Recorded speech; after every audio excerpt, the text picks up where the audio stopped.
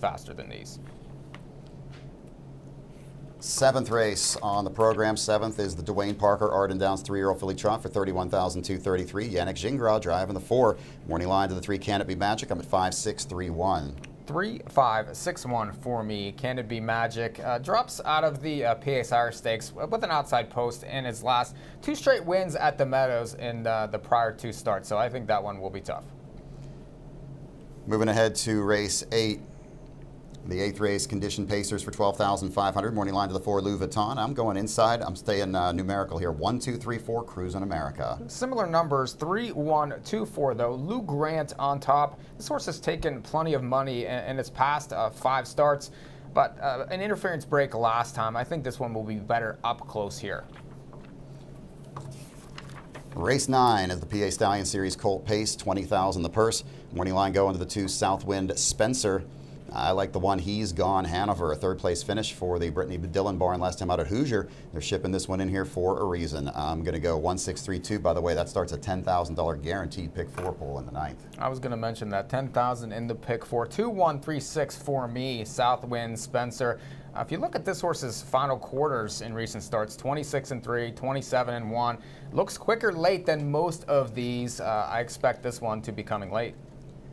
10th race today, first of 2 divisions of the Tyler B. Pennsylvania Sire Stake, 2-year-old Colt Pace, just under $70,000 is the purse. First Lasix for the 2, Western Raptor, which is a big key here. Morning line to the 7, Malillo. What an effort last week. When do you see a 2-year-old coming to last quarter here in 26 flat? 7-1-2-4 for me. I'm going to go against. I think this horse will take plenty of money off that line. 4-7-8-1. Super Champ Hanover. Travis Alexander shows up. Watch the replay on 7-19 for that one. Came back in the stretch to win by an inch, and they shipped this one for a reason. Race 11 starts the Adios Pick 6, guaranteed $10,000 pool in that Adios Pick 6, and it's a must-pay. There's no chance for a carryover with that one. Scratch the 9, Chief Mate. Morning line to the 5, Patrick the Piranha, the veteran. I'm going to the 1 better option out of the John Sullivan barn for Justin Waters. I like 1-5-3-9, and boy, we're all over the place here with these numbers. I'll go 5-1-2-7 here. Patrick the Piranha. I agree on the 1. I think that one plays also very well in the race. But I'm going to go with my man, Tim Twaddle here. This one just has so much back class. Has made almost $600,000. Gets a better post here. 12th race, the first of 2 divisions of the Grade 3, Mickey Burke Adio Volo, 3-year-old filly pace, the sister race to the Adios. $56,185 for a field of 7. Morning line to the 4, She's a Streaker out of the Burke stable. Tough trip last time out at Saratoga on the half-mile track. I'm going to this 4 on the bigger track today. 4-5-7-1. 4-1-5-3 for me. She's a Streaker, racing very well in those New York Sire Stakes races. Has plenty of speed. I think Yannick puts her on the point. 13th race, another division of the Tyler B for just under $70,000. Starts the Adios Pick 4 with a $15,000 guaranteed pool. Races 13 through 16. First Lasix for the 6, Ain't Playing Nice. As if that one wasn't already going to be taking a lot of play. Now add Lasix. Morning line to the 7, Frantic Hanover. I've got to go to this 6, Ain't Playing Nice. Got to see this one last week. First start in the Brian Brown barn last time. 6-7-8-4. 6-2-5-7. Agree on Ain't Playing Nice. When Brian Brown shows up with a sharp 2-year-old, you have to pay attention. I would think that this horse will improve, and if he does, look out. And look at your screen. You see that 3 up there? I don't see that anywhere else. He's going to have to defend that one later. Oh, yeah, he was defending that one last night. We're gonna have to talk to Mr. Kevin about that one. 14th race today, 2nd division of the Grade 3, Mickey Burke Adio Volo, $15,000 guaranteed trifecta pool. Morning line to the outside, the 8, Asphalt. Can this one overcome the outside post? I'm going to the 5, Time of the Season, Dexter Dunn. Picked that one over a horse that my original handicapping, I went to the 2. And then when Dexter Dunn went to the 5, I switched to the 5. I'm at 5. I believe that's supposed to be a 2 for me. I think I gave him the wrong numbers. That's supposed to be 5, 2, 8, and 4. 5, 2, 8, and 4. My apologies there. 8's on top for me. Asphalt for Tim Tetrick and Brett Pelling. If you watched this horse last time at Philadelphia, just a measured win in 52-3. I'll use Time of the Season, though. I do think it's interesting that Dexter chose that one for my man Timmy T. And Always Done, I think, would be a use in the late Maltese. That one definitely plays in the race. 15th race, the $385,000 Grade 1, Delvin Miller Adios It's the 59th edition of the Adios, and it is a very good one. $35,000 trifecta pool, $15,000 guaranteed superfecta pool. First Lasix for the 2 Rick Wink. I'm going to the 3 Twisted Destiny. I don't think he's going to the front. I think Dexter's going to take a different route with him this week, and we'll still get the job done. 3, 2, 6, 4, and 8, my Pentafecta. Ron Burke has 5 horses. I think he finds a way to win this race. I'm going to put Swingtown on top, but I think Railroad Station, the 6, also plays very well in this race from the back. He's a closer with the 8 and the 9 drawn where they are. This pace is going to be lively. 4, 6, 3, 9, and 1. And finally, our 16th race today, Condition Pacers. This is the end of that pick 6 and the late pick 4, and it is a tough field to pick here. Jesse Bernard's driving the 7 Bicorn Hanover. Morning line to the 3 Principal Interest. I'm going to the 5 Dragon City, and then the 3 Principal Interest. Had a hard time picking between those 2. Principal Interest back to the Meadows and back to the Pallone Barn. 5, 3, 4, 8. 3, 5, 8, 4. Principal Interest. Hopefully he can get himself straightened out. This is a huge drop in class. I expect a front end type trip. Those are some handicapping numbers for our 16 race card here at the Meadows. As beautiful day so far, track is fast, temperature is up there quite a bit in the upper 80s by later on this afternoon. We're hoping to get through everything with no rain. The forecast actually doesn't look too bad right now. So it's time to introduce the rest of our broadcast crew. Let's go right next door to Studio B, or is that now Studio C for Chocadoro? I don't know. No, Chocadoro. There he is. Unbelievable. Kevin Plowcha I from haven't even started Nahu. yet. And we get an El Chocadoro mention. Well, you know. Did you see those handicapping numbers? Did you see that 13th race? Well, there's no chalk to be found. Okay. We're taking all some right. swings. I love it. He's going out on a limb on a few of them today. Kevin, happy to have you back. Your thoughts here on Adios Day? I don't know if I would call it beautiful outside. It is, but it's getting hot and hotter by the minute here. A stacked undercard, a very deep Adios field, one of the deepest that we've had, I think, in a few years.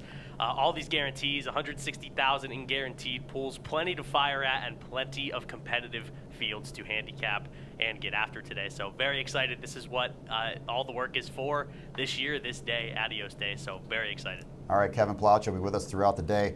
You know, Mike, I just want to point out the weather here in the booth right now is about 70 degrees. There's no humidity, and I think it's about that outside as we're going to go outside now and check in with the rest of our broadcast crew, enjoying the summer temperatures outside for the Pennsylvania Horse Racing Association. Ashley Eisenbeil and Meadow Twaddle, welcome to the show.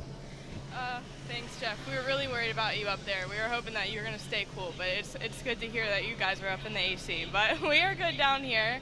It is a beautiful day, and I think we would rather take this over rain. Absolutely. And I know it's like Hot to Trot is our podcast, so I get why you put us out here. The name fits. We can handle the heat. We'll put you guys in the hot seat later. Don't worry. But I'm so excited for the day. The apron's filling up, and the energy is really building at this point. And, yeah, we have a nice breeze. Yeah, it's actually not that bad down here, but I might regret saying that in about an hour or so. But, yeah, things are filling up down here. I see a lot of yellow hats, the big, bold color this year. But everyone's got their tables decorated, and there's a lot of energy here on the apron. And we also have that giveaway at the MLCOA table. Yes, we do. We're giving away $10,000 in giveaways. So definitely stop by the table, put your name in, and you never know. All right, thank you. Glad to have both of you with us today. We'll get your handicapping insights throughout the day. Try to stay cool out there as best you can, and we'll take care of that up here as well. Don't worry, we'll be fine up here. First race coming up at 11:30. We've got 9 minutes to go until post time, 9 until post for race number 1. As we get set for the first race. This race this year, the Adios, is presented by the Mickey Burke family, Mickey Burke Sr. Right now, let's take a look, as I had a chance earlier this week to speak to Mickey Burke Jr.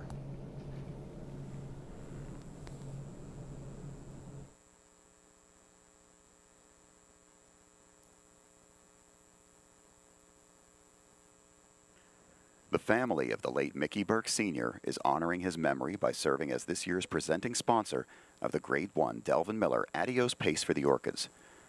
Burke was a longtime Meadows trainer and an Adios winner. Mickey Burke Jr. joins me. Mickey, you have been around the Adios your entire life.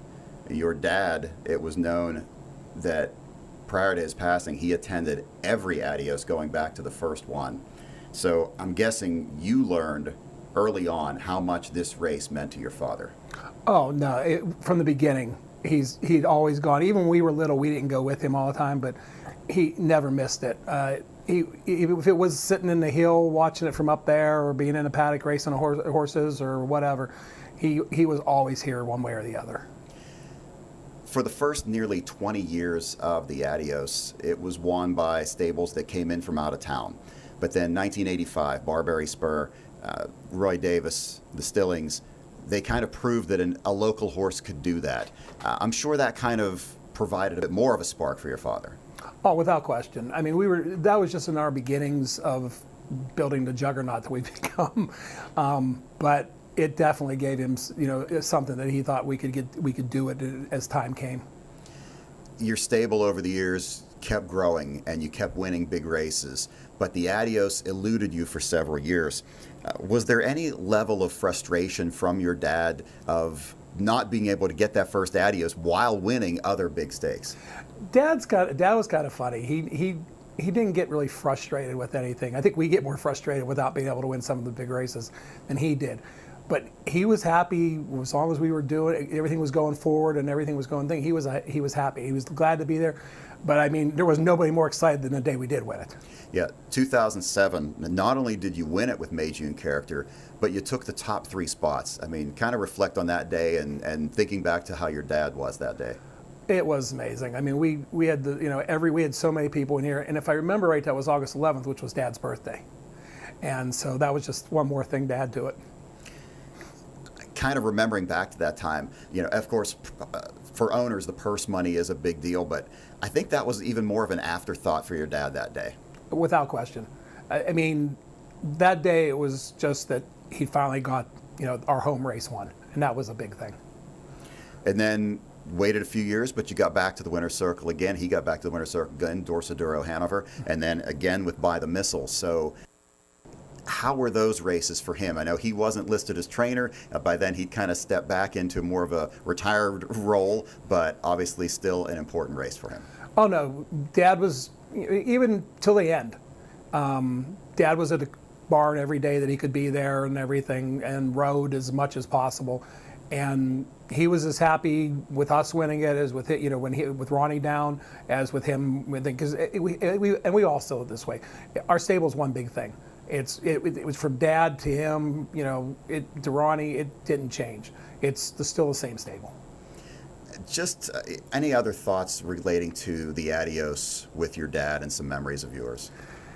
The one I always remember was him sitting on the hill and just all day, just sitting there watching all the races and just happy to be hanging out with everybody he knew and everything. And and then the later years when we started doing the parties here and then down on the tent and everything, where he'd pop up shop down there and everybody come and he'd get to see everybody he knew and talk to everybody, and then being there for the wins. He loved having the family around. The 2025 edition of the Adios, your family very active, several horses in the eliminations. Obviously, it's still an emotional event for you and bringing back memories, and I think still it sounds like you're doing this for your dad and you're hoping to get that Adios win today for your dad. Well, we're going to try. There's no question. We're throwing a bunch of good horses. We lost the top horse that we thought we'd have in, unfortunately. But the rest of them have all been racing great, and we think we have a really good shot of being right in the hunt for this thing.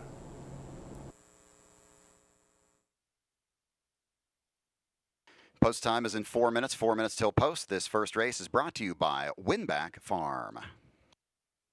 Winback Farm graduates have earned close to $465 million and have won nearly 50,000 times, selling yearlings eligible to Delaware, Indiana, Kentucky, New Jersey, New York, Ohio, Ontario, and Pennsylvania, producing yearlings from outstanding sires including American Ideal, Bettor's Delight, Cattle Wash, Courtly Choice, Father Patrick, and a Great McWicked. For more information, winbackfarm.com. Post time is in 3 minutes. 3 till post for our opener on the program today. And we've got a $5,000 guaranteed pool in the pick 4. This is the first division of the Mary Lib Miller Arden Downs 2-year-old filly pace. The purse is $20,000. Morning line goes to the 5 Lions I Want a Chip, a neck winner in 53-1 at Pocono in a Stallion Series last start. As this one's got some gate speed, got some closing ability, showing the slowest final quarter in the career of 27-4. Has some serious speed. I'm going 5, 1, 2, and 4. Mike Pribozie. 5, 4, 1, 3 for me. Agree with lines I Want a Chip. Those final quarters stick out. Even the race that this horse lost, 26-3 home at Pocono from a very tough spot. Jim King Jr. ships in here. I think he'll be live. So lines I Want a Chip, I think, plays very well in this first race.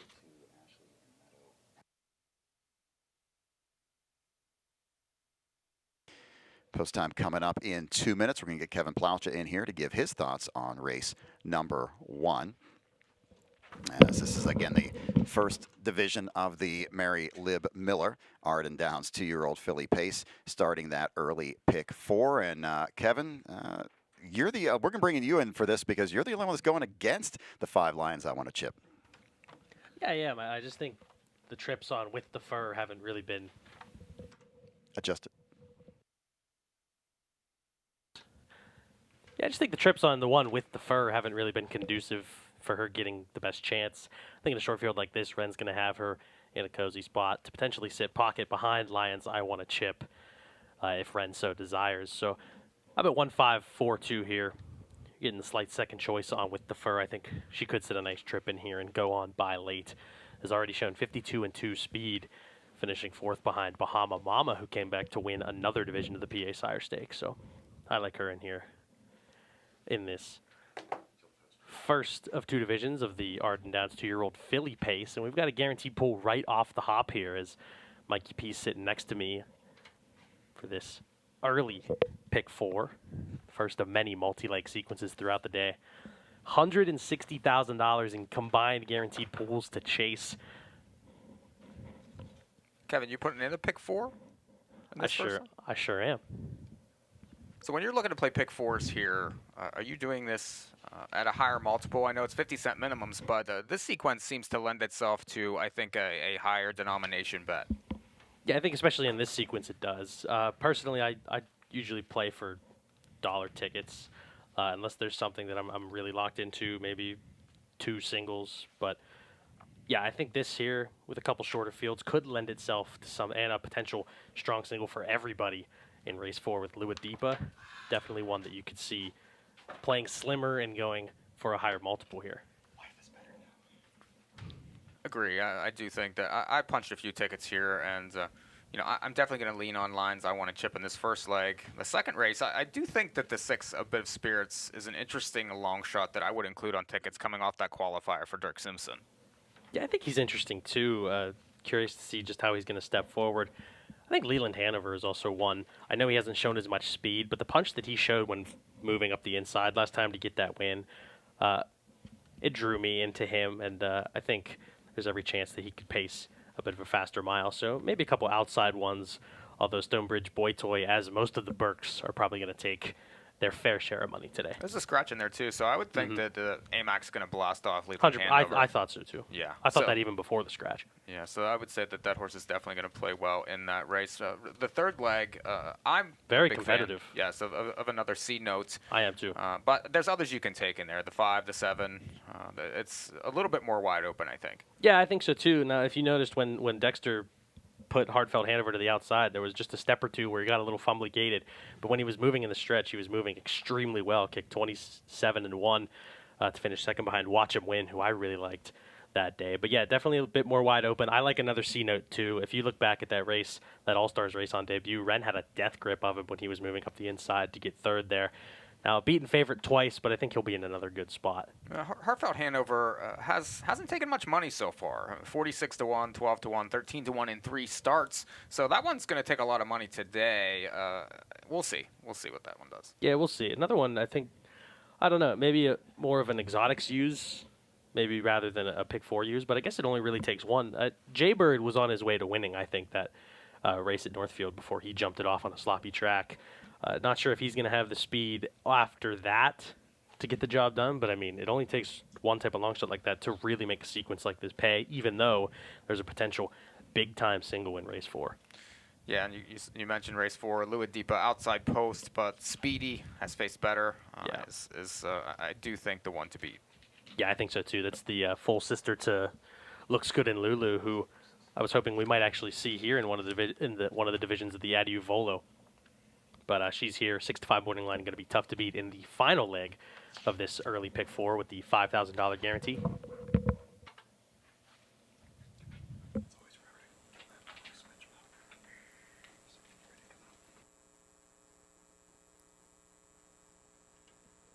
Our parade marshal starting to make her way to the racetrack.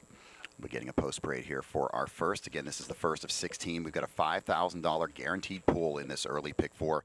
Make sure you get your wagers in on that pick 4. $160,000 in guaranteed pools throughout the card today here at Hollywood Casino at the Meadows.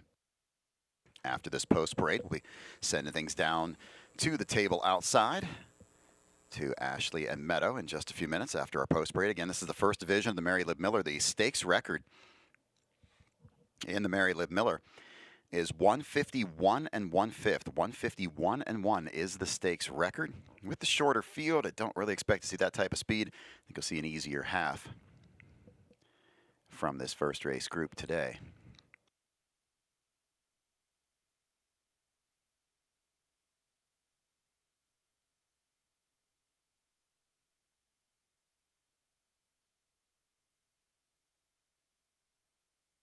Eight to 5. Second choice right now is With the Fur. We expected all the money to go to Lions I Want to Chip, and that's where it is right now at 4 to 5. But With the Fur, taking a lot of play here for the Burke stable at 8 to 5. Third choice is the 4 Sweet Lake at 4 to 1. Kilauea at Hanover and Sweet Lake both have victories here at the Meadows this year.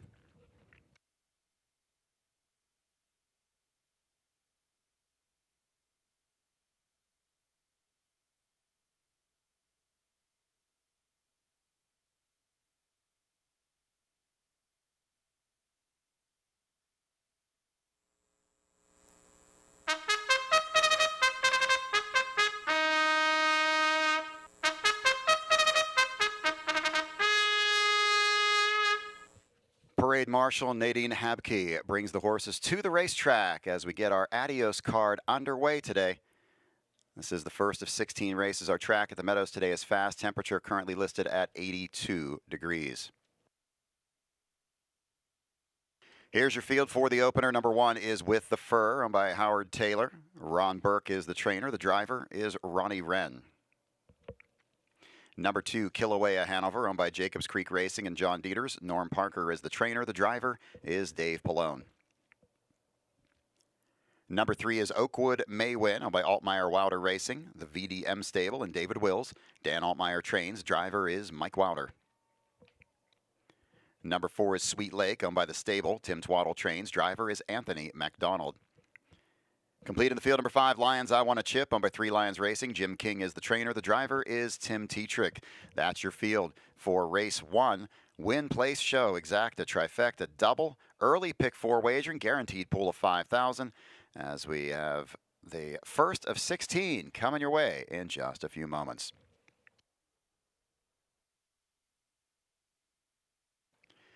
Four to 5 on number 5, Lions I Want to Chip. Now goes to even money. Play starting to come in a little bit more on the 1 With the Fur, and the 4 Sweet Lake is the one that's starting to take some late play, dropping down to 7 to 2. Let's go down to the tent outside to Meadow and Ashley. Hi guys, we are out here and the crowd is building. So for this first race, I have 5, 4, 2. I think Lines I Want to Chip is definitely a proven stakes level winner, and has tactical speed and class and edge on her side. So I think she's definitely going to be the one to beat. And Meadow, I think I know who's on your ticket. So I think for the first and only race of the day, Kevin and I completely agree with the trifecta here. I'm going 154. I'm going to pick With the Fur with Ronnie Wren Jr. in the bike. I think that she's faced some tough sire stakes competition, and her last 2 trips haven't exactly put her in the position to really do anything successful, but she has the rail here, and I really think that this is going to be her race. I have Lions I Want to Chip second, and I'm going to put Sweet Lake fourth. The 2, 3, and 4 are all Stallion Series horses, but I think Sweet Lake can get it done today.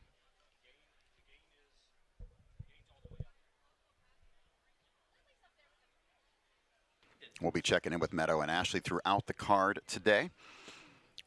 Nice to have them joining us on the broadcast for the first time this year as they represent the Pennsylvania Horse Racing Association. Mikey P., final thoughts on this first as the horses head to the gate. Well, nice handle so far. Early pick 4 is taking plenty of action, already almost 7,000 in that pool. And as expected, even money here on Lines I Want to Chip. It's Jim King, Tim Tetrick. When they ship for these races, typically they come loaded. And I do think from this post, this horse will be put into play early. And those late kicks really jump off the page. 27-2, 26-3, 27-3. The rest of them just simply, haven't produced that yet. So short field, what are you seeing for a half? I'm thinking 58. I'm thinking easy half for somebody. It could happen. If they do let the 5 get that easy half, it's good night. Well, this is where it starts for the day, the first of 16 races here at Hollywood Casino at the Meadows. Our Adios Day card about to get underway. Final check of the tote board for the opener. Number 5, Lions I Want to Chip is even money, 8-5 on the 1 With the Fur. It's post time, race 1.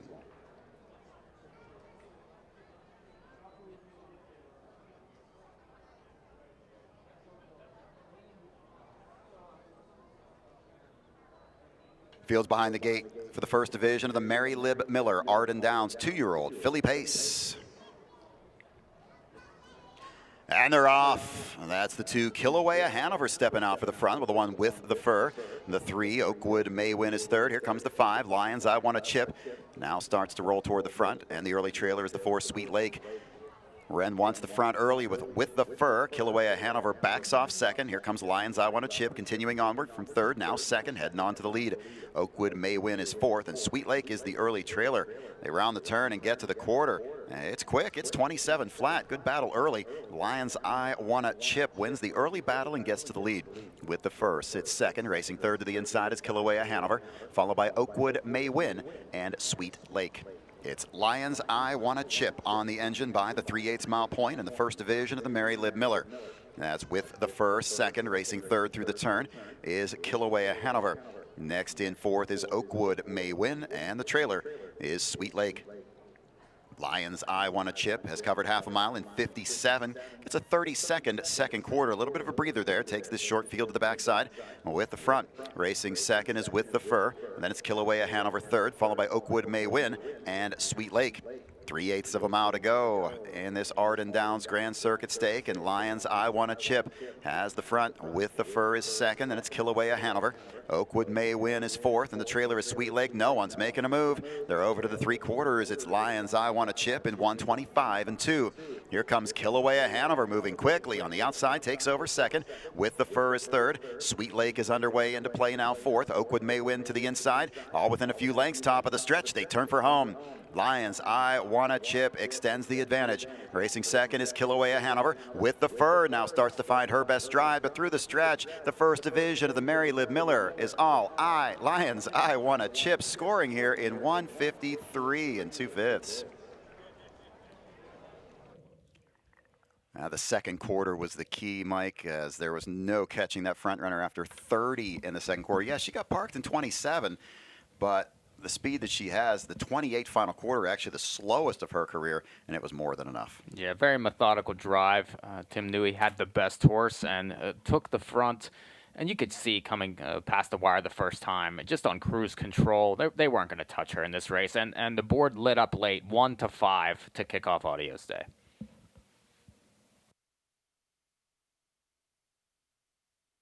It is close for the second spot between the 2 and the 1. Very tight photo. Looks like the 2 may have held it. Kilauea Hanover made a menacing move in that final turn. Popped to the outside, and you saw it. Pallone wanted the front early. He wanted that pocket spot, but Wren was not about to let that happen because he kind of knew the 5 was going to eventually go on to the front, and the battle was going to be who was going to be sitting second. And Kilauea Hanover wanted it, but with the fur, did not want to give it up, and that forced the 2 into a tougher trip. Raced pretty well. Pick 4 with that 5,000 guarantee ended up with 12,000. So excellent start to the multi-leg wagers on Adios Day. Everyone jump in to these guaranteed pools today. There's money to be made here.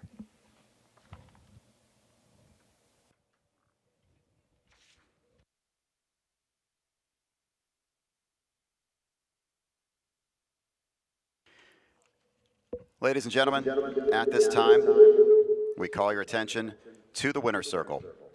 In March of this year, Hunter Myers, one of the top young drivers here at Hollywood Casino at the Meadows and throughout the sport of harness racing, tragically lost his life. From a very young age, Hunter devoted his life to the sport of harness racing. He started driving in races at age 16 and worked his way up from the Ohio Fair Circuit to become one of our top drivers here at the Meadows and a rising star nationwide within the sport. Hunter loved to race and to win, and every year those victories became more frequent. Not only did he have success as a driver, but he was a winner in life as well. A devoted son, a father to his son Hayden, a fiancé to his partner Chloe, and a valued friend to countless others. At this time, we call your attention to the winner's circle, where members of Hunter's family are gathered, along with his friends from the racetrack here and from all around, and officials from Hollywood Casino at the Meadows. To honor his memory and preserve his legacy, from this day forward, this area will now be known as the Hunter Myers Winner's Circle.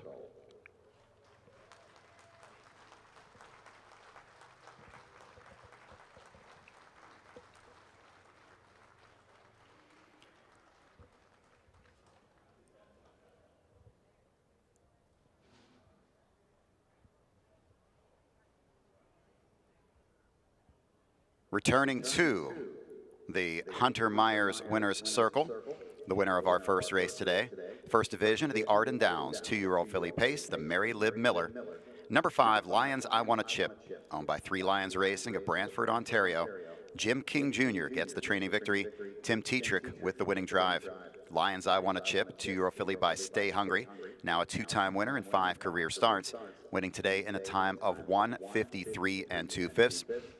Be the first horse to make their way into the Hunter Myers Winner's Circle.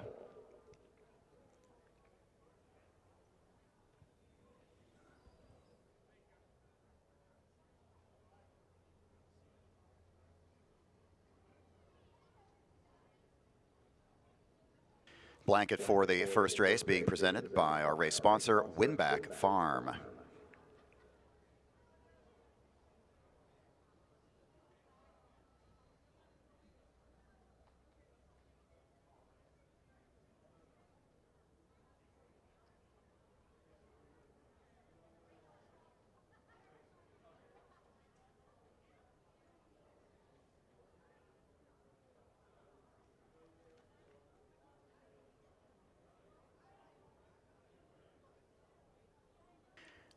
Your attention, please. We have a dead heat for 4th. That's a dead heat for 4th between number 3, Oakwood May Win, and number 4, Sweet Lake. That's a dead heat for 4th. We will have multiple payoffs in the Superfecta.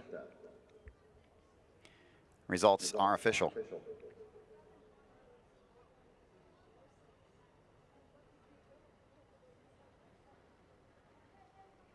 Payoffs in the first race. Number 5, Lions I Want a Chip wins and gets 260, 220, and 210 on the return. Number 2, Kilauea Hanover, 680 to place, 280 to show. Number 1 With the Fur, 210 to show. The exacta 5-2 pays $16.20. 5-2-1 in the try pays $25.80. 5-2-1 and 3 in the super, $3.34 for the 20-cent ticket, and the 5-2-1 4 Superfecta, $2.26. Once again, dead heat for 4th between the 3 Oakwood May Win and the 4 Sweet Lake. Top down, 3-2, 4 dead heat, 4 dead heat, and 1 on the bottom. Time for the mile was 1:53 2/5. 8 minutes on the board, 8 till post for our second race today. Pennsylvania Stallion Series stake race, $20,000 on the line. Scratch the 4, Baby Jack Hanover has been scratched by the judges. Opening up at a price of 6 to 5 is the 5 Stonebridge Boy Toy. That's your $4.60 favorite in the double. $13.20 on the 2 Art in Heaven. Get your plays in for our second race. Right now, let's replay race 1. And they're off. That's the 2 Kilauea Hanover stepping out for the front with the 1 with the fur. The 3 Oakwood May win is third. Here comes the 5 Lions I Want a Chip. Now starts to roll toward the front, and the early trailer is the 4 Sweet Lake. Wren wants the front early with the fur. Kilauea Hanover backs off second. Here comes Lions I Want a Chip, continuing onward from third, now second, heading on to the lead. Oakwood May win is fourth, and Sweet Lake is the early trailer.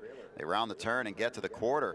It's quick. It's 27 flat. Good battle early. Lions I Want a Chip wins the early battle and gets to the lead. With the fur sits second. Racing third to the inside is Kilauea Hanover, followed by Oakwood May win and Sweet Lake. It's Lions I Want a Chip on the engine by the 3/8 mile point in the first division of the Mary Lib Miller.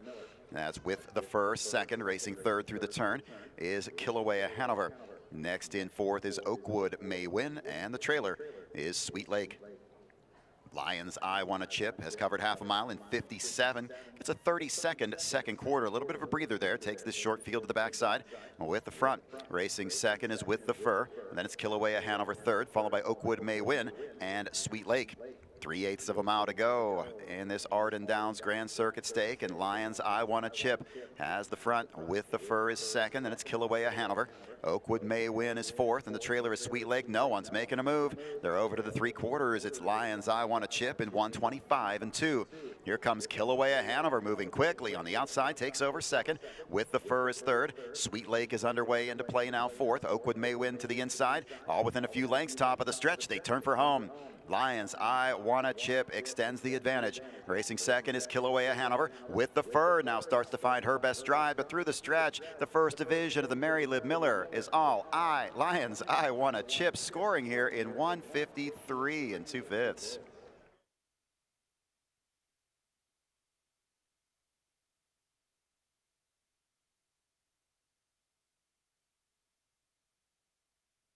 Lions I Want a Chip got the win in race number 1. We're moving on to race 2. There is the dead heat for fourth. In that first race between the 3 and the 4, could not be separated by the photo finish camera.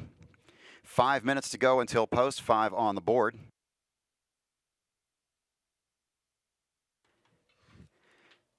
The second race is brought to you by Dowd's Furniture.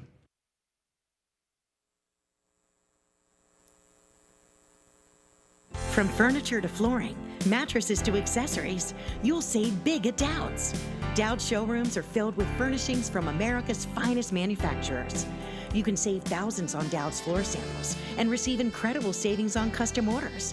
Whether you're looking to furnish one room or your entire home, right now it's all on sale at Dowd's. Drive a little, save a lot. Dowd's of Plumville and Greensburg. Doesn't your home deserve Dowd's?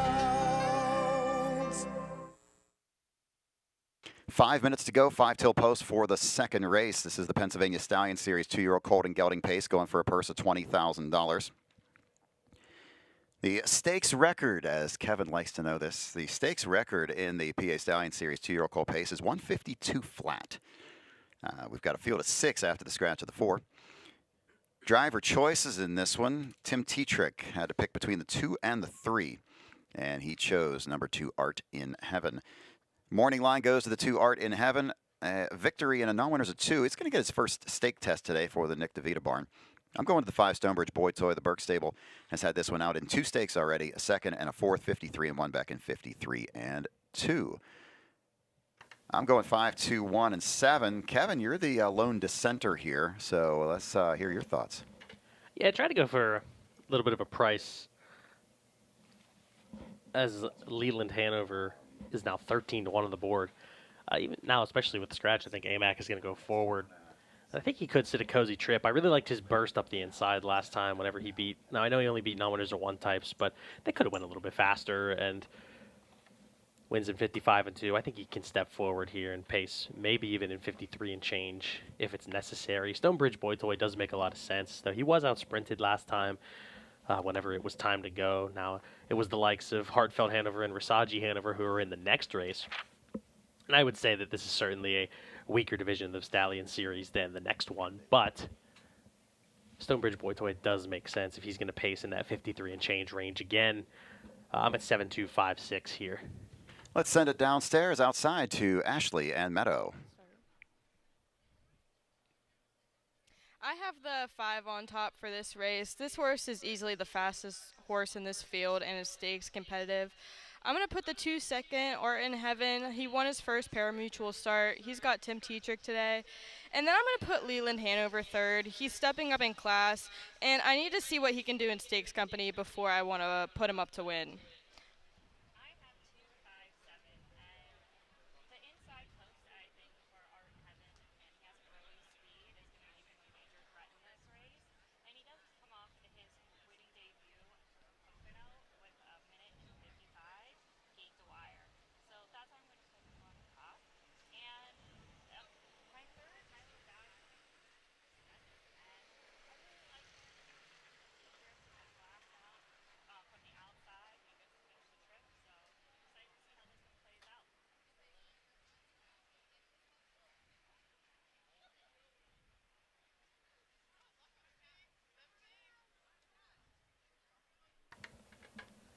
Back up here in the booth, I've got Mikey P beside me here. Mike, what are your thoughts on this second race? It's interesting. Stonebridge Boy Toy is 1-5 currently on the board, and I do think he's the one to beat, but he hasn't been well regarded so far in a couple of those races that he has participated in. He was 6-1 and 9-1 in those 2 starts at Pocono, and then last week here at the Meadows. So it's interesting that the money is coming in for him. I'm curious to see what the final odds are on the 6 A Bit of Spirits turns out to be. This one qualified very well first in that one qualifier there on July the 15th. 27-3 kick home there. Dirk Simpson has this son of Captain Crunch ready to roll here. So a must use, I think, in any bets you'd be interested in making. And then the 7 Leland Hanover, I do think will blast off here from this post with Anthony McDonald. Has shown some speed for the Twaddle stable so far, and it's just with the scratch now, a lot of the others on the inside haven't shown much early. I expect Leland Hanover to blast off in here. So 5, 6, 7, I think, for me. Likely to see a quarter move from Stonebridge Boy Toy in some capacity, whether he just kind of floats out, maybe gets away 3rd or 4th. We saw it last race with Lions. I won a chip, really in no hurry, but once she got to the lead, it was curtains from there. Could be the same thing here, and well, certainly reflected by the odds board. It's what the public thinks will happen, as right now he's 2-5 over Art in Heaven, who's 7-2. I thought he was a little bit interesting, as he was almost that same price when he was a winner on debut at Pocono. Battled to get that win by a nose.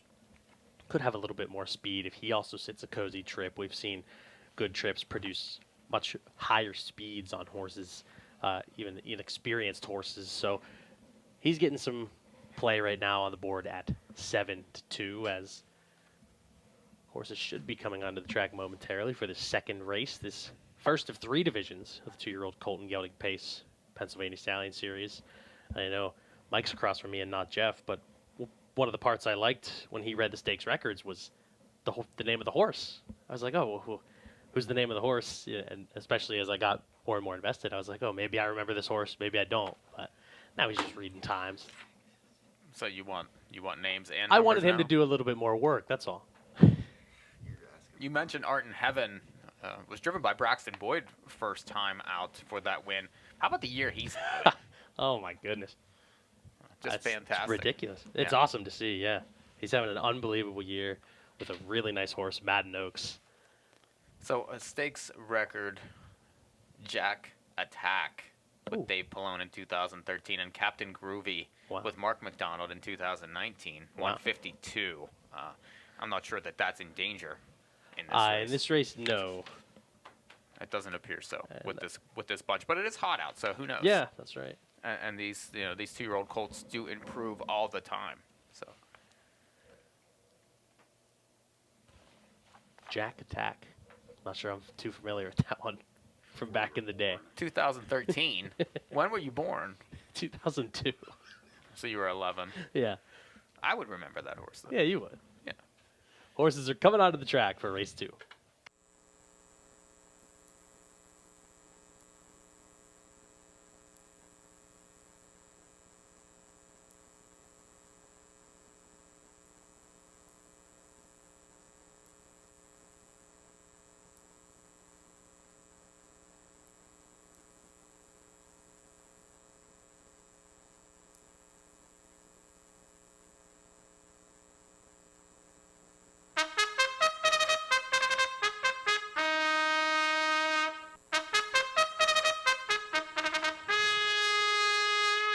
Here are your horses for race 2, Pennsylvania Stallion Series, 2-year-old colt and gelding pace. This is the first of 3 divisions of this stake today. The purse is $20,000.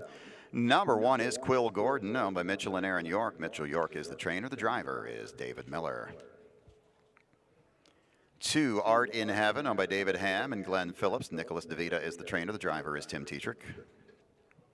Number 3, Twist of Lemon, owned by Let It Ride Stables and Jeffrey Webster. Jeffrey Smith trains with Dave Pallone.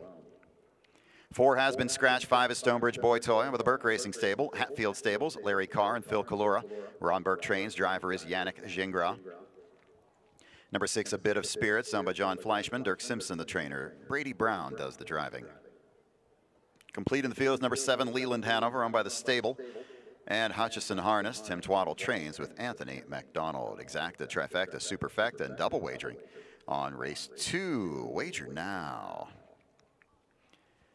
Second of 16 here today at Hollywood Casino at the Meadows. Sun is shining, temperature up to 83, the humidity up to about 200%. And it is, Amen. It's a little toasty outside today. Great day for the speed, though. That's going to definitely increase the speed on these races, as we couldn't really get much of a gauge on that first race with a shorter field. We'll see a little more starting with these next several races. So solid card today, off to a great start. And we've got a 3 to 5 choice here in the 5 Stonebridge Boy Toy. We'll see how this field lines up out of the gate. Yeah, I mean, he makes a lot of sense if he's going to get a trip. I know it's a shorter field as well. If he gets the kind of trip that Lions I Want to Chip got in that first race, where he just quarter moves to the lead methodically, gets a cheap second quarter, and he could be gone at the 3/8 pole. So one to watch, one the public is interested in. And we saw this last night where horses that were just heavily favored to win got the job done, which we really couldn't make a case for track bias, really. You know, for those that weren't here last night and you missed it, we had, in the 62-year history of the Meadows, we had the fastest race ever on the trot. The all-age, all-time track record, and it didn't just barely get beaten. It got beaten Shattered. by, it got shattered. Yeah.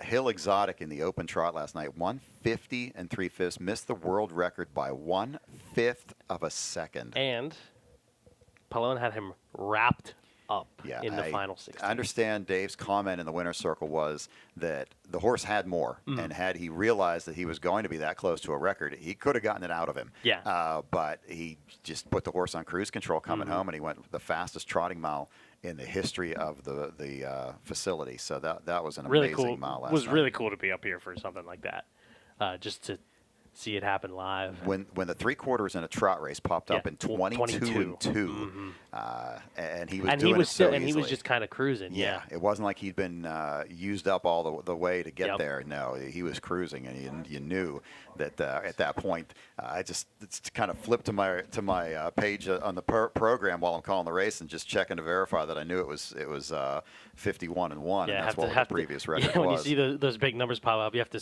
scramble to the front and make sure that you have it. At 122 and 2, he needed to come home in 28 and 4 to equal the record. Yeah. That was it, and that was not asking a lot. And then he came home way faster than that. So, that was Yeah, a I mean, big could mile. see some huge miles like that again. I mean, weather's perfect, albeit a little hot. Track looks good out there, as it normally is. So we'll see here, and we'll see how this second race plays out with your 3 to 5 favorite. Heavy favorite throughout has been at Stonebridge Boy Toy as the gates rolling. Let's give some credit to Bruce Smith, our track superintendent, and his crew. They've been getting this track ready for the last few days, and they had some unpredictable weather because we thought we were going to get storms last night, and we never did. Right. So they kind of had to get the track prepared for that, and then the storms did not hit, and so they've got it ready to go for today's card as well. Our second race field has reached the gate. It is post time for race 2. Final check of the tote board shows the favorite as the 5 Stonebridge Boy Toy at odds of 3 to 5, 5 to 2 on the 2 Art in Heaven. It's post time.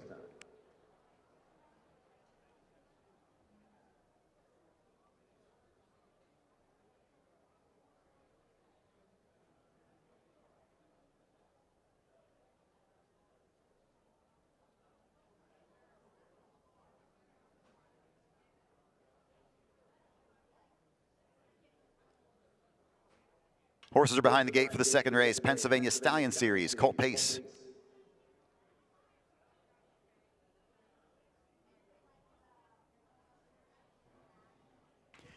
And they're off. 5 Stonebridge Boy Toy going off of the lead with a 7, Leland Hanover. And that's the 2 Art in Heaven away third. Into the turn fourth is Twist of Lemon. Next in fifth, that's Quill Gordon. The early trailer is A Bit of Spirits. By the 8th pole and around the first turn, Leland Hanover and Anthony McDonald right to the front. Stonebridge Boy Toy is there in second. Next in third, that's Art in Heaven. Racing fourth is Twist of Lemon. Gingrel wants the front. He makes the move with Stonebridge Boy Toy. Will roll on to the front as they go by the quarter, side by side in 28 1/5. Taking the lead is Stonebridge Boy Toy back to second. That's Leland Hanover. Art in Heaven paces third, followed by Twist of Lemon in fourth. Next in fifth, it's Quill Gordon, and the trailer is A Bit of Spirits. By the 3/8 mile point, less than a lap to go, and it's Stonebridge Boy Toy with the front. Racing second into that turn is Leland Hanover. Racing in third is Art in Heaven, followed by Twist of Lemon. Couple of lengths back to Quill Gordon and A Bit of Spirits. 56 1. They stepped it up a bit to a 28 flat second quarter. Stonebridge Boy Toy 1 to 9 takes this field down the backstretch. Leland Hanover second, racing third to the inside is Art in Heaven. Next in fourth, that's Twist of Lemon. Quill Gordon is fifth. The trailer is A Bit of Spirits. No movement to chase down the front running Stonebridge Boy Toy. Leland Hanover is right there in second. A close third, Art in Heaven. Twist of Lemon fourth, and it's Quill Gordon and A Bit of Spirits by 3/4, 1:24. How about a 27 4 third quarter? Around the final turn, it's Stonebridge Boy Toy with the lead. Here comes Art in Heaven for Tetrick making the move to the outside. Earplugs are popped now on Stonebridge Boy Toy. Top of the stretch, they turn for home, and going right on by to the front is Art in Heaven. Twist of Lemon gets into play, taking over second on the outside. From the back, here comes A Bit of Spirits. Through the stretch, it's Art in Heaven. Twist of Lemon to the inside second, but Art in Heaven will score in 1:53 2. 4 to 1 shot. 1:53 2. Art in Heaven remains undefeated for the Nick DeVita barn and gets the win here, 53 2/5.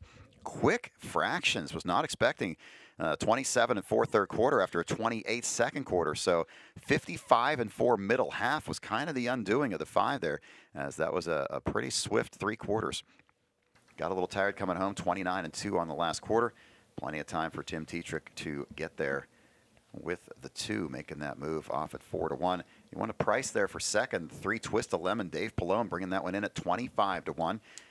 Brady Brown from the back with A Bit of Spirits at 21 to 1. Kevin, some high prices. Yeah, the 1 to 9 shot finishes last here. Looked like he was throwing his head a little bit around the post parade and even going to the gate. Looked like he settled down, but just too keyed up and was too quick to the 3/4.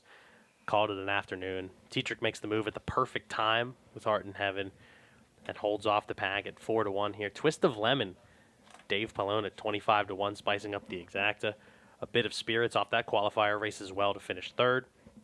And Quill Gordon at 50 to 1 rounds out the superfecta. It's a 2-3-6-1 Tim Tetrick and Art in Heaven in race number 2.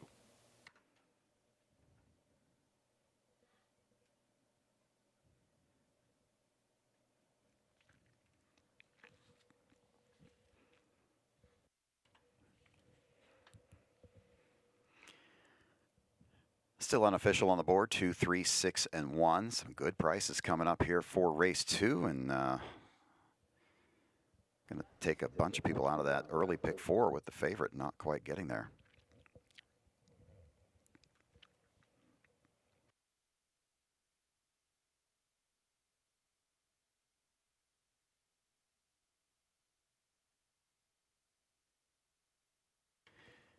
back in front of the stands and making their way into the Hunter Myers Winners Circle. Number 2, Art in Heaven, owned by David Ham and Glenn Phillips of Delaware. Nick DeVita gets the training victory. Tim Tetrick with the winning drive. Art in Heaven, 2-year-old colt by Captain Crunch, remains undefeated in his career. Now 2 for 2, scoring in a time of 1:53 and 2/5, winning the Pennsylvania Stallion Series First Division.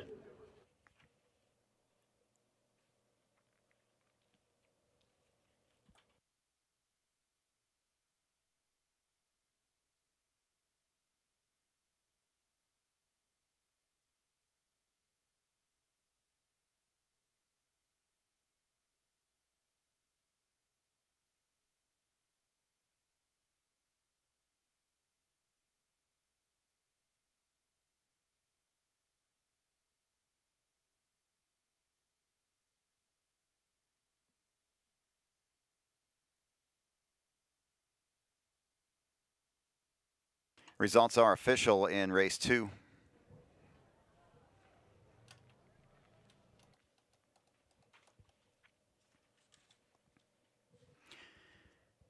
Two, 3, 6, and 1.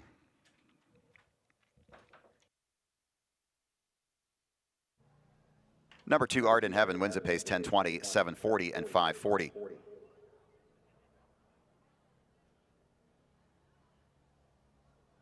Number 3, Twist of Lemon, 21.20 to place and $19 to show. Number 6, A Bit of Spirits, pays $21.40 for the $2 show ticket. The Exacta 2-3, $129.80. 2-3-6 in the try, $847.80. Superfecta's good, 20-cent ticket, $400, 26 cents. In the double 5 and 2 pays $13.20. Number 1, Quill Gordon was 4th. Number 7, Leland Hanover 5th. Number 5, Stonebridge Boy Toy was 6th, and the 4 was scratched. From the top down, it's 4-1-2. Scratch 6-3 and 5 on the bottom. The mile 1, 53 and 2/5. Third race, just 5 minutes away. 5 till post for our third race. We've got a guaranteed trifecta pool here of $10,000. $10,000 guaranteed trifecta pool in this third race. Your double wheel pays slightly favor the 5 Rasaji Hanover at $25.40. Then the 7 Heartfelt Hanover at $25.80. Win board to the 3, another C note at 8-5. Our third race today is brought to you by Schaefer Standardbred LLC. Schaefer Standardbred LLC was established in 1994 and is located just 40 minutes south of the Meadows in McClellantown, Pennsylvania. Their boarding facility ranges over 200 acres. They specialize in breeding, foaling, racehorse turnouts, and yearling preparation for all of the major standardbred sales. Need a place for your horse to stay? Contact Schaefer Standardbred LLC at 724-562-8377. That's 724-562-8377, or schaeferstandardbred@gmail.com. That's schaeferstandardbred@gmail.com, or look up Schaefer Standardbred on Facebook. They look forward to seeing how they can help put you in the winner's circle. Let's take a look at a replay of race number 2. They stepped it up a bit to a 28 flat second quarter. Stonebridge Boy Toy 1-9 takes this field down the backstretch. Leland Hanover second, racing third. To the inside is Art in Heaven. Next in fourth, that's Twist of Lemon.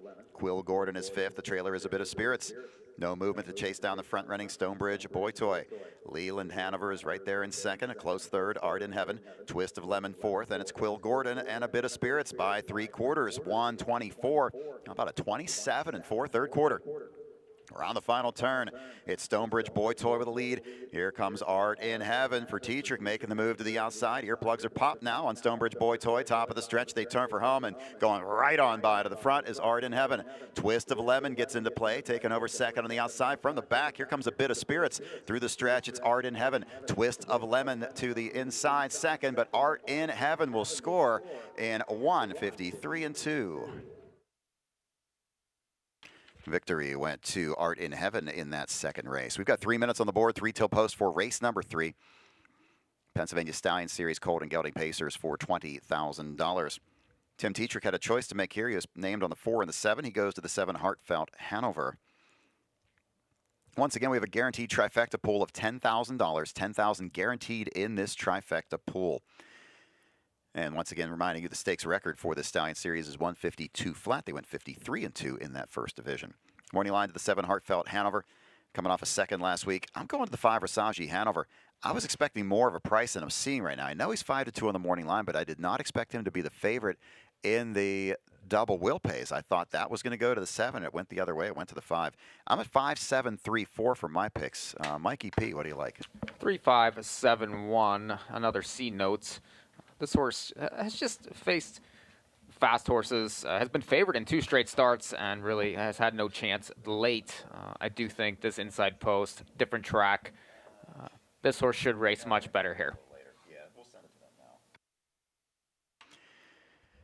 Kevin Plowcha at 3-7-1-5, agreeing with Mikey's top pick. Another C note. Now is the win board favorite. Remember, in the double pool was the 3rd choice. Post time coming up in a minute. 1 on the board.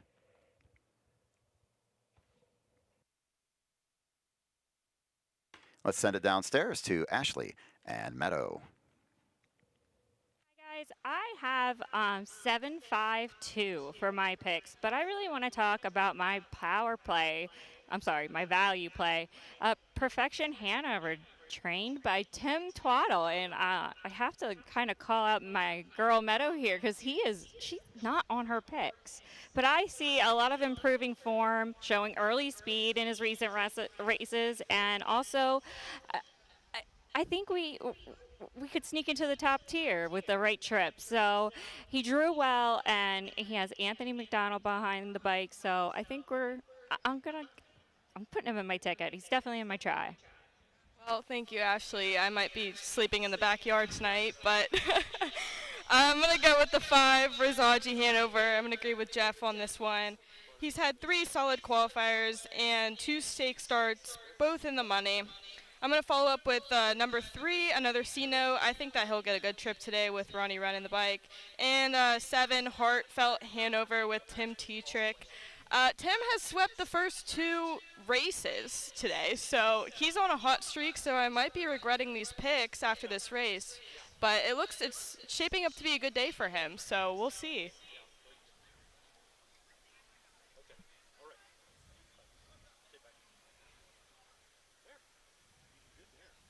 Okay. Fine. What?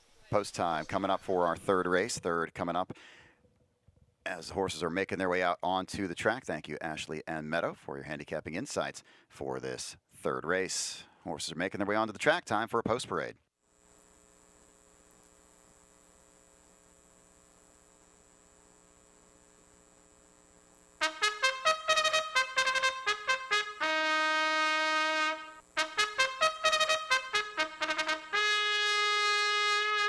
Here they are for the 3rd race, Pennsylvania Stallion Series Colt Pacers, 2nd division. The purse is $20,000. This race features a $10,000 guaranteed pool in the trifecta. Number 1 is Jaybird, owned by the Dark Horse Farm. Matt Burkholder is the trainer. The driver is Chris Lems. Number 2 is Perfection Hanover, owned by the stable. Tim Twaddle trains with Anthony McDonald driving. Number 3 is another C-Note owned by the Burke Racing Stable, Weaver Buscemi LLC, Let It Ride Stables, and Scott Dillon. Ron Burke is the trainer. The driver is Ronnie Wren. Number 4 is Ghetto Lupastar, owned by the Burke Racing Stable, Weaver Buscemi LLC, and Phil Kalura. Ron Burke, the trainer. The driver is Yannick Gingras. Number 5 is Pribozie Hanover, owned by Roland Maller, Patrick Levitt, William Jordan, and Thaddeus Weir. Roland Maller is the trainer. David Miller in the bike. 6 is Undercover Speed, owned by the Bay Pond Racing Stable and Rock Ridge Racing. Sean Johnston drives for trainer Kevin Johnson.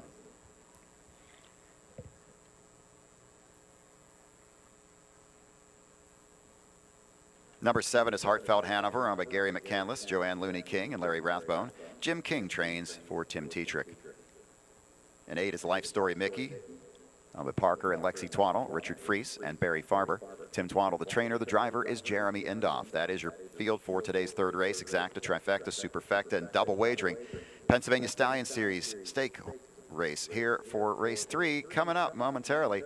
Wager now. Once again, a $10,000 guaranteed pool in the trifecta. Race 3 PA Stallion Series, second division of 3 here for these 2-year-old colts and geldings. And I'm on the 3, another C notes here for Ron Burke. This horse has been favored in 2 straight starts out of town, once at Pocono and once at Harris Philly. It's had inside posts in both of those starts, and it's just been an even third in those 2. But I do think this is a better spot for this horse. I think the 5 also has a pretty good chance in this race. 2 starts so far versus tough company. But Kevin, what's your take on the price here? 5-2. This horse was 25-1 last time in the Arden Downs last week. He had some good late pace, there's no doubt. I think I'd want maybe a little bit of a higher price on him. Maybe he floats up. Maybe there's other horses in here that take a little bit more money. Maybe the 4 Ghetto Lupastar, who's right now 7-1. Maybe a horse you want to use in your trifecta wagers here. As in race number 3, we have a $10,000 guaranteed trifecta pool. So make sure to get in on that. A competitive group in this 3rd race here. And a competitive betting board. These top 3 favorites separated by not much at all. 9-5 slight favorite now is Heartfelt Hanover. Back to your question though, Mike. I do like Rasaji Hanover. And I like the late pace that he showed last time. Roland Maller sending this one in. He sends out Wedlock Blue Chip in the 15th race Adios pace. So best of luck to him there and here. As you see there, the $10,000 guaranteed trifecta pool. Try favorites now, the 3, 5, and 7. He could show a little bit more speed. He showed plenty of early gate speed in his qualifiers. Could potentially be one that gets to the lead for David Miller, who's in the bike once again, and he drove him in the June 17th qualifier at Philly. Another one mentioned you like the one in here a little bit. Yeah, I do, actually. Jaybird. I think he was going to cruise in that race at Northfield on the sloppy track. Was 2-1 there, bet heavily, and just made a little bit of a bobble right now, 18-1. I would use him, I think, underneath. And another horse taking money that really hasn't taken too much support, Mike. That's the 7 Heartfelt Hanover, one of your try favorites. When you are looking at a race like this with several horses that are being backed, it sets up for a decent race to play the trifecta in. So you have the $10,000 guaranteed trifecta pool, and there's not going to be 1 or 2 combinations that are hammered pretty hard. I do think the money will be spread around and will certainly help the payoff. I certainly think so too, as many competitors in here in a competitive race. Race number 3, as your 9-5 slight favorite is now Rasaji Hanover. Gates rolling for this field of 8 for the 2nd of 3 divisions of the Pennsylvania Stallion Series for 2-year-old colt and gelding pacers. Get those trifecta bets in.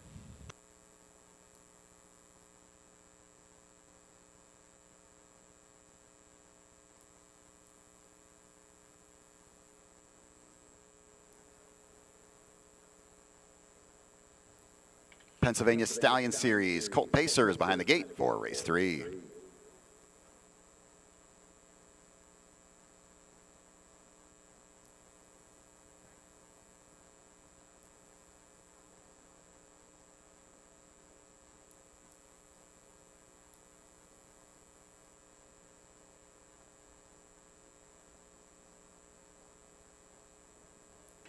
And they're off. That's the 3, another C note, and the 4 Ghetto Lupastar stepping out for the lead, joined by the 7 Heartfelt Hanover on the outside. Trying to hold position to the inside is the 1 Jaybird, now 4th. Into the turn 5th is Perfection Hanover. Rasaji Hanover is 6th. Undercover Speed gets away 7th. Early trailer is Life Story Mickey. Pennsylvania Stallion Series Colt Pacers move through the first turn, and Tim Tetrick wants the front with Heartfelt Hanover. Another C note is 2nd. Racing 3rd is Ghetto Lupastar. They're at the quarter in 27-3. Into the lane for the first time, that's Jaybird 4th. Next in 5th, it's Perfection Hanover. 6th is Rasaji Hanover. Trailers are Undercover Speed and Life Story Mickey. Past the grandstand for the first time, Heartfelt Hanover and Tim Tetrick lead the way. Another C note is 2nd. Racing 3rd is Ghetto Lupastar. And it's Jaybird in 4th. 5th is Perfection Hanover as they move through the turn. Heading for the halfway point, Rasaji Hanover is 6th. Trailers again are Undercover Speed and Life Story Mickey. No movement to the half in 57, a 29-2 easier second quarter there. Heartfelt Hanover and another C note. They lead the way. Racing 3rd is Ghetto Lupastar. Then it's Jaybird 4th. Perfection Hanover stays to the inside as Rasaji Hanover makes the move to the outside. 6th, now 5th.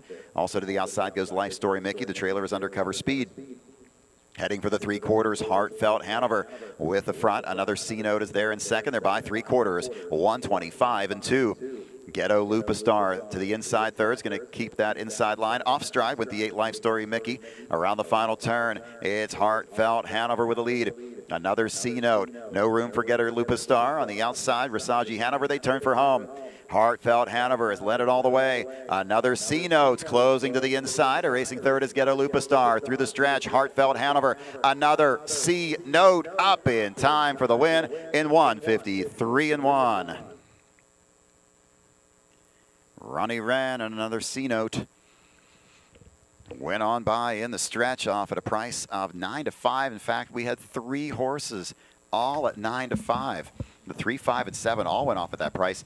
7 got the front as it wanted. The 3 got a great trip. The 5 did not. The 5 had to go the overland route, got away too far back early. Yeah, beautiful trip there, mapped out by Ronnie Wren. And this horse has certainly taken money in 2 starts. Now, the trip made the difference here. I thought it was going to be the Tim Tetrick show after the first 2 wins and almost down the road in race number 3, but picked off by another C-Note to win 9 to 5.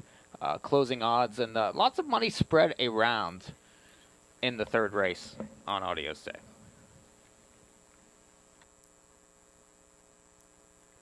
Three, 7, 4, 5 is on the board, not yet official.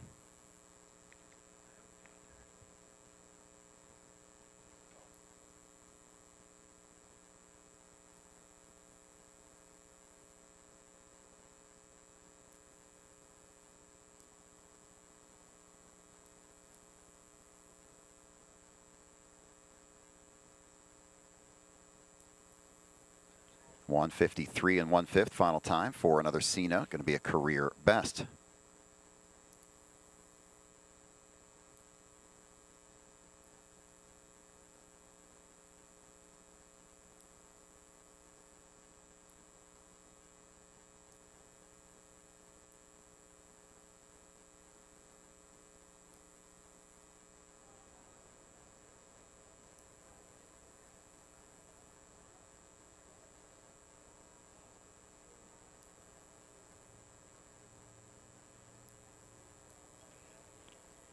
Returning to the Hunter Myers Winners Circle. Winner of the 3rd race, Pennsylvania Stallion Series, 2-year-old Colt Pace.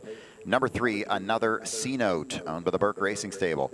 Weaver Buscemi LLC, the Let It Ride Stables, and Scott Dillon. Ron Burke gets the training win. Ronnie Wren with the winning drive. Another C-Note, 2-year-old Colt by Captain Treacherous, gets the first career victory in the 3rd lifetime start, scoring in a time of 1:53 and 1/5. This race brought to you by Schaefer Standardbreds.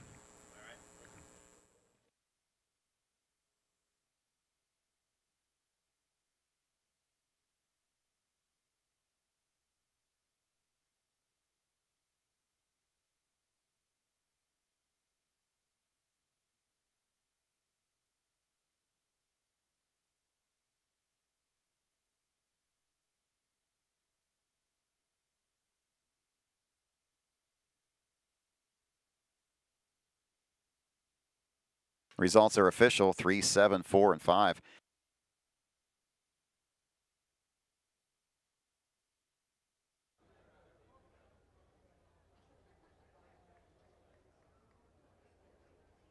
Payoffs in the 3rd. Number 3, another C-Note, 560, 240, and 220.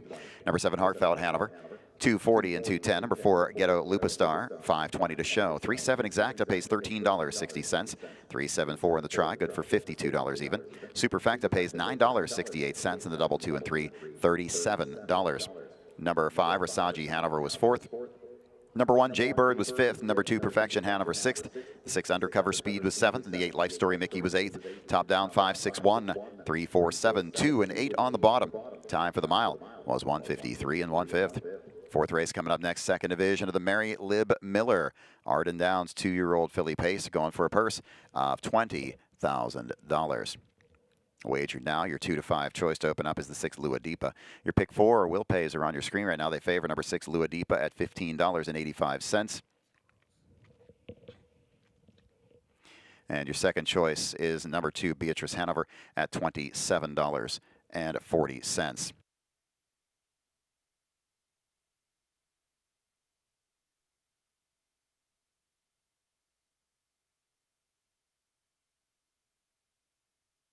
One to 5 right now on Lua Deepa. This is a sister to Looks Good in Lulu, one of the top filly pacers in the sport this year. And this one has 1 win, 1 second, and 1/3 in 3 starts. It's already banked $35,000 with a mark of 52-4. So certainly showing the talent level that her sister has already attained. Once again, stakes record 151-1, and because Kevin needs to know, now I have to look it up and see who it was. So here we go. This is the Mary Lib Miller. It was My Girl EJ in 2023, who then came back and set the record in the Adios Volo as a 3-year-old. So she went 51-1 as a 2-year-old. I believe her brother is Generational Wealth, I think, is the brother to My Girl EJ, if my memory serves me correctly.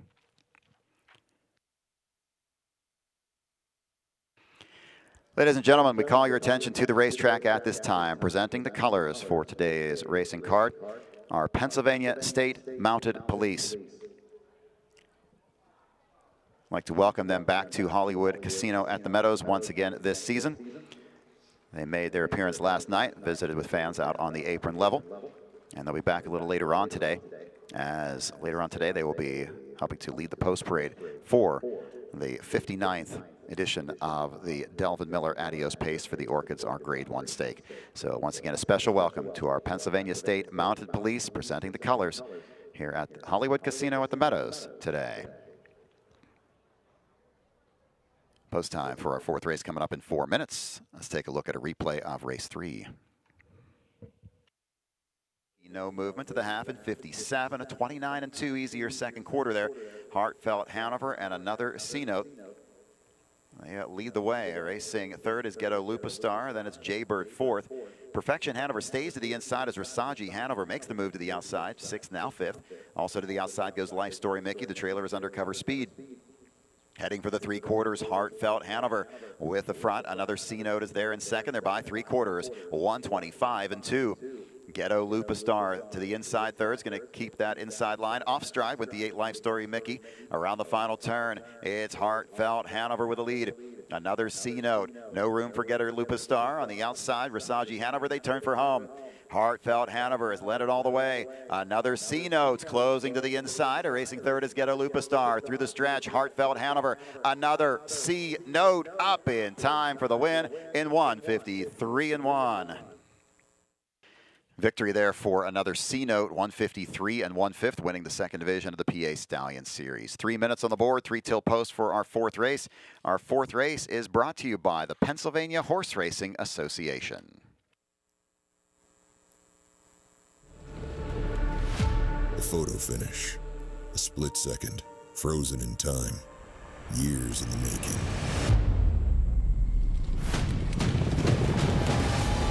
The early mornings, the late nights, sweat, tears, and grit. The moment the crown falls on the king's head for all to see. What's a picture really worth? That depends on what you wager. 3 minutes to go, 3 till post for this, our 4th race. We are going to be wrapping up our early pick 4 here. And we will get you to take a look at those pick 4 will pays when we get an opportunity. This is the 2nd division of the Mary Lib Miller Arden Downs 2-year-old filly pace Grand Circuit Stakes. Stakes record 151-1. 20,000 is the purse. Morning line to the 6 Lua Deepa. Now I got to take that one to win it. 3 starts, a win, a second, a third. I'm at 6-1-2-5. 6-1-2-5. Kevin. Tell you what, these Sweet Lou offspring got some pretty good names, and this is a pretty good filly here, I think. Lua Deepa. I'm at 6-3-1-5. Paced in 52 last time, only lost by a head to Bahama Mama last time out. Before that was a winner at 2-1. So we will see if anyone is able to catch her. Bling Hanover I threw in for second. I would say can offer more value in the exotics than the 1. who is your second choice on the morning line, just because if she's able to sustain her move that we saw 3 back in the Stallion Series where she was an upset winner, and even last time she was able to sustain it to finish, or 2 back, she was able to sustain it to finish 4th in 54-1. So we'll see if Indoff can't get her to the outside and up for the exacta. The 1 Lovebug Hanover, inching closer to a win, got picked off in the late stages last time at Pocono. Lost only by a head and paced in 54-1. She seems to be improving. That 2-year-old filly by Tall Dark Stranger for the Scott Cox barn. And My Name's Swaney in for 4th. Another that's improving. Dropped over 2 seconds less in her last start in the Stallion Series. Tries these Arden Downs 2-year-old filly pacers today, and she's on the board at 7-1, along with Beatrice Hanover. But the heavy favorite, and the heavy favorite throughout the rest of the betting here, is going to be Lua Deepa, the full sister to Looks Good in Lulu, who was a flying 4th in her latest at the Meadowlands. Was really hoping we might see her this afternoon in an Adieu Volo division, but not the case. I believe she's in Sunday at the Red Mile in their filly and mare open. So if you're looking for Looks Good in Lulu, that's where she is. If you're looking for her full sister, well, she'll be on the track in a minute or so. As you see the will pays for the pick 4 here, heavily favoring Lua Deepa, as we talked about earlier in the show. Thought it might be a bit of a chalky sequence, and Lua Deepa is showing that on the pick 4. As it looks like the horses are coming onto the track for race number 4.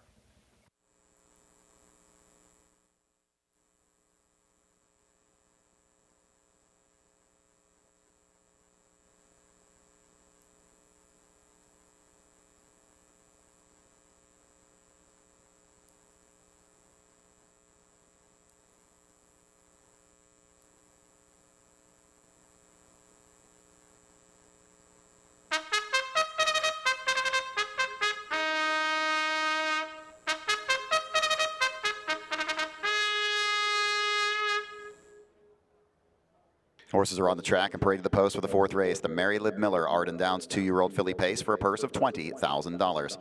Here's your field. Number 1 is Lovebug Hanover, owned by Wayne Mast, Jason Ash, and the Scott Cox Stables. Scott Cox is the trainer. The driver is Chris Lems. Number 2, Beatrice Hanover, owned by the D Racing Stable, Donald McCrae and Earl Hill. Deborah DeGay is the trainer. The driver is Dave Pallone.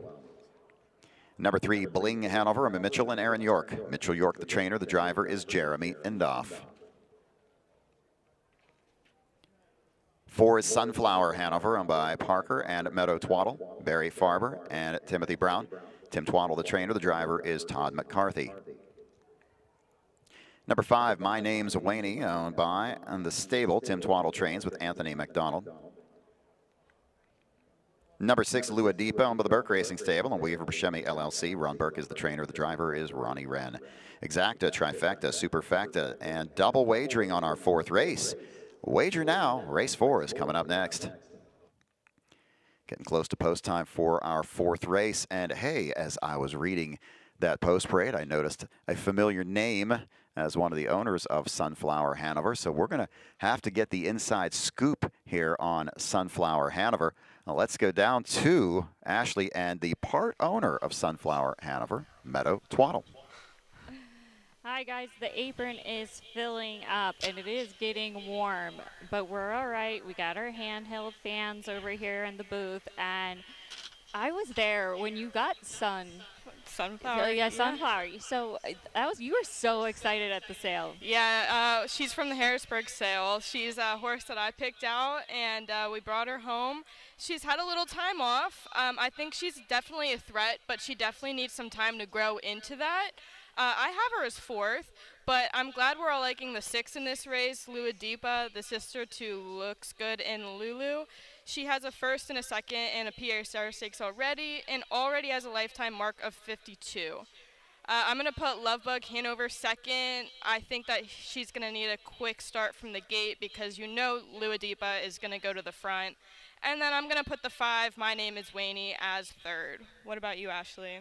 You and me have the same ticket. I got 6-1-5 as well. I think Lua Deepa is definitely clearly the horse to beat in this race. She has early speed, tactical ability, and the top connections. So Love Bug, the inside post gives her some options, and she's improving with each start. So I think she's definitely one to watch.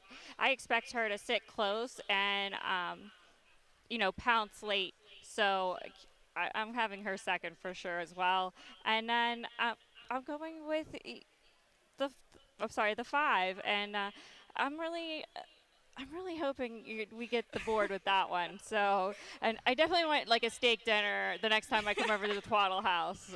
Because I'm not getting it. You're probably not. But I'm glad we have the same picks for this race because Ashley's been kicking my butt the first 3 races. So hopefully here we can have some luck. All right, thank you. And now you see on your screen the 5, My Name's Wayne. And Kevin, this one was getting a little rank in the post parade. Yeah, AMAC had a bit of a handful there with My Name's Wayne. He went all the way to the outside rail. And looks like that one is potentially slowly making her way back to the paddock. It's like a little bit of an issue there. We'll see what happened. But yeah, in the turn there, very rank, and AMAC had his hands full, did what he could to keep her steady. Looks like just a little equipment adjustment now back in the mix. Yep. Glad we got some insight from part owner of Sunflower Hanover, Meadow, Twaddle. Right now 25-1. Got 4th last time in that Stallion Series race, paced in 56-1 on debut. Took a solid step forward. Could get another piece of it again here to spice up any kind of exotic wager Hopefully behind. Meadow can add to the bank account after this. That's right. Not just on the broadcast, but on the racetrack. Add to that 1,600. That's right. As Lua Deepa's looking to add to her 35,000. 1 to 9.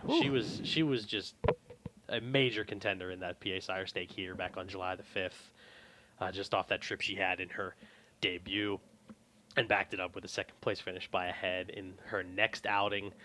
1 to 9 favorite here. We already saw 1 to 9 favorite lose in race 2 with Stonebridge Boy Toy. Lua Deepa looking to make amends for the favorite backers here in the 4th race. Gate is rolling.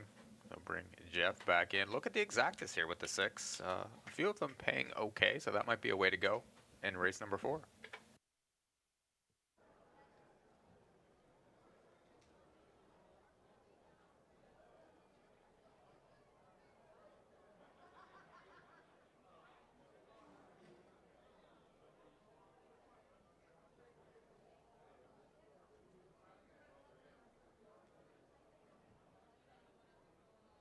Fields behind the gate for the 4th race. 2nd division of the Mary Lib Miller, Arden Downs, 2-year-old filly. Pace.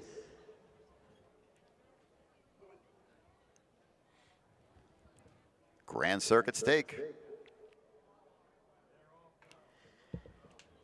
And they're off. The 2, Beatrice Hanover, and the 5, My Name's Wayne, going out for the lead with a 1. Love Bug Hanover 3rd. The 4, Sunflower Hanover gets away 4th. Into the turn 5th is Lua Deepa, and the trailer is Bling Hanover. By the 8th pole and around the 1st turn, My Name's Wayne on the front. Racing 2nd for now is Beatrice Hanover, about to be overtaken by Love Bug Hanover. Chris Lem's making the aggressive move, going for the front today with Love Bug Hanover. Now takes the lead as they roll to the quarter in 27-4. Into the lane for the first time, it's Love Bug Hanover with the front. My Name's Wayne is 2nd. Little gap to Beatrice Hanover, who's 3rd. Racing 4th is Sunflower Hanover. Farther back to Lua Deepa, and Bling Hanover has dropped back. Into the turn, they head for the halfway point. This field is well spread out into the turn, led by Love Bug Hanover. My Name's Wayne is 2nd. Racing 3rd through the turn is Beatrice Hanover. She's starting to close some ground. Racing next in 4th is Sunflower Hanover, followed by Lua Deepa, the heavy favorite. And then the trailer is Bling Hanover. 56 flat for the half. Quick half here for Love Bug Hanover. Racing 2nd, My Name's Wayne. Racing in 3rd is Beatrice Hanover, followed by Sunflower Hanover 4th. The favorite, Lua Deepa, is underway from 5th with 3/8 to go, and the trailer is Bling Hanover. Heading for the 3/4, Love Bug Hanover with the front, but it's a power move. Lua Deepa on the outside, sweeps up on the outside now and takes over 2nd for My Name's Wayne. Beatrice Hanover fourth, Sunflower Hanover fifth, 3/4, 124 and 2. Side by side for the front, Love Bug Hanover now engaged by Luadipa. My Name's Waney is off the pylons and moving third. Racing fourth is Beatrice Hanover. Sunflower Hanover short route to the inside as they turn for home. Luadipa has swept right on by and is pulling away with ease. My Name's Waney on the outside, battling with Love Bug Hanover. My Name's Waney now takes over second, but it's all Luadipa in front. Mile 152 and 3. 6-5, 1 and 2 unofficially. 152 and 3. That was quite a power move. Big move from the 6 Luadipa, and that was after a 56 half. 56 and 3 was officially the final half. But what was her final half? Faster than that, yeah. Well, look, Ren took a little glance to the right there, looking at the crowd, making sure they were having a good time. Don't think he moved at all in that final half on Luadipa. Maybe gave the favored backers a scare in the first half because she was 6 lengths back, but a powerful performance by this 1-9 favorite Luadipa, making it look easy in 152 and 3. Photo for second goes to My Name's Waney. Battled and gets that exacta spot over Love Bug Hanover. Tim Twaddle and Anthony McDonald teaming up to finish second. Love Bug Hanover third and Beatrice Hanover fourth. It's a 6-5, 1-2 result as Luadipa toys with them in race number 4.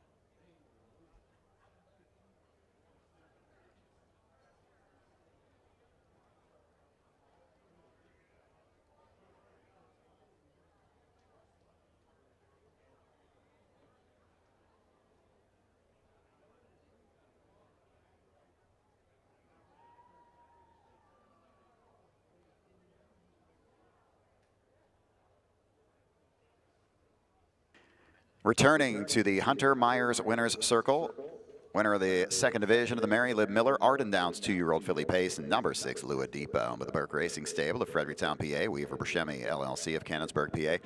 Ron Burke with the training win. Ronnie Wren with the winning drive. Luadipa, 2-year-old filly by Sweet Lou, gets the second win in 4 starts in her career. New lifetime best effort, 152 and 3/5.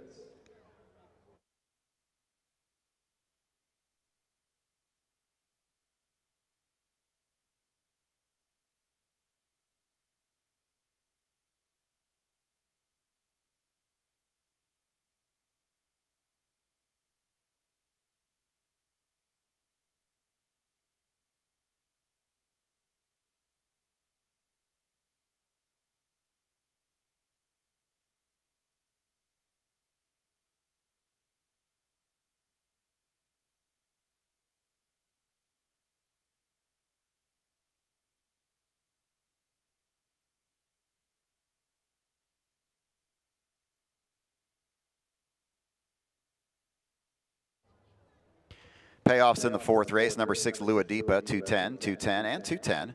Number 5, My Name's Waney, 520 to place and 440 to show. Number 1, Love Bug Hanover, 220. The exacta 6-5 pays $15.20. 6, 5, and 1 in the trifecta, $37.60. Superfecta pays $7.24 for the 20-cent ticket. 50-cent pick 4, our early pick 4, is worth $15.85 for the 50-cent ticket, and the double 3 and 6 pays $6.80. Number 2, Beatrice Hanover was 4th. Number 4, Sunflower Hanover finished 5th. Number 3, Bling Hanover was 6th, top down 3-4-6. 5, 2, and 1 on the bottom. The time for the mile was 152 and 3/5. 7 minutes on the board, 7 till post for our 5th race. It's the James Mandarino Arden Downs 3-year-old colt and gelding trot. We're going to guarantee the trifecta pool to $10,000. $10,000 guaranteed pool in the trifecta. This race also starts our middle pick 4 today on races. Well, I guess can't say middle pick 4. We've got 4 of them today. I'm used to that being 3 pick 4s today. We've got 4 of them. So our second pick 4 of the afternoon starts here on races 5, 6, 7, and 8. Get your wagers in for this 5th race. $33,000 is on the line.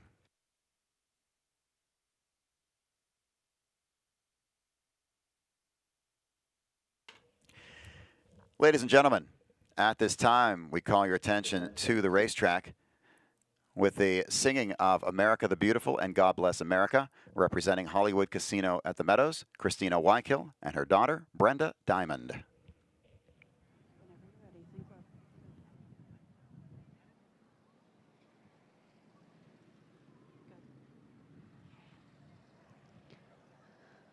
Oh, beautiful for spacious skies, for amber waves of grain, for purple mountain majesties above the fruited plain.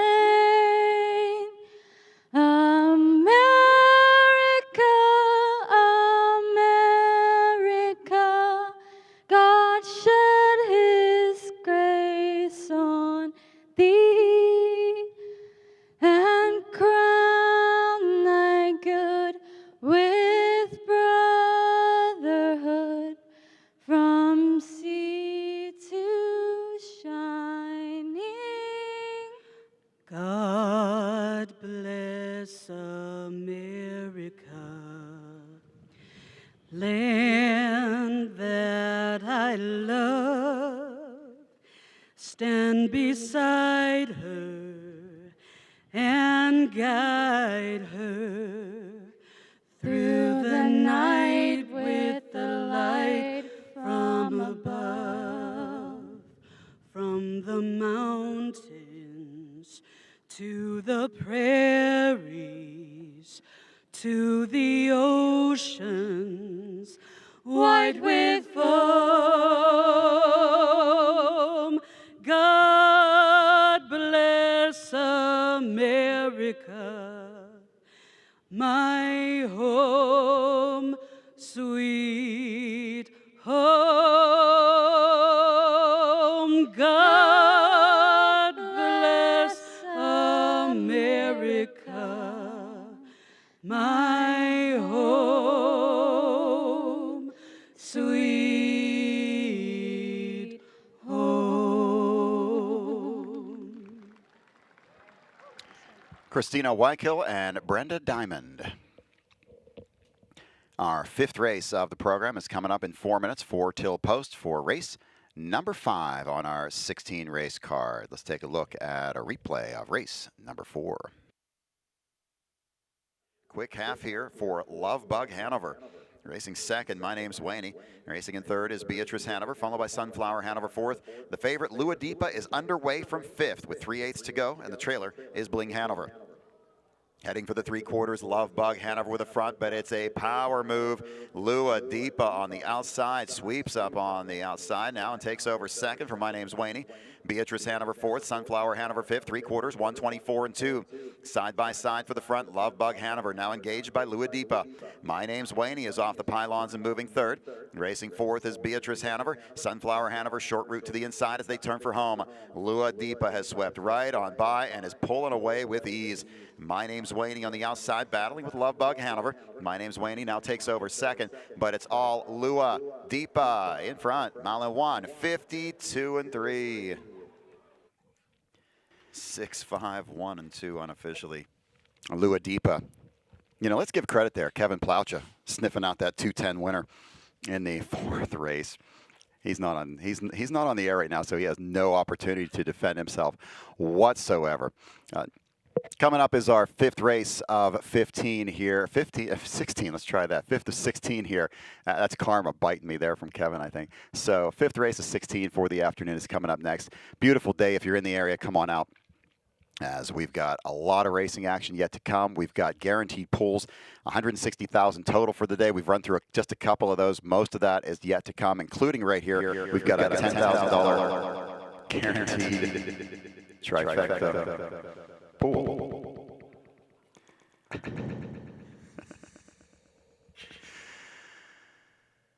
All right, now we're still there. Okay. We do have a race sponsor that I will just say once, hopefully. Our next race is brought to you by the Hambletonian Society.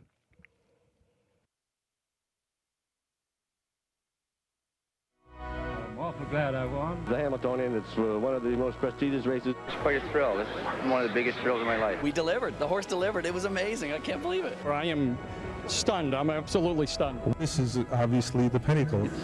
Just something that I can't explain. This is just an absolute dream come true. It feels good now, but I'm sure it's going to feel even better tomorrow. For me to do it, this is my moment. I might have got a little excited.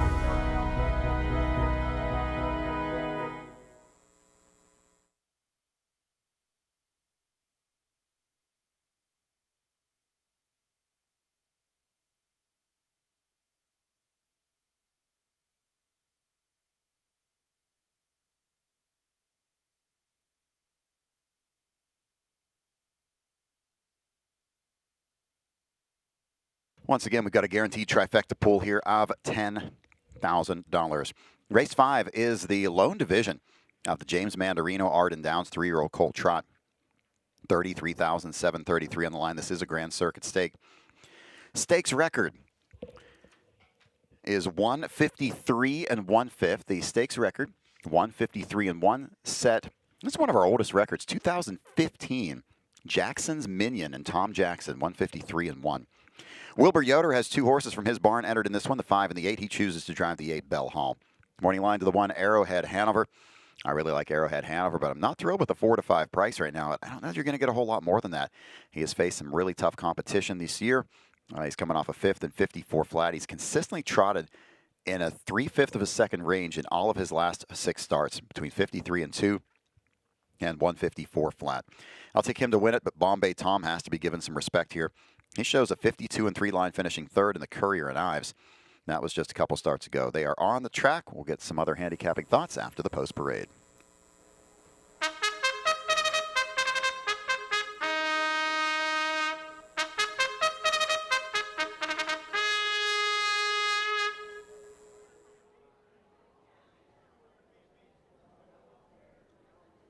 Here's your field for the 5th race. Start off a pick 4. We've got a guaranteed trifecta pool here of $10,000. Number 1 is Arrowhead Hanover, owned by the stable. Tim Twaddle is the trainer, the driver, Anthony McDonald.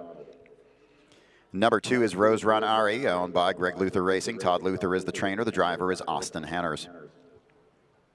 Number 3, I'll Have a Double, owned by Diamond Club Racing, David Wills, Ross Stables, and the Bay Pond Racing Stable.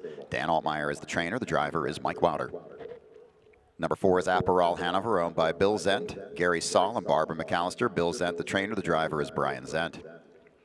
Number 5 is Living It Up, owned by Richard Hess. Wilbur Yoder is the trainer, the driver is Brady Brown. Number 6, Bombay Tom, owned by Bart and Todd Bright and Ed Riseski. Norm Parker trains with Ronnie Wren.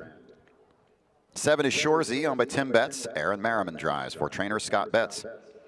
And number 8 is Bell Hall by Joe Nesselrode, Wilbur Yoder, the trainer and driver. That is your field for our 5th race, the James Mandarino Arden Downs Colt Trot. Wager now. And let's send it down to the winner's circle area with Ashley and Meadow. I think this race could get me back in good graces. I have Arrowhead Hanover on top. He's raced tough all summer long. He's been 3rd against Go Dog Go, who could possibly go into the Hamiltonian as a favorite. And I think that he will be more than ready today, and he has the rail. That's even better for him. I have the 6, Bombay Tom, 2nd. He has faced off with Arrowhead before. This is a tough horse. He's going to get a good trip. I think he'd be put into play early. And I'm going to close it out with 3. I'll Have a Double. This horse has been sharp. A little bit of a rough trip at Harrah's last time he raced in the Sire Stake. But I think that he can get 3rd here. What about you, Ashley?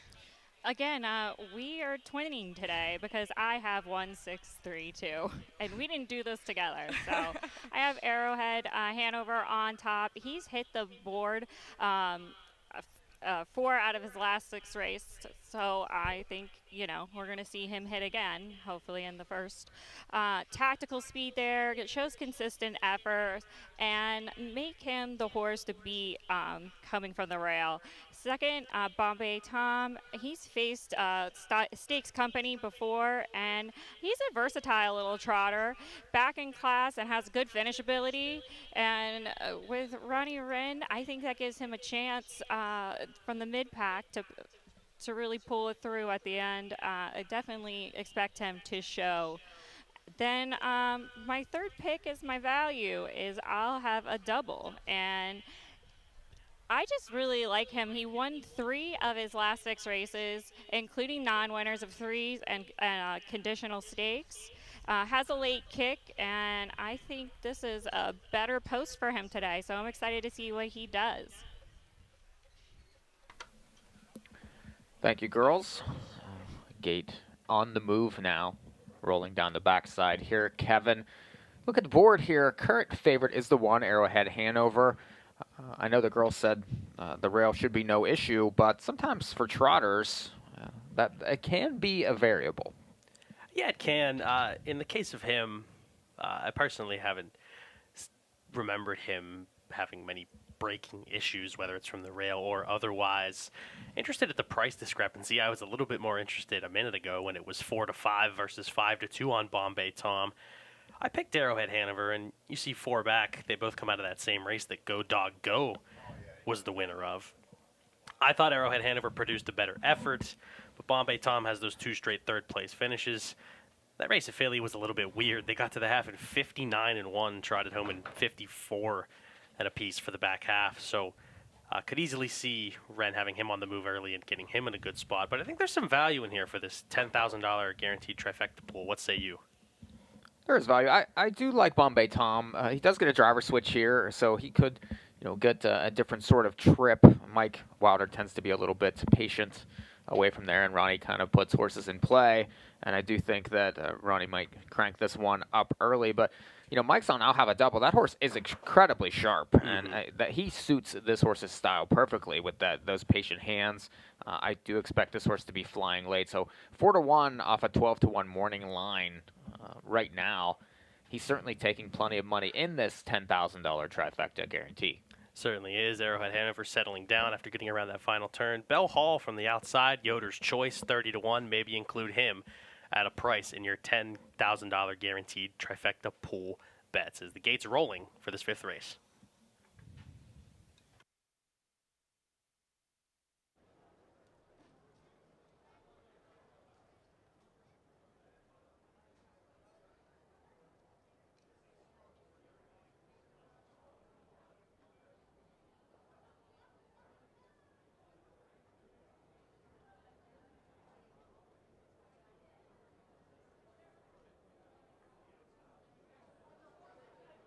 Horses are in behind the gate for the 5th race. The James Mandarino, Arden Downs, 3-year-old colt trot.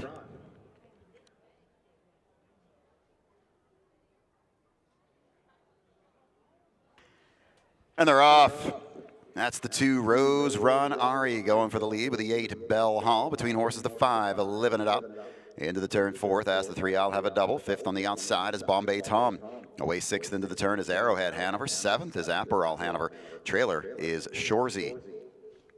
Field moves through the first turn. The leader is Bell Hall for Wilbur Yoder.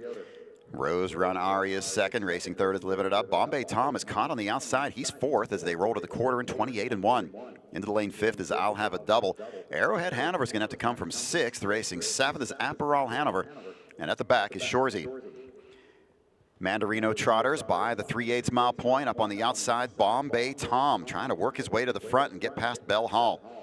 Rose Run Ari is 3rd, racing 4th. That's Living It Up. I'll Have a Double is 6th underway. Now to the outside comes Arrowhead Hanover. Trailers are Aperol Hanover and Shorzy. Bombay Tom gets the lead, but has not quite cleared by a 57 2/2. It's Bombay Tom on the outside, Bell Hall to the inside, Rose Run Ari gets underway to the outside. He's third, racing fourth on the move. I'll Have a Double. Inside fifth is Living It Up. Sixth is Arrowhead Hanover. Aperol Hanover seventh, and making the break with Shorzy. They're 3 wide battling for the front, and Bell Hall takes no prisoners, holds the inside spot, keeps them all out on the outside, and has the lead by 3/4. Bell Hall there, 125 3, 28 1 for the third quarter. It's Bell Hall striding back out to the lead. 4 wide is I'll Have a Double. Racing behind that one, Aperol Hanover's getting into play. On the inside is Living It Up. Arrowhead Hanover to the inside as they turn for home. Bell Hall is taking on all comers. Living It Up is stablemates closing to the inside. From the back, here comes Aperol Hanover, 7 wide. Aperol Hanover trying to get there, but on the inside, Living It Up wins the Mandarino in 155 4/5. Brady Brown and Living It Up for trainer Wilbur Yoder. He followed his stablemate. Everybody else went to the outside. Brady took the inside route, ended up right behind Bell Hall. 40 1. How tough was Bell Hall today? He turned back almost everybody in the field. 30 1 over 40 1 here. This is going to be quite the exacta. And Wilbur Yoder, dinner's on you. You've got the exacta here. And big balloons. Hopefully somebody is a Wilbur Yoder fan. And who isn't? I mean, fantastic score with the 5 here, Living It Up. This is going to be quite the triple. The bettors that had this exacta are loving it right now. 5-8. This is going to be absolute bombs away on this one. Wow. 5-8, 3, and 1. Arrowhead Hanover, he had a rough trip trying to get through, but wow, Bell Hall, a big mile there.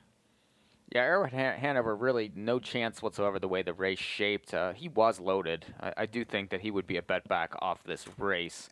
As it turned out, the rail post was not a friend to him because he got away 6th. That was not his usual. He likes to be forwardly placed out of the gate. If he'd have drawn an outside post, it's a totally different race for him. And that was my worry with him and why I didn't really include him in here. Just that rail post can be difficult, especially for trotters here. And that was he was probably best in the race, but ended up 4th.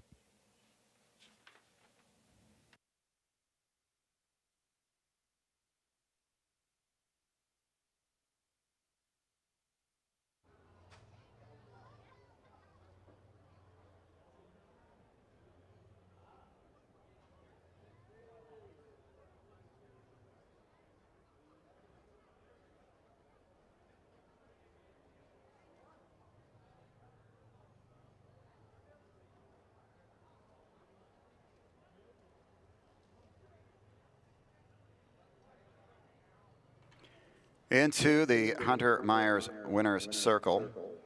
Winner of the 5th race, the James Mandarino, Arden Downs 3-year-old colt trot, number 5, Living It Up. Owned by Richard Hess of Lauderdale by the Sea, Florida. Wilbur Yoder gets the training victory. Brady Brown with the winning drive. Living It Up.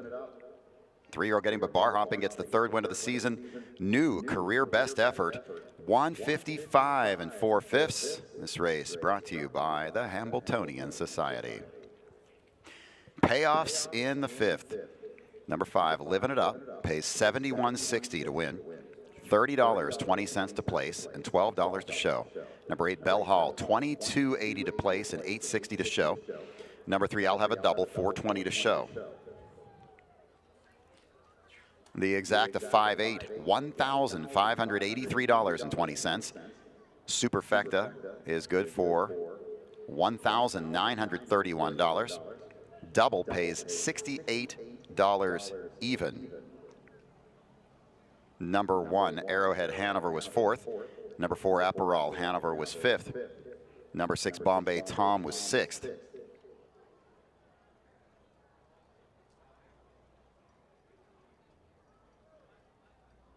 Number 2, Rose Run Ari was 7th. Number 7, Shorzy was 8th.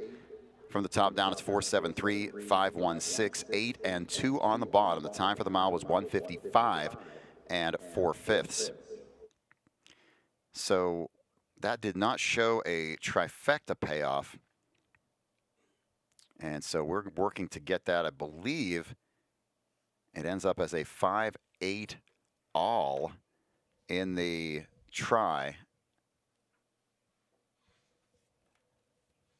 And the $2, there it is, the $2 trifecta, 5-8 with any number in the third position. That's 5-8 with any number in the third position.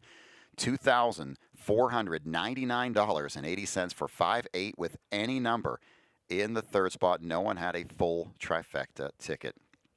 Mile again was 155 and 4/5. Sixth race is going to be a quick one. The open handicap pace. We've got a driver change on the 3 quick trick. It's going to be Todd McCarthy. Todd McCarthy's driving number 3 quick trick in the upcoming 6th. Double will pays are favoring number 7 birthday at $193.40. Birthday is your 2-5 betting favorite. Track record holder set just 3 starts ago. Post time in 8. Let's replay race 5. Has not quite cleared by a 57 2/2. It's Bombay Tom on the outside, Bell Hall to the inside, Rose Run Ari gets underway to the outside. He's third, racing fourth on the move. Is I'll Have a Double. Inside fifth is Living It Up. Sixth is Arrowhead Hanover. Aperol Hanover seventh, and making the break with Shorzy. They're 3 wide battling for the front, and Bell Hall takes no prisoners, holds the inside spot, keeps them all out on the outside, and has the lead by 3/4. Bell Hall there, 125 and 3, 28 and 1 for the third quarter. It's Bell Hall striding back out to the lead. 4 wide is I'll Have a Double. Racing behind that one, Aperol Hanover's getting into play. On the inside is Living It Up. Arrowhead Hanover to the inside as they turn for home. Bell Hall has taken on all comers. Living It Up is stablemates closing to the inside. From the back, here comes Aperol Hanover, 7 wide. Aperol Hanover trying to get there, but on the inside, Living It Up wins the Mandarino in 155 and 4/5.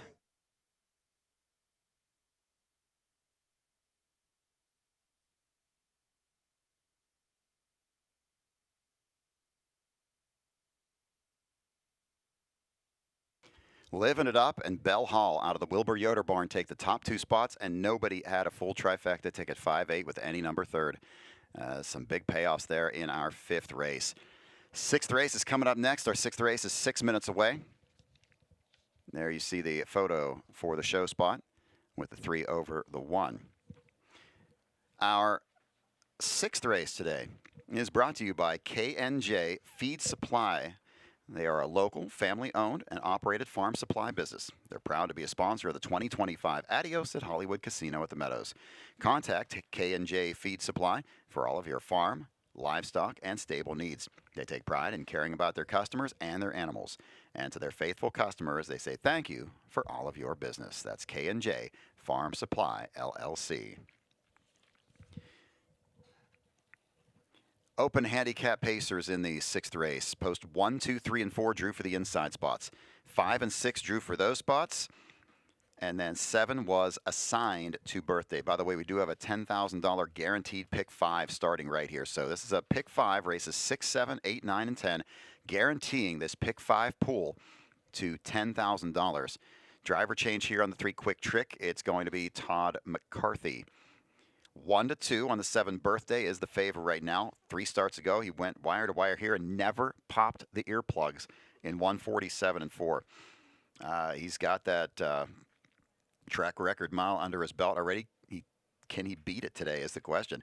Ronnie Wren had a choice between 4 and 7 from the Burke stable. He took the 7 birthday. I've got the 7. Most people are taking the 7. I'm at 7, 6, 3, 2, but this is a tough field. I mean, these are some fast horses. These are some good horses. So there's no clear-cut saying this horse should be 1-9 or anything like that. And Kevin, you're even going against birthday.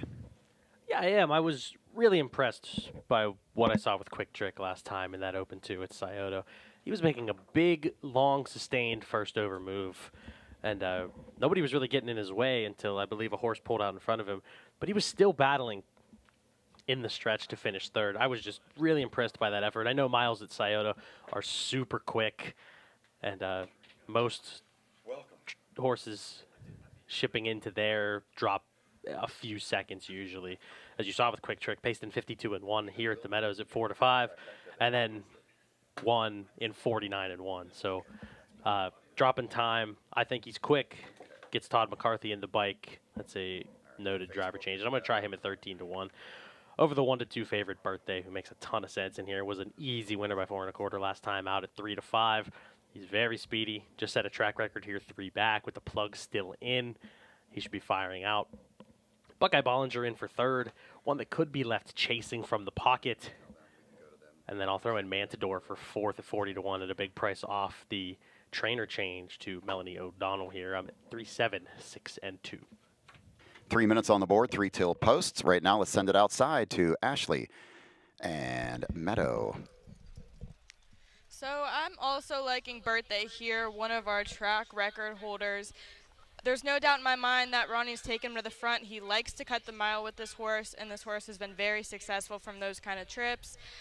Number 3, Quick Trick, I also like. Up in class, but he can go fast. He has a mark at 149 at Scioto, and he has a little bit of grace on this track. Scioto is a very fast track, but I think he'll have some ease here, and I think I have him right for second. And for third, I have the 6, Buckeye Bollinger, a consistent open horse here, does really well for trainer Dirk Simpson, and I think he can get a good trip here from the 6th hole and finish third. So I have 7, 6, 6, 5. I'm definitely going with Birthday with the first, and winning 3 of his last 5 starts, most recently with the open handicap with 149 and 1. He has early speed, class, and top connections, and even from that post 7, he stands out with the raw speed and sharp corn form. So Buckeye Bollinger is my 2 pick. Won 2 of his last 3 races, consistently finishing top 2 when he races at this level. And he has early tactical speed and draws well from the outside with the main rival. Then last, I have the 5, consistent closer who has shown he can win off the cover trips. And last one, and a strong effort from the mid-pack, so I'm very confident in him and will set up well and have a dangerous trip with good pace and after chase. Thank you, Ashley and Meadow. As we take a look at the double wheel pace here after that 30-1 winner. Still heavily favoring the 7, though, a huge number, 193.40. If you're live to him in this double, as we start a $10,000 guaranteed pick 5 pool here, and Mikey P joins me on the set here once again. Look, yesterday in the open trot, we saw the fastest trotting mile in the history of the track. What do we have in store in this open handicap pace? We have Birthday showing up again on Adios Day. He was here a couple years ago on Adios Day, and I liked him. He ended up second that day, though, from an outside post. He's speedy. This track, though, is playing very evenly. I wouldn't say that it's favoring one style or another. No, I think it's very fair right now. Yeah, it's quite fair.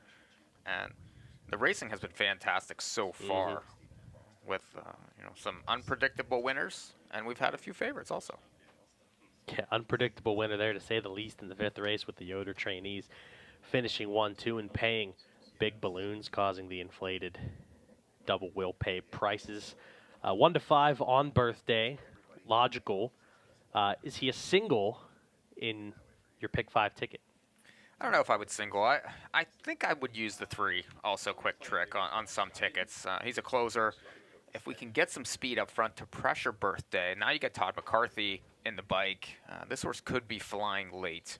So his kick makes me want to double this ticket. I would definitely use him. Makes a lot of sense. Makes a lot of sense to me right now. 5-1 second choice. I took a shot with him on top as the horses are coming onto the track for race number 6.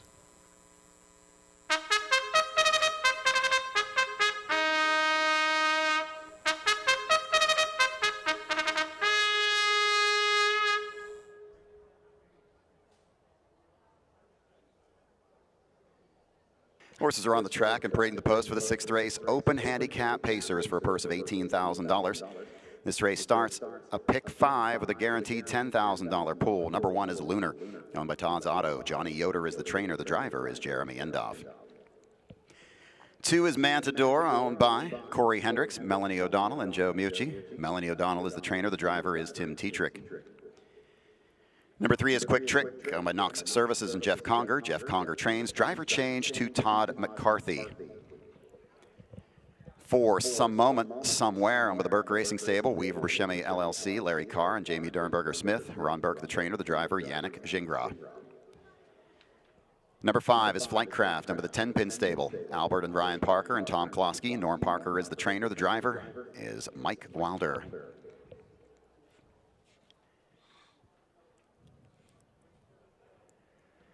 Number 6 is Buckeye Bollinger, owned by Greg Luther Racing. Dirk Simpson trains. Driver is Dave Pallone. Number 7 is Birthday, owned by the Burke Racing Stable and Weaver Buscemi LLC. Ron Burke trains. Driver is Ronnie Wren. That is your field for today's 6th race. Wager now on this pick 5 as we've got a $10,000 guaranteed pool in the pick 5. So good opportunity here. This pool, by the way, is guaranteed in conjunction with the U.S. Trotting Association Strategic Wagering Program and the Meadows Standardbred Owners Association. I'm sure people would like to have some other types of pools and down on the apron as temperature is climbing. It's a little toasty out there. 86 degrees. But we've got this $10,000 guaranteed pick 5 pool to suffice and chase after. Could get chalky in the first couple legs, but I really think these last 3 races could be extremely competitive. This 8th race, especially if they go quick. You know, is Lou Grant, if he gets to the lead, will he be able to hold on? 9th race is extremely competitive. Some unproven types in that 3rd division of the Stallion Series for 2-year-old Colton Gelding Pacers. In the 10th race, I think both of these Tyler B divisions later in the card are excellent betting races. And you could really go a variety of different ways, as we'll talk about a little bit later. But race 10, that closing leg of this $10,000 guaranteed pick 5 pool. Potential single in there if you really like Melillo, but plenty of others. I think this is a very solid sequence to take a shot at, and it starts here in race number 6, this open handicap pace. Looking to give us an encore from what we saw last night in the featured race, Open Trot. Birthday at 1-2 was the easiest of winners last time after he got a 28-4 second quarter. And that was all it took for him, which really makes him quite a scary proposition in here. If he gets any kind of breather up front, he got to the quarter in 26-1, got the 28-4 breather in the second quarter, and it was over. He pulled away. Buckeye Bollinger could only chase. So could be to the demise of a horse like Quick Trick if Birthday gets any kind of a cheap second half. We'll see how it plays out. There's Flightcraft on your screen right now, 9-1. Just a hard-knocking horse. Mike Wilder and Norm Parker team up here. It was 5th last time in the Open, but had been sharp before that. And the race really didn't work out last time as he was also stuck chasing the runaway winner in Birthday. He's one that can do it in a variety of ways. Could be up close or could try to work out a trip from off the pace if things get western. And that's something. And that's something we're going to look forward to a bit later, I would think, with the sire stake divisions and with the Adios itself. Just how fast are these horses going to go in the early stages? And I think that's a question here.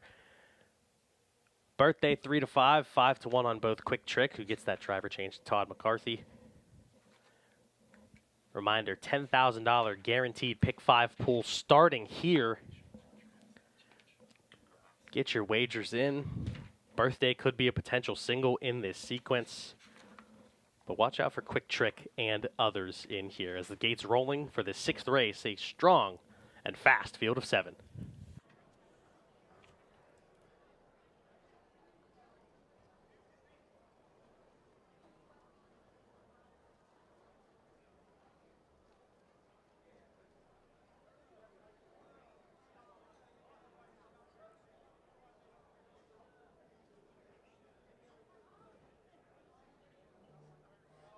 Last chance to wager on this pick 5.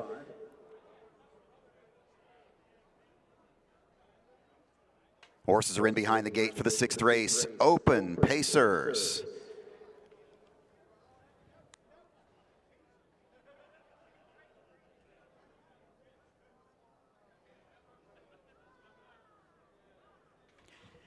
And they're off in the open. It's the 6 Buckeye Bollinger firing out with a 1 Lunar from the inside. On the outside, the 7 Birthday. Between horses, the 4 Some Moment Somewhere is away 4th. Into the turn 5th, that's Quick Trick. Next in 6th, it's Matador, and the trailer is Flightcraft. They roll through the first turn. Ronnie Wren and Birthday have cleared to the lead. Buckeye Bollinger is 2nd, then it's Lunar in 3rd. Some Moment Somewhere is 4th. Quick Trick has settled 5th, followed by Matador and Flightcraft. 27 flat. Reasonable opening quarter for this group as they move into the lane for the first time. That's Birthday with the lead. Racing 2nd is Buckeye Bollinger. Lunar paces in 3rd, followed by Some Moment Somewhere in 4th. Quick Trick is 5th. Racing 6th is Matador. And the trailer is Flightcraft. Into the turn, they head for the halfway point. Open pacers are led by Birthday. That's Buckeye Bollinger 2nd. Lunar's next in 3rd. Some Moment Somewhere sits mid-pack in 4th with Quick Trick 5th. They cover the half in 55 2/5. They'll head to the backstretch. First one to move to the outside is Quick Trick. Racing next to the inside is Matador, and the trailer is Flightcraft. Heading down to the 5/8 mile point, it's Birthday with a lead, but Buckeye Bollinger staying right on his bumper 2nd. Lunar is 3rd. 4th on the outside is Quick Trick. Some Moment Somewhere shifts to the outside, now 5th. Staying to the inside is Matador, and Flightcraft's on the outside. Over to the 3/4, 1:22 2. Step it up to a 27 flat 3rd quarter. Birthday's led it all the way, but he can't get away from Buckeye Bollinger, and now Lunar pops to the outside. Racing 4th is Quick Trick. Top of the stretch, they turn for home. Birthday is going to try to outsprint Buckeye Bollinger. Racing 3rd is Lunar, but through the stretch, it's Birthday, and he's up to the challenge. Buckeye Bollinger on the outside is 2nd, but it's all Birthday in front in 1:49 2/5. Well, Birthday was given a 28-2 second quarter. That sounds fast, but for this group, it's not that fast, and that was a little too easy there for Birthday. A 28-2 second quarter. He's able to sprint home in 54 flat. So we were kind of hoping to see a 54 first half. Yeah. He did it in the second half, and nobody could catch him. Well, you know what he was also given, and we're not going to talk about it, but 27 flat first quarter. Yeah, which we were hoping we'd see 26. You know, we thought we might even see 25 4. Yeah, you know, he was not pressed. 27. I mean, you look down his page; he's not even close to that in the first quarter. That's right. That's the first time. Everything else in his line shows 26s and a 25 3. Yeah. So 27 was the easiest first quarter that horse has had in months. Yeah, curtains from there. I mean, look, Buckeye Bollinger races well, but at this level, you expect other horses to pace home in 27 flat like that, and Buckeye Bollinger did, but he just was never getting to Birthday, who wins at 2-5 as he pleases in 1:49 2. A strong winning effort there. It's a 7-6, 1-3 result. Nice race by Lunar, who pulled to the outside and looked to be menacing the place spot, but had to settle for 3rd. And Quick Trick, after his first over move, was 4th. It's 7-6, 1-3 in the 6th race.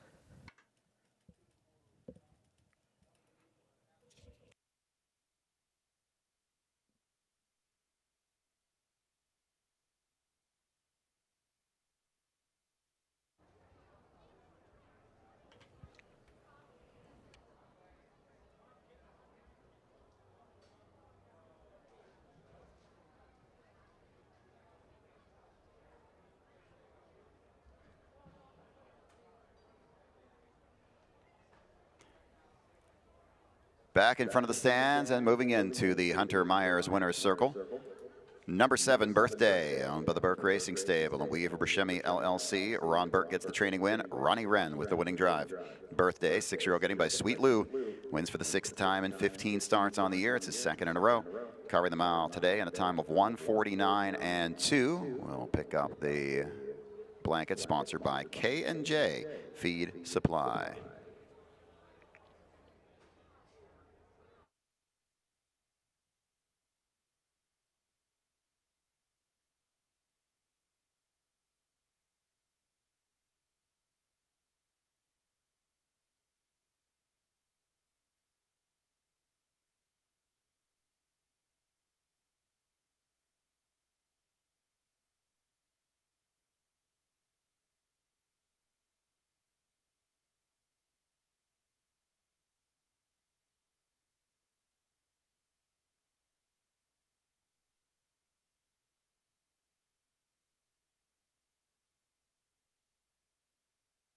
payoffs in the 6th race. Number 7 Birthday pays $2.80, $2.20, and $2.10.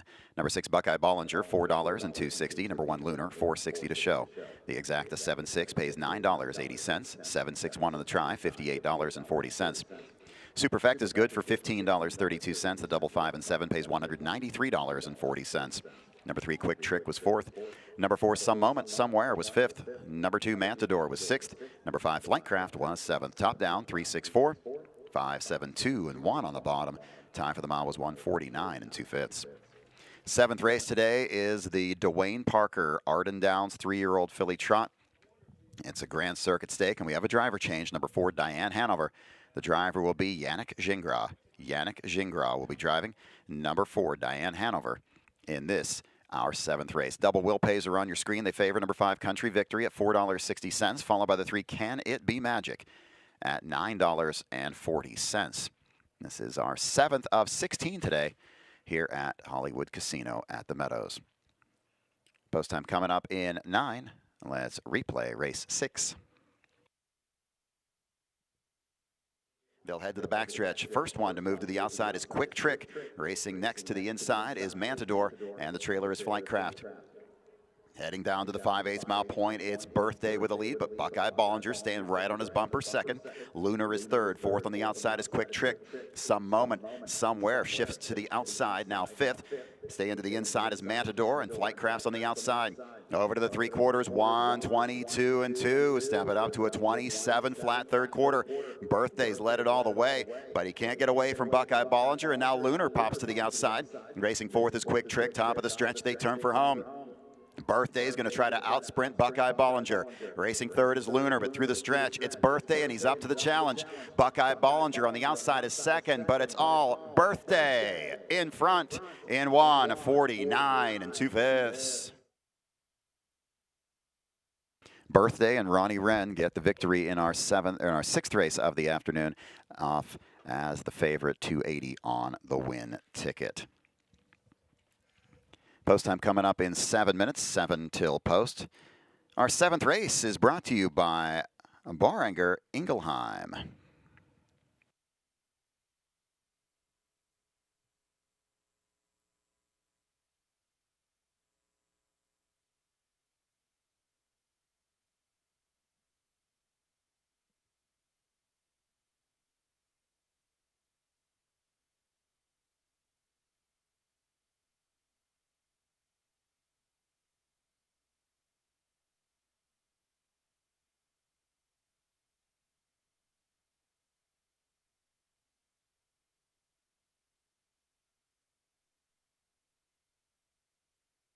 Our 7th race is coming up next. This is the Dwayne Parker Arden Downs 3-year-old filly trot for a purse of $31,233. Again, there is a driver change here on the 4 Diane Hanover. It's going to be Yannick Gingras. Yannick Gingras is driving number 4 Diane Hanover. The stakes record in the Dwayne Parker is actually one of our longest standing stakes records. It was set in 2018. It's now been 7 years. Donato's Jewel, 154 and 2/5, so 54 and 2. Now, Country Victory has shown some lines in 53 and change. Has a chance. We've got others that have been showing 54 speed. Can It Be Magic, Blueberry. So there is a chance here of this stakes record falling. Post time coming up in 6 minutes. 6 minutes to go. Well, joining me on the broadcast is a very special guest. He's no stranger to this booth. His voice will bring back a lot of memories for a lot of people. Hall of Famer for 40 years, the voice of the Meadows, Roger Houston. Well, I'll say one thing. You got a more comfortable chair on that side of the desk. I did this. We don't even talk about where I got this one from because it wasn't from this room originally. So nobody went looking for it yet. So I'm going to keep it here. So, Roger, how have you been? I know you've stayed obviously very active in the sport. We see you all over social media. You're still driving to Ohio quite a bit and putting a few miles on the car. Yeah. Monday and Tuesday, I'm Lisbon, Ohio. Wednesday and Thursday, Xenia, Ohio. Friday, doubleheader in Athens, Ohio. come home, do laundry, and Sunday take off with Heather Wilder, and we're going to Dublin, Ireland for the Vincent Delaney Memorial. We'll be over there for 8 days. You know, Roger, for as great as you were at your job for years, you're terrible at retirement. You're supposed to take it easier once you retire. Oh, I am. Instead of doing 2,500 races, I only do 1,000. Semi-retired. Keeps you young, I guess, huh? Well, I don't know about keeping you young, but for the people that don't know and realize you just recognize your name being here all the time. How old are you now, Roger? I'll be 83 in September. Wow, and still loving the sport as much as you have your entire life. You know, it's hard to explain. Everybody says, why don't you back off and why don't you back off and things like that. But I don't want to back off. I love what I'm doing. I still haven't worked a single day of my life. When I do come home, I watch the Meadows Racing Network on weekends. And one thing that you were able to do once you got out of the sport full time here is to get involved as a horse owner. Yeah. And I think you've really taken that to heart as well. Yeah, we finished in a dead heat for 4th in that first race with Oakwood Maywin, and then in the 5th race, I'll have the double finish 3rd, and I was happy with both of them. Now, explain this Oakwood Maywin horse. I know you told me a little bit about the story. So we're going back to the first race. It says the VDM stable, and that's the Vincent Delaney Memorial. It's your friends that you met overseas. Well, they're not all overseas. Tom Charters is a part of it, Hambletonian Society and Breeders' Crown. Doug McIntosh up in Canada, he's part of it. I'm part of it. Derek Delaney, who is the Vincent Delaney Memorial, his number one partner, a guy named Robert Johnson, he's in the group. All of us have a connection to the Vincent Delaney Memorial. But I understand there was also a connection to the broodmare, and that's what drew you to this exact horse. Carmel Camden in 2014, and that was the first year I did the Vincent Delaney Memorial, she won the filly division. And we've gone back every year since 2014, and I've seen her on the farm as a broodmare, and I've seen her so many times, she actually comes to me and leaves her foal in the field. When we get over there, I swear horses know you. They know you. And so when Heather Wilder was down at the sale in Lexington last year, she called me. She says, you want a piece of a horse? And I says, no, I don't think so this year. Roger, do you want a piece of a horse? And I said, why are you so sad? She told me it was Carmel Camden's foal. And the answer was automatic yes. So we don't know how good she'll be, but I'll tell you, we got high hopes for her, especially as a 3-year-old. Well, Roger, you were involved with racing here at the Meadows for over 40 years. You've seen a lot of Adios races. It's just always a special day. Yeah. I remember that very first one I called in 1976, and it was a world's record in every single heat of the race. Armbro Ranger, Keystone Ore, back and forth. They won each of their divisions, and then, of course, Keystone Ore won the final, and Armbro Ranger, they met at Delaware, and Armbro Ranger wins the Little Brown Jug. So I've been very special with that one, but there's so many good ones over the years, and even the one I didn't call, I love Catch the Fire with Mike Wilder. Well, and the funny part to that was, my joke back then was, okay, so Roger's last Adios that he called, thousands of people out on the apron level. My first Adios, I look outside, there's nobody because it was the COVID year, and there was nobody was allowed to be here. And so, yeah, my first Adios, there was not one person standing outside for the race. But, yeah, Catch the Fire. But you did get to call Dave Pallone winning. Yeah. Which I'm sure was special for you. Washington, V.C. And Jerry Ernstein was my co-host, and I forget what he paid in the final, but Jerry on the air picked Washington, D.C. to win the final, and got a perfect drive by Dave Pallone, and big moment for him. And it was funny, Dave Pallone, I watched the Hot to Trot podcast yesterday that Dave Pallone was on, and he basically said prior to that race, he never even heard of Washington, D.C. Yeah. Like, it was just somebody asked him to drive the horse, and he took the drive. And I think it was Ron Coyne was the trainer. Nobody had heard of the horse, really. Yeah. I want to say something. Everybody's making a big thing about the Burke stable having 5 horses in this year's Adios. Yeah, this isn't a That first. is not a record. Yeah. That is not a record. 1985, Lou Guida and Billy Houghton had 7 of the 11 horses. And in those days, it was you had to win 2 heats, 1 division, 11 horses. Annihilator won the first, Marauder won the second. They scratched the Annihilator out of the 3rd heat. Marauder won it in a fabulous time of 2:24 and 2/5. So the record is 7 out of 11. Go to the horse in front. There's a horse on the track. Not those ones. Don't start with the one. Start with the horse leading the post break. He's in the jog cart. He's up ahead of the one. You got to pick up the other one. You can blow the bugle and then get your horse leading it.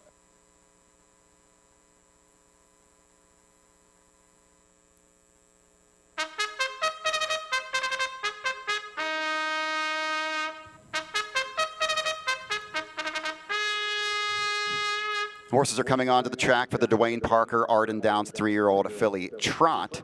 The horse leading the post parade is pacing, and that is Wild Western. Mike Wilder leading the post parade with Wild Western. Wild Western, one of the top open pacers of all time here, trained by Norm Parker, driven for more than 30 of his career victories by Mike Wilder.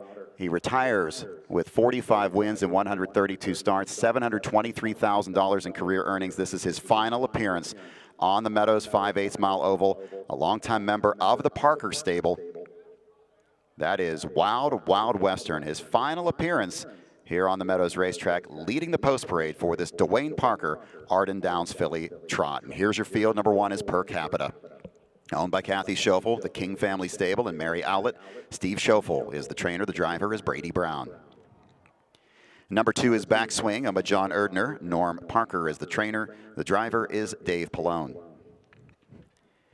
Number 3 is Can It Be Magic, owned by the Burke Racing Stable, Weaver Burchemi, LLC, and Knox Services. Ron Burke trains. The driver is Ronnie Wren.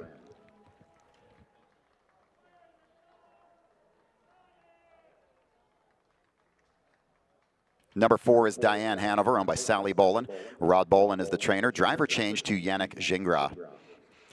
Number 5 is Country Victory, owned by Yacht Club 140 LLC. Melvin Schmucker is the trainer. The driver, David Miller. And number 6 is Blueberry, owned by Geraldine Porio. Doug Snyder is the trainer. The driver is Todd McCarthy. That is your field for the Dwayne Parker Arden Downs 3-year-old filly Trot, a Grand Circuit stake, $31,000 plus on the line. Exacta, trifecta, superfecta, and double wagering. Wager now on our 7th race. And in what is a very nice moment here, we've got members of the Dwayne Parker family out in the winner's circle as they just brought Wild Western in and got a picture of him as he makes, again, his final appearance. But how about we got a couple of connections directly to Dwayne Parker with this race. Dwayne passing away a couple of seasons ago, of course, but his son, Norm, trains Backswing. His daughter, Sally, is the owner of Diane Hanover, and actually it was his grandson, Kyle, who was slated to drive Diane Hanover, but was not able to be here today driving. So a lot of connections to the Dwayne Parker family. And Roger, I know you were a longtime friend of the Parker family and Dwayne Parker. Kathy Parker, actually, when I came to the Meadows in '76, was an intern in the publicity department with Tom Rooney and Sandy Penvose Green. And she went on to quite a career in harness racing herself, didn't she?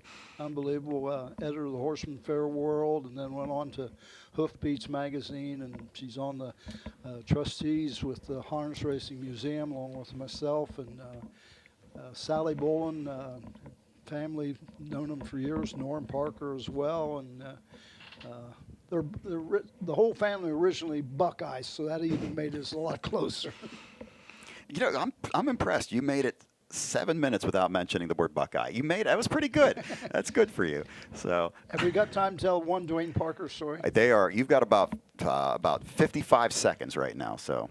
You've heard me say a number of times, Tony Hall can see them all. Or Whoever's whatever- sitting at the back, yeah. Whoever's dead last or something like that. The first time I ever used it, I talked to Dwayne Parker in advance because I knew I'd get criticized for it. And I said, Dwayne, the next time you're dead last, I'm going to say Dwayne Parker can see them all. And sure enough, about a week later, he was dead last. And I said, as it goes to the halfway mark, it's Dwayne Parker, and he can see them all.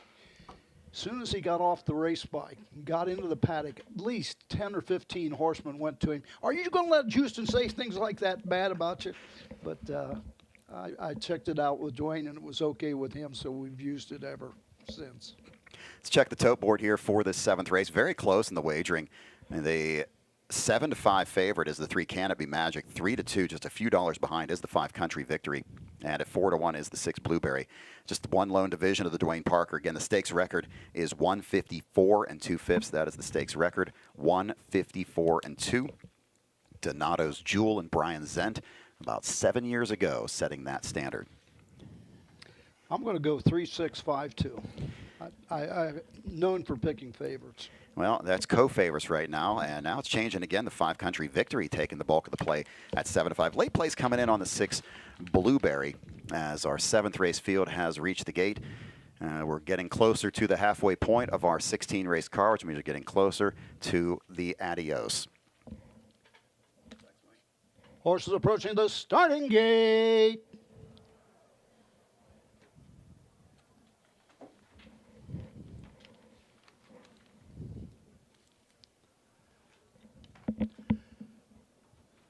Three-year-old filly trotters in behind the gate. The gate swings around the turn, and there they go.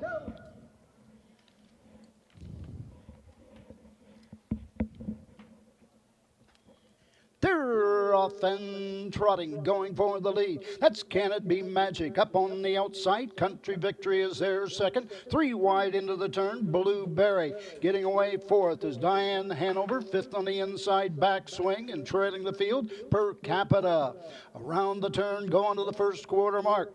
On the outside, David Miller takes the lead with Country Victory. Up and moving on the outside, Todd McCarthy and Blueberry now second and going forward as they race to the opening panel in 28.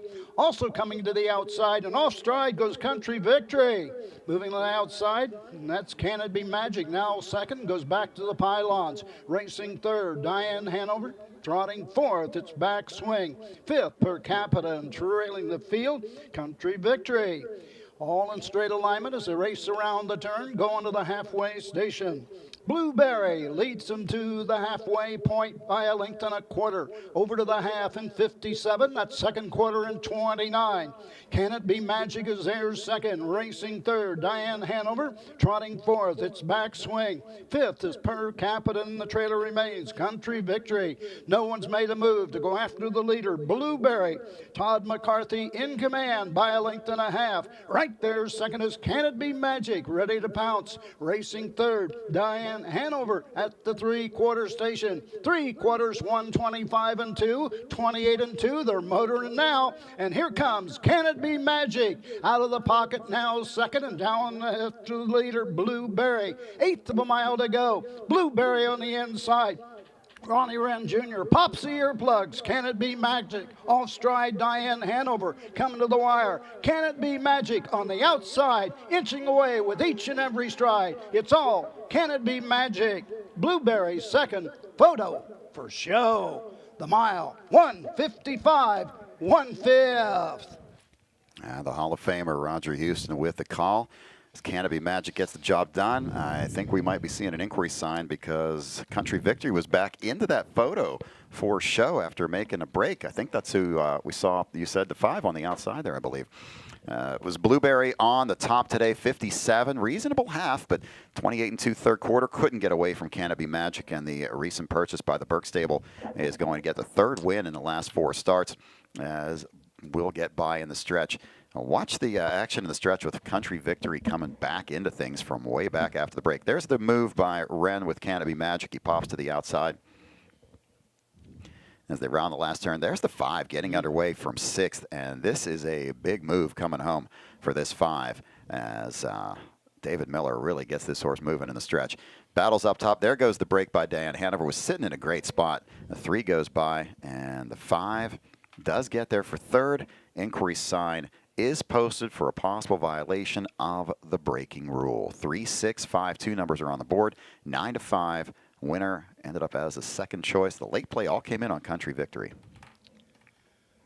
155-1 final half, 58-1 final quarter, 29-4, and that's just 4/5 of a second shy of the stakes record. Big day for Ronnie Wren Jr. In fact, it's been a big week for Ronnie Wren Jr.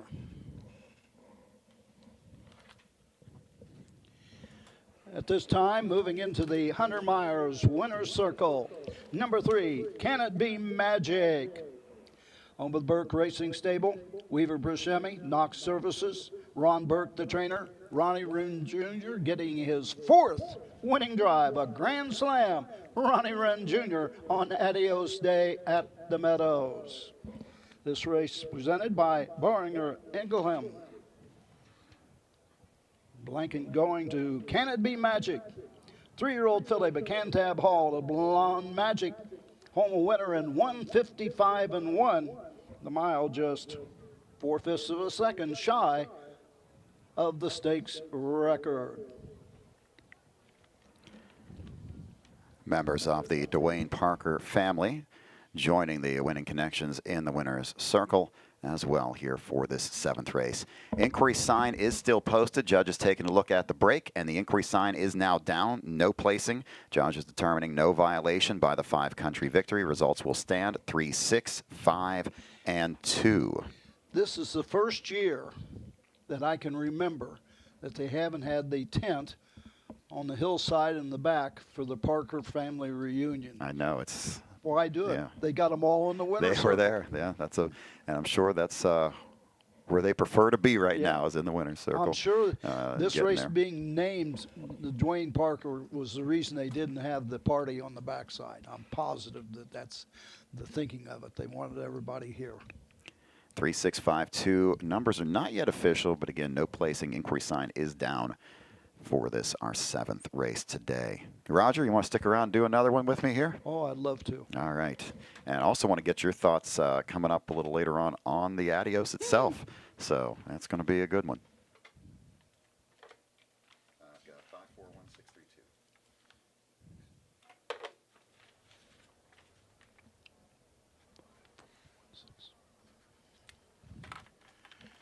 2. Results are official.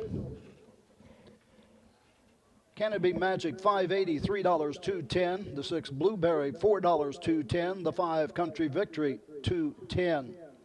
The 3-6 Exacta, $18.20. $2 try, 365, $22.80.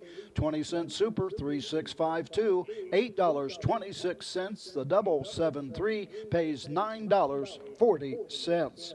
Number 2, Backswing was 4th. The 1 Per Capita, 5. The 4, Diane Hanover, 6. Top down on your program, 5, 4, 1, 6, 3, 2 on the bottom. The mile, 155, 1/5. Post time for the 8th race coming up in 9 minutes. Win, play, show, exacta, trifecta, 20-cent superfecta, rolling double wagering on races 8 and 9. No changes in races 8 and 9. Don't be shut out. Wager now. Videotape. Videotape, race 7. That second quarter in 29. Can It Be Magic is there second, racing third. Diane Hanover trotting fourth. It's Backswing. 5th is Per Capita, and the trailer remains Country Victory. No one's made a move to go after the leader. Blueberry. Todd McCarthy in command by a length and a half. Right there second is Can It Be Magic, ready to pounce. Racing third, Diane Hanover at the 3/4 station. 3/4, 125 and 2, 28 and 2. They're motoring now, and here comes Can It Be Magic out of the pocket now, second, and down after the leader, Blueberry. 1/8 of a mile to go. Blueberry on the inside. Ronnie Wren Jr. pops the earplugs. Can it be magic? Off stride, Diane Hanover coming to the wire. Can it be magic? On the outside, inching away with each and every stride. It's all, can it be magic? Blueberry second, Photo for show. The mile, 1:55, 1/5. Can it be magic getting the win in the 7th race? Our 8th race is coming up in 8 minutes. We've got a $10,000 guaranteed superfecta pool. $10,000 guaranteed superfecta pool in this, our 8th race.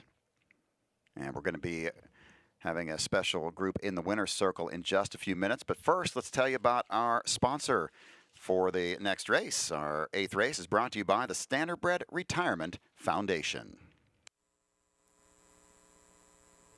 What happens to the racehorses when their careers come to an end? At the Standardbred Retirement Foundation, we help horses go on to lead meaningful second lives in 4-H clubs, therapy programs, trail partners, and even in mounted police units. Today, over 500 trotters and pacers remain under our care and expense.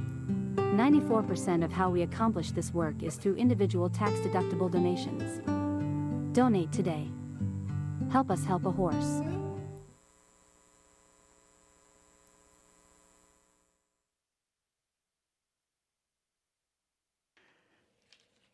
Ladies and gentlemen, at this time, we call your attention to the winner's circle.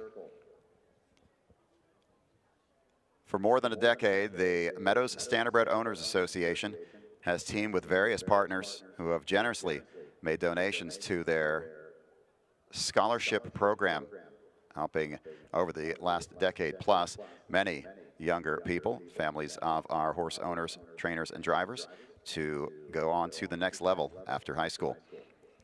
We'd like to once again thank all of the donors that made these scholarships possible and say congratulations to all of this year's award winners. The Bob Key Memorial Scholarship, earning a $10,000 scholarship, was Alana Pallone. A $10,000 scholarship to Avery O'Sullivan. The $5,000 Burke Racing Scholarship in memory of Mickey Burke to Ryan Keith. The $5,000 Burke Racing Scholarship to Lexi Twaddle.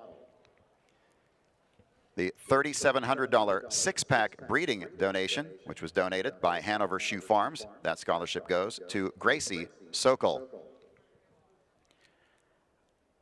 The Meadows Standardbred Owners Association Board of Directors Scholarship, $2,750 to Savannah Bernard. And $2,750 to Drew Collins. The $2,000 Amulet Rehabilitation Scholarship to Brett Sugg. The $2,000 scholarship in memory of Wayne Schaefer to Lily Rhodes. And the $1,000 Hollywood Casino at the Meadows Scholarship to Kyria Suleski. Congratulations to all of the Meadows Standardbred Owners Association scholarship winners for 2025. Great cause every year, donated by so many people within the area and within the industry. Another record year, I believe, for the scholarship awards for the Meadows Standardbred Owners Association. We are getting close to our 8th race of the program. It's just 4 minutes away, 4 on the board until post time. These are condition pacers, winners of 4, but not more than 7 races lifetime. Got a $10,000 guaranteed pool in the superfecta, a purse of $12,500. Couple of driver choices in this one. Dave Pallone had 3 options here. He was named on the 3, 7, and 8. He takes the 3 Lou Grant. Ronnie Wren was named on the 2 and 4, both from the Burke stable. He is driving number 4 Louis Vuitton. 3 to 5 right now on the 3 Lou Grant, horse that had raced here and ended up last several starts been at Pocono and the Meadowlands for the Eric Mahler barn. He shows a 48-2 line where he just missed on the front at Pocono 2 starts back in a very similar class to this one. I'm going to try to beat him, though, the horse that has won 5 out of the last 6. I like the 1 Cruise in America. I went from the inside out 1, 2, 3, and 4. are my numbers here. I did go against the driver choice of Rennes. He picked the 4 over the 2. Now, the 2 is a newcomer to the Burke stable, in from Canada, making the debut for the Ron Burke stable. Kevin Plowcha says 1, 3, 4, 5. Mike Pribozie 3, 1, 2, and 4. Roger, did you have a chance to look this race over? Yeah, I'm going to go with Mike. I like the 3-horse, Lou Grant. Clone's choice over the other 2 horses. So 3, 1, 4, 5 in this one. Cruising America is going to be in a good position to win it all. So it's no mortal lock. If he doesn't cut it out, he'll get a perfect trip from the 3 or somebody else from the outside. Guaranteed superfecta pool here of $10,000. Get your plays in on this superfecta. 2 minutes on the board. And so, Roger, I'm sure you've had a chance to delve into that 15th race a little bit.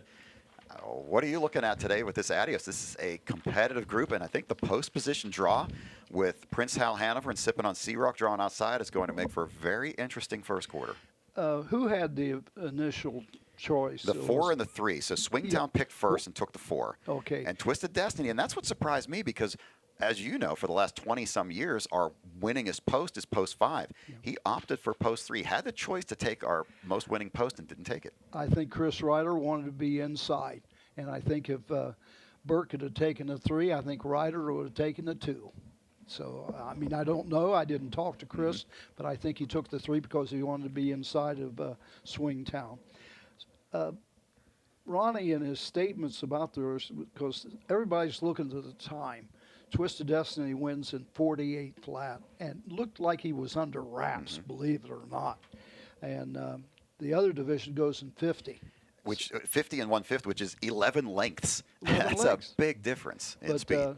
Ronnie says time doesn't mean anything, and I halfway agree with him in this. But I still, I couldn't overlook that 11-length difference with time. So I think Twisted Destiny, and as far as I'm concerned, Dexter Dunn, I first met him in, I think, 2017 over in Ireland, and I've been a big supporter of his even before he came to the United States. He took on Aaron Merriman in Ireland, and for the 2 days, Dexter won 11 races, Aaron won 3.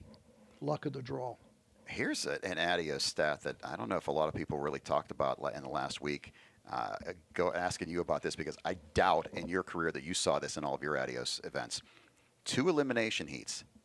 The favorite in both heats, neither of them's here today.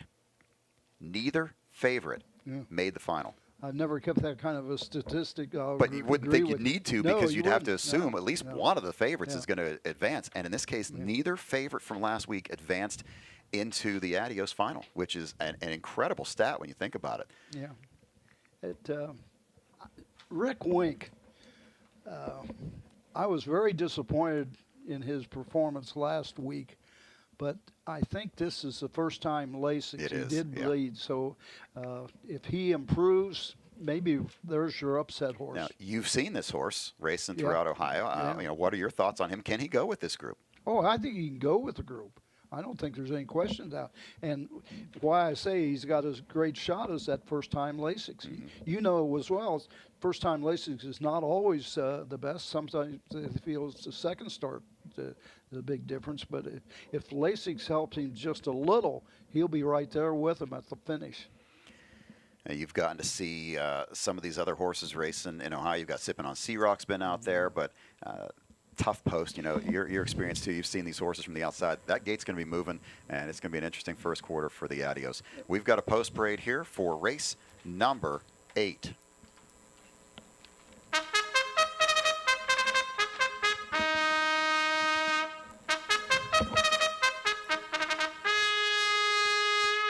Horses are on the track and parading to the post for the 8th race. Win, play, show, exacta try, 20-cent super.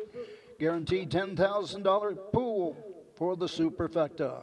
Number 1, Cruisin' America. On with the Meadows Farms, Brandon Presto trains. Anthony McDonald drives the 1, Cruisin' America. Number 2 is Warwee for Laura. Burke Racing Stable, Weaver Brashemi, Phil Calara. Ron Burke trains. Yannick Gingras drives the 2, Warwee for Laura. Number 3 is Lou Grant. Jack Pyatt the third and Howard Alexander owns. Eric Muller trains. Dave Pallone, the 3, Lou Grant. Number 4, Louis Vuitton. Burke Racing Stable, Hatfield Stables, J&T Silva, Purnell Libby, and Lawrence Carr. Ron Burke trains. Ronnie Wren Jr., the 4, Louis Vuitton. Number 5, Goliath Hanover. Jose Cervantes, the owner. Carl Coach Leon trains. Dexter Dunn, the 5, Goliath Hanover. Number 6 is Accuracy by Volume. Timothy Betts owns. Scott Betts trains. Case Bateson driving the 6, Accuracy by Volume. Number 7 is Better Safe. PT Stable, the owner. Scott Davidson trains. Tim Tetrick drives the 7, Better Safe.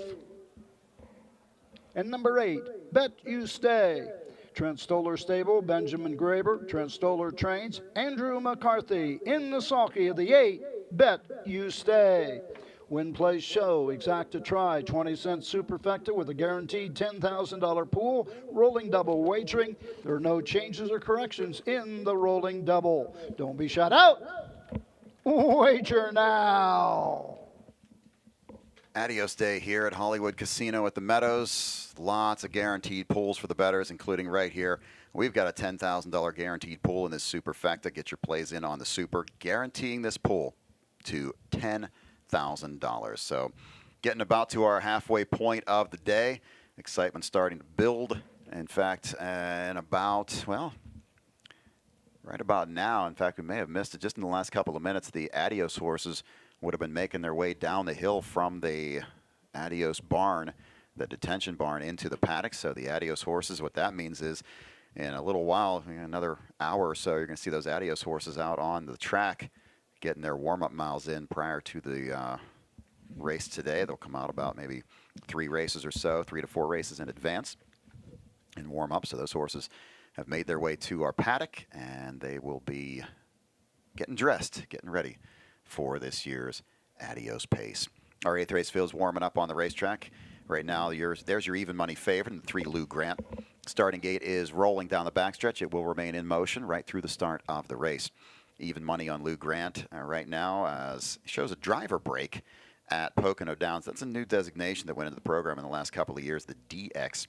That is when it's not really an interference break caused by anybody else. It's the driver of this particular horse kind of ran up on top of the horse in front of him and made a break, so they made that new designation, the DX, a few years ago. That's the first time I've seen that designation. You don't see it very often. No. Yeah, you don't see it very often.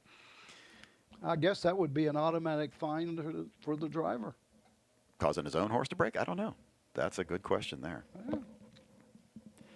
There's Accuracy by Volume. Longer shot right now. Horses continuing to warm up. As this, again, is our 8th today. Looking ahead to that 9th race. We're going to start a pick 4 in the 9th with a guaranteed $10,000 pool in the pick 4. So once you have your 8th race wagers in, start looking ahead to that 9th race today. As the field's starting to assemble around the turn. Even money on the 3, Lou Grant. 4 to 1 on the 2, War Are We for Laura. And now dropping in between those at 7 to 2 is the 4, Louis Vuitton. Well, as always, Roger Houston, it's a pleasure to work with you. This goes back, believe it or not, we've been working together for 38 years now. You were such a child. I was young when this started, and so were you. Now we're not quite as young as we used to be, but always a pleasure to have you back here doing what you love. Jeff, I thank you ever so much for giving me the opportunity, because Adios Days always meant a lot to me in my life, and giving me the opportunity to announce it, I really appreciate it. Well, why don't we do it one more time? You know, that's field has reached the gate, and ladies and gentlemen, one more time for the day, Hall of Famer Roger Houston with the call. Starter Joe Denman has called the horses to the gate. Horses approaching the starting gate.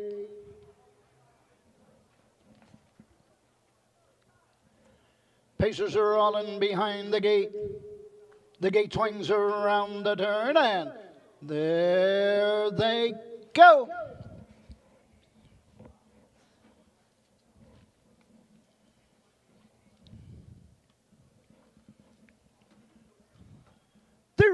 off and pacing Warweave for Laura. Goes for the lead. On the inside, Cruising America taking a seat. Lou Grant third. Louis Vuitton gets away fourth. Racing fifth, it's Goliath Hanover. Sixth is Accuracy by Volume. Racing seventh, Better Safe, and trailing the field, Bet You Stay. They're almost in numerical order, but not for long. Here comes Dave Pallone. First up, Lou Grant going after the leaders as they race by the opening panelist, Speedy, 26-2. Lou Grant on the outside takes command. Giving way second is Warweave for Laura. Pacing third, Cruising America. Racing fourth, Louis Vuitton. Into the turn fifth, Goliath Hanover. Racing sixth, Accuracy by Volume. Seventh, Better Safe, and the trailer is Bet You Stay. Andrew McCarthy can see them all, and we got a driver down. Driver down as they race down the backside. On top of the field and showing the way, it's Lou Grant with the lead. Gentlemen, you do have a loose horse on the track. Loose horse on the track. Watch yourselves. He's in the infield. On top of the field, Lou Grant with the lead.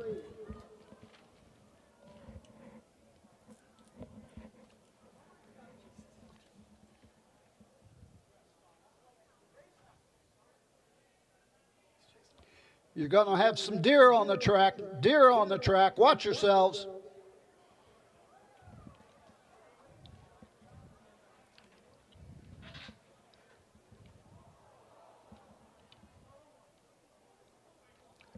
We have two loose horses.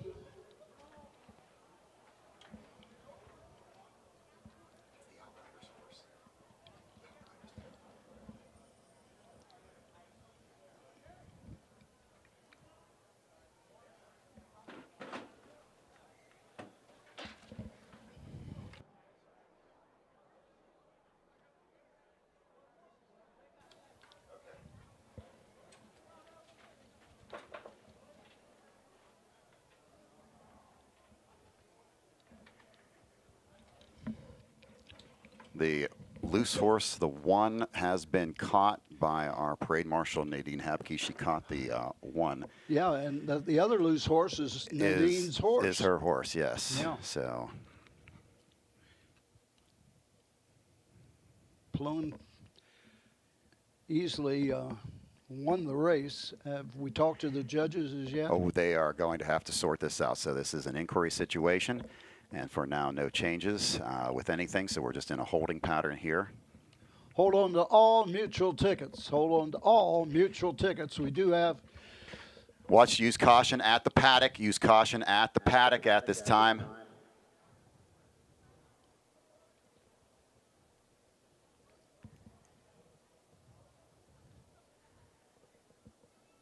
Watch at the paddock gate.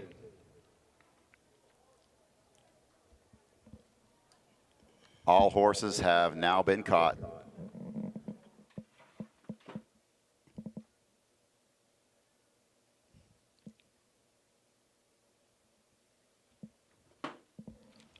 So we will await a decision from the judges on this 8th race.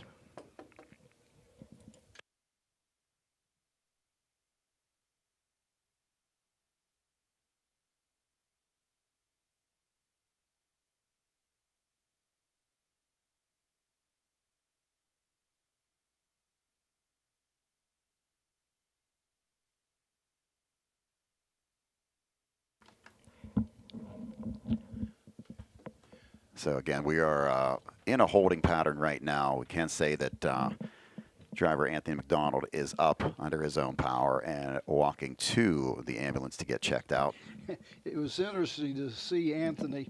He made his way inside the fence in case any horses got loose in his area.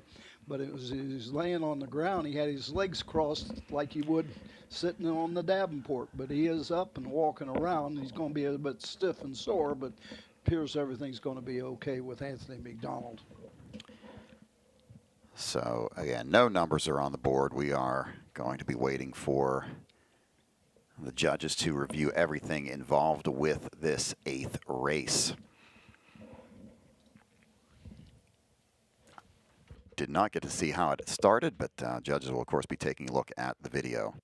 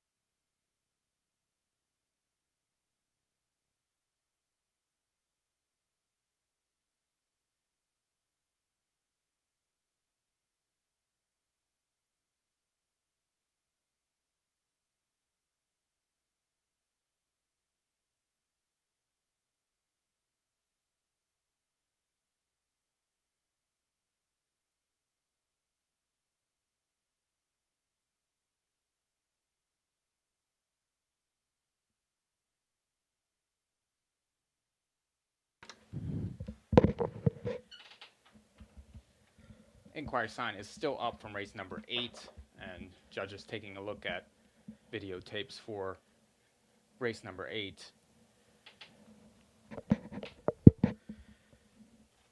Kevin, all horses appear to be safe and sound. I think drivers also. Yeah, that's the main priority. Judge is still taking a look at the video here.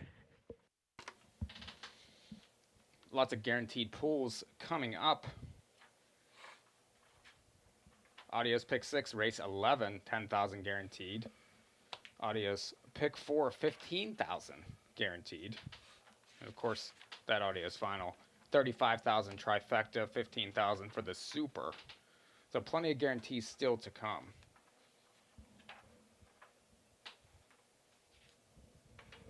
$50,000 total of guaranteed pools in that Adios final. Very deep race, plenty of combinations to play. And I believe in this 9th race is a $10,000 guaranteed pick 4 pool, so get a start looking at that. Reminder, judges' inquiry is still looking into the replays for race number 8, as there was an incident on the turn. One of the drivers was unseated and, caused a chain reaction that led to this inquiry, and judge is still looking at that videotape and determining what to do here. for race 8 at the Meadows. Lou Grant had no such trouble. He cruised around the racetrack. Yep. Was able to win in 49.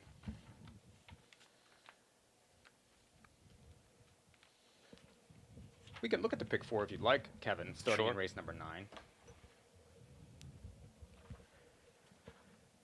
The third of 3 divisions for the 2-year-old Colton Gelding Pace Stallion Series. Southwind Spencer looks a standout to me there.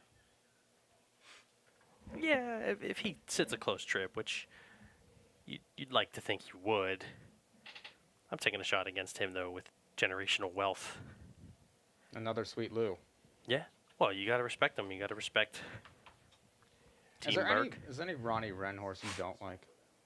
I don't like Al Poppy in the 10th race, but I like Malillo a lot, so that doesn't really... Does that count? I guess it counts. No, it doesn't count. Don't sleep on Super Champagne over race number 10, the 4. I'm sleeping on him personally. Okay. Travis Alexander, he comes to play. He does. There's a Sweet Lou for you. There you go. He sends his horses ready. Again, inquiry still posted race number 8. Judges looking at video with an incident during the race. We're looking at the pick 4 starting in race number 9. Race 11, Kevin, starts the pick 6. Looks quite the wide open event. This would be, I think, a race that many will go deep. Can you narrow? I feel like most people are going to narrow in on Patrick the Piranha just because of his back class. I was actually willing to take a shot with the other classy horse, Chief Mate, but he was scratched from the far outside. Makes Patrick's decision that much easier to get to the front.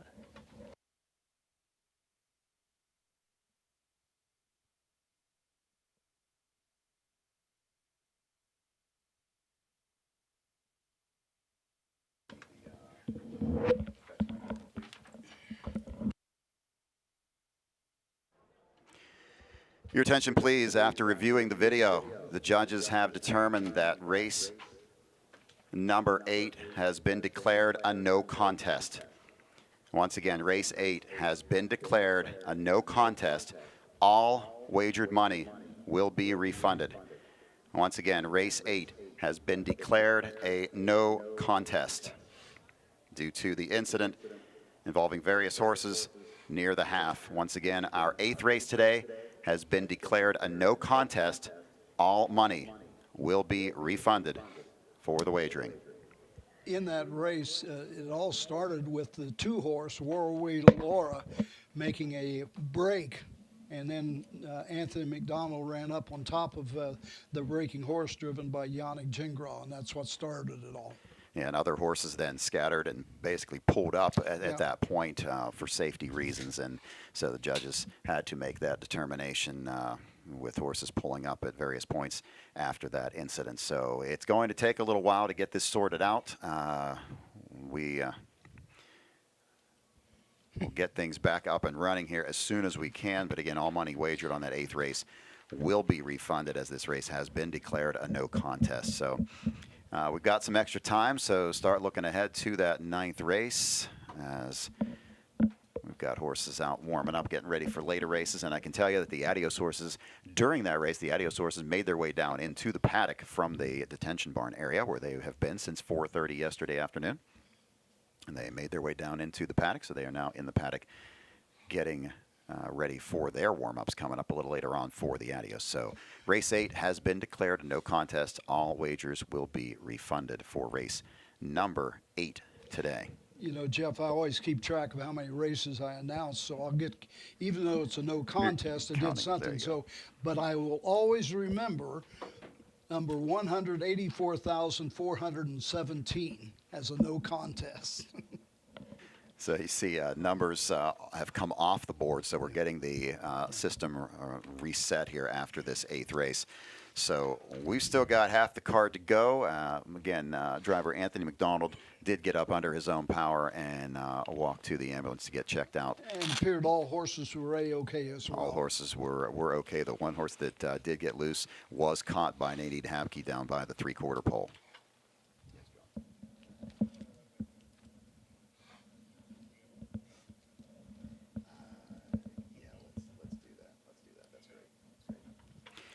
So while we have a few extra moments here, again, if you missed the video we showed earlier today, the Grade 1 Delvin Miller Adios pace for the Orchids this year is being presented by the Mickey Burke family in memory of Mickey Burke Sr. And I had a chance to talk to Mickey Burke Jr. Honoring his memory by serving as this year's presenting sponsor of the Grade 1 Delvin Miller Adios pace for the Orchids. Burke was a longtime Meadows trainer and an Adios winner. Mickey Burke Jr. joins me. Mickey, you have been around the Adios your entire life. Your dad, it was known that prior to his passing, he attended every Adios going back to the first one. So I'm guessing you learned early on how much this race meant to your father. Oh, no, from the beginning, he'd always gone. Even when we were little, we didn't go with him all the time, but he never missed it. If it was sitting in the hill watching it from up there or being in a paddock racing horses or whatever, he was always here one way or the other. For the first nearly 20 years of the Adios, it was won by stables that came in from out of town. But then 1985, Barberry Spur, Roy Davis, the Stillings, they kind of proved that a local horse could do that. I'm sure that kind of provided a bit more of a spark for your father. Oh, without question. I mean, that was just in our beginnings of building the juggernaut that we've become. But it definitely gave him, something that he thought we could do it as time came. Your stable over the years kept growing and you kept winning big races, but the Adios eluded you for several years. Was there any level of frustration from your dad of not being able to get that first Adios while winning other big stakes? Dad was kind of funny. He didn't get really frustrated with anything. I think we get more frustrated without being able to win some of the big races than he did. But he was happy as long as we were doing everything was going forward and everything was going. He was happy. He was glad to be there. But I mean, there was nobody more excited than the day we did win it. Yeah, 2007. Not only did you win it with Meijun character, but you took the top 3 spots. I mean, kind of reflect on that day and thinking back to how your dad was that day. It was amazing. I mean, we had we had so many people in here, and if I remember right, that was August 11th, which was Dad's birthday, and so that was just one more thing to add to it. Kind of remembering back to that time, of course, for owners, the purse money is a big deal, but I think that was even more of an afterthought for your dad that day. Without question. I mean, that day it was just that he finally got, our home race won, and that was a big thing. And then waited a few years, but you got back to the winner's circle again. He got back to the winner's circle again, Dorsaduro, Hanover, and then again with By the Missile. So how were those races for him? I know he wasn't listed as trainer. By then he'd kind of stepped back into more of a retired role, but obviously still an important race for him. Oh no, Dad was, even till the end, Dad was at the barn every day that he could be there and everything, and rode as much as possible. And he was as happy with us winning it as with it, with Ronnie down, as with him winning. Because we all still this way. Our stable's one big thing. It was from Dad to him, to Ronnie. It didn't change. It's still the same stable. Just any other thoughts relating to the Adios with your dad and some memories of yours? The one I always remember was him sitting on the hill, and just all day, just sitting there watching all the races and just happy to be hanging out with everybody he knew and everything. And and then the later years when we started doing the parties here and then down on the tent and everything, where he'd pop up shop down there and everybody come and he'd get to see everybody he knew and talk to everybody, and then being there for the wins. He loved having the family around. The 2025 edition of the Adios, your family very active, several horses in the eliminations. Obviously, it's still an emotional event for you and bringing back memories, and I think still it sounds like you're doing this for your dad and you're hoping to get that Adios win today for your dad. Well, we're going to try. There's no question. We're throwing a bunch of good horses. We lost the top horse that we thought we'd have in, unfortunately, but the rest of them have all been racing great. And we think we have a really good shot of being right in the hunt for this thing.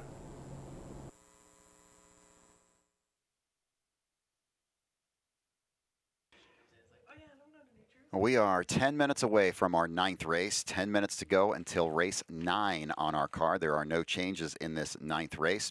Pennsylvania Stallion Series. This is the 3rd division. We've got a guaranteed pick 4 pool. We're going to start at pick 4 here, guaranteed to $10,000. Now, looking for those double and pick 4 wheel pays. We'll try to get that for you as soon as we can. It's a little jumbled right now with the mutual system with that incident in the last race, resulting in a no contest. So we will do our best to get that information to you as soon as we can.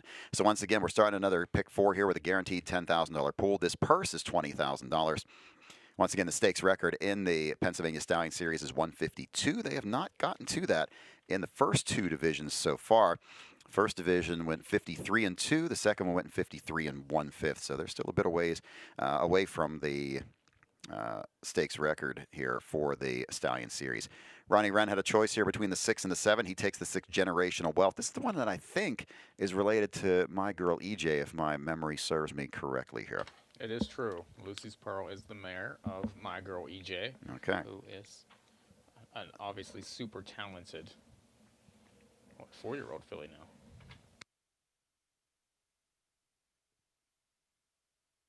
Once again, there's that driver choice. We've got 9 to go. Morning line says the 2 Southwind Spencer, Doug Snyder trainee with Dave Pallone doing the driving.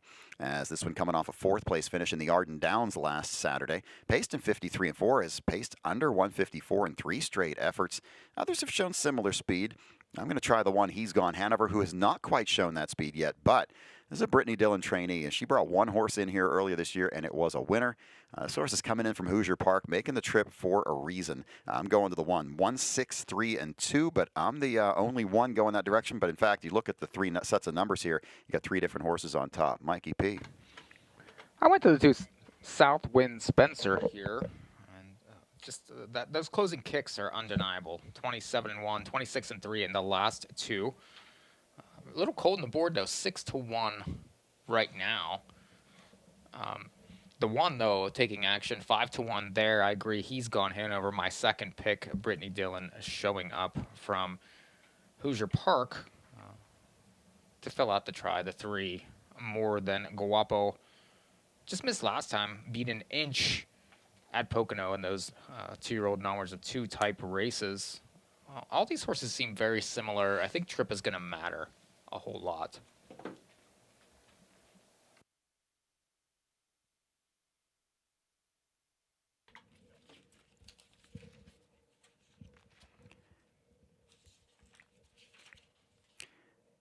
Today's 9th race is brought to you by Chambers Insurance. Chambers Insurance is an independent insurance agency offering a comprehensive suite of insurance solutions to protect your business and your life from the unexpected.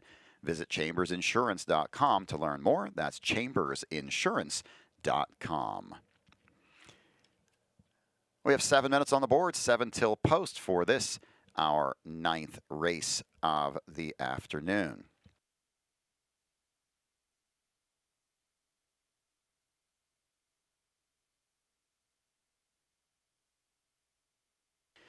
Once again, this pick 4 has a guaranteed $10,000 pool. Races 9, 10, 11, and 12. And these are some pretty good races here. That last leg is going to include the first division of the Grade 3 Mickey Burke Adios Volo.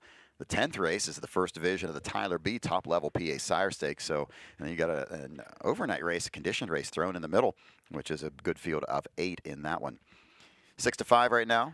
On number 6, Generational Wealth is the top choice. The Burke-Wren combination has been stellar so far today through our first 8 races. Let's send it down to the ladies outside, Ashley and Meadow. Did you get some air conditioning there and get cooled off for a little while? Yeah, we did. We enjoyed a little snack, got a couple drinks, you know, some soda, got that sugar up, so we're ready to go. Meadow, you feeling good? Yeah, I'm feeling a little bit better. We had to take a little snack break, get in the air conditioning for a bit, but we are back and ready to handicap the rest of this card. For this 9th race, I'm putting the 2 on top. He's paced under 54 in 3 consecutive races. He's down in class this week, and I think his speed could prevail here. The 3, I'm going to put second. He finished in the top 3 his last 3 starts. He's edging towards a win. I'm not confident he can get it done today, but I'm going to put him for second. I'm going to round out my trifecta ticket with the 6, Generational Wealth. He was in tough last week. I think he should be in the money. He hasn't seen any stakes races yet, which is why I'm putting him 3rd, but we'll see how he does today. So I have 2, 6, and 3. Yep, so the 2, I'm going with the 2 solid stakes tries, including the 3rd that he did and the All-Stars pacing. And also he had a strong 4th in the Arden. This is a consistent colt who has, racing forward, and he has an ideal draw for a stalking trip. My second place pick is going to be the 6.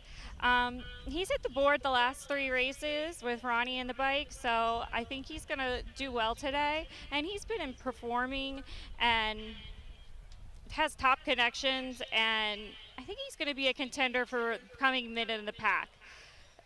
My third pick is the number 3, and the last 3 starts, he's come up the. I'm sorry, I'm having a moment. The sugar didn't come enough. I'm tired. It'll kick in. It's coming. I know. Well,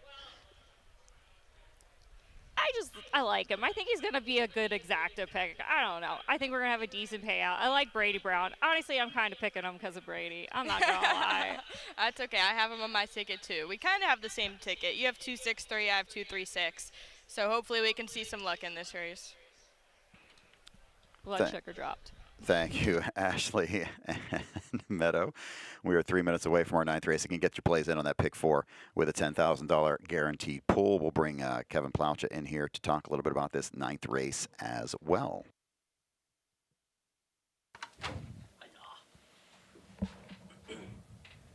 Kevin, 3rd division of these 2-year-old colts and gelding pacers. We start this pick 4 that we were talking about prior to the resolution, I'd say, of the inquiry in the last race. So would you like to pick it up there, or you want to go back to the 9th race here real quick? I think we'll go back to the 9th real quick just because it is the starting leg of the $10,000 guaranteed pick 4.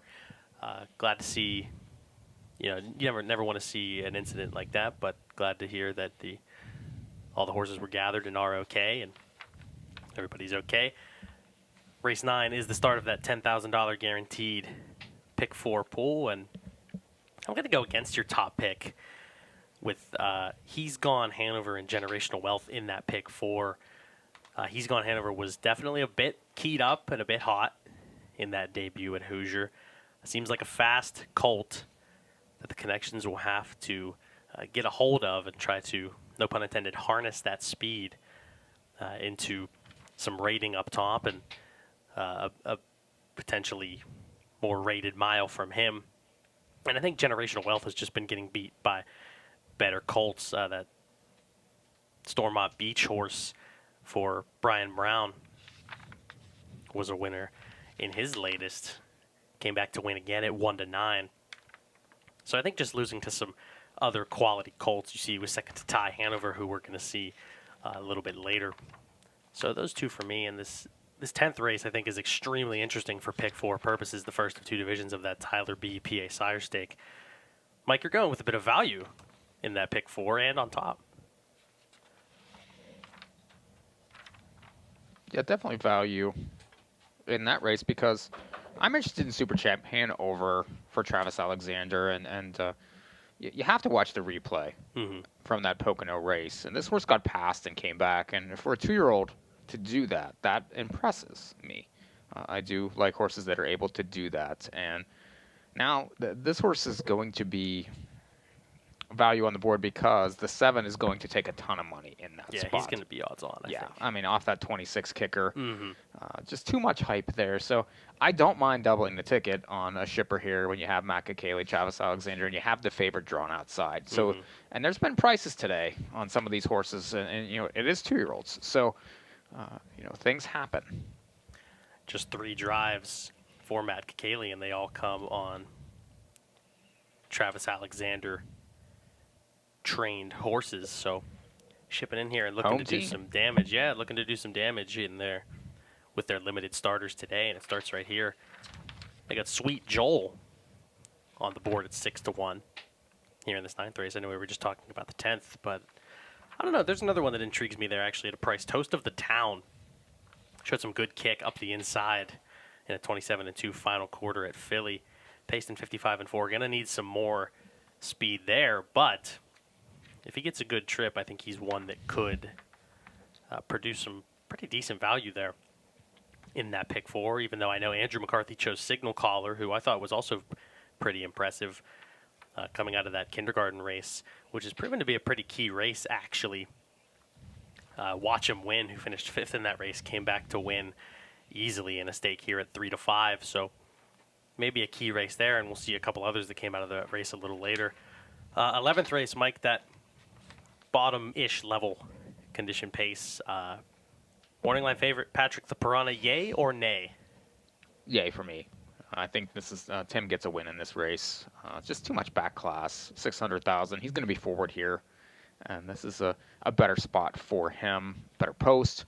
I do think that we'll see if Anthony's able to drive, but certainly knows the horse well. But it's a wide open race. I think better options interesting. You got 9-1 morning line there. I think the 2, Delvin, finds a way to win races occasionally. He won 6 times last year. He gets some post relief. He gets a driver switch. There's some other options there. Very wide open. Go as deep as you can. Race 11. Wide open race here in the 9th as they're coming onto the track.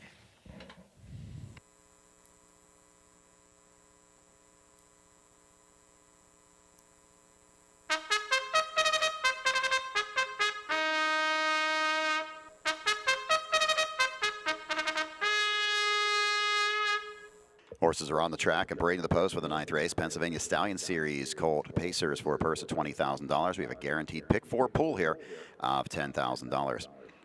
Number 1 is He's Gone Hanover on by William Hart and Brittany Dillon. Brittany Dillon is the trainer. The driver is Tim Tetrick. 2 is Southwind Spencer on by Geraldine Porio. Doug Snyder trains with Dave Pallone.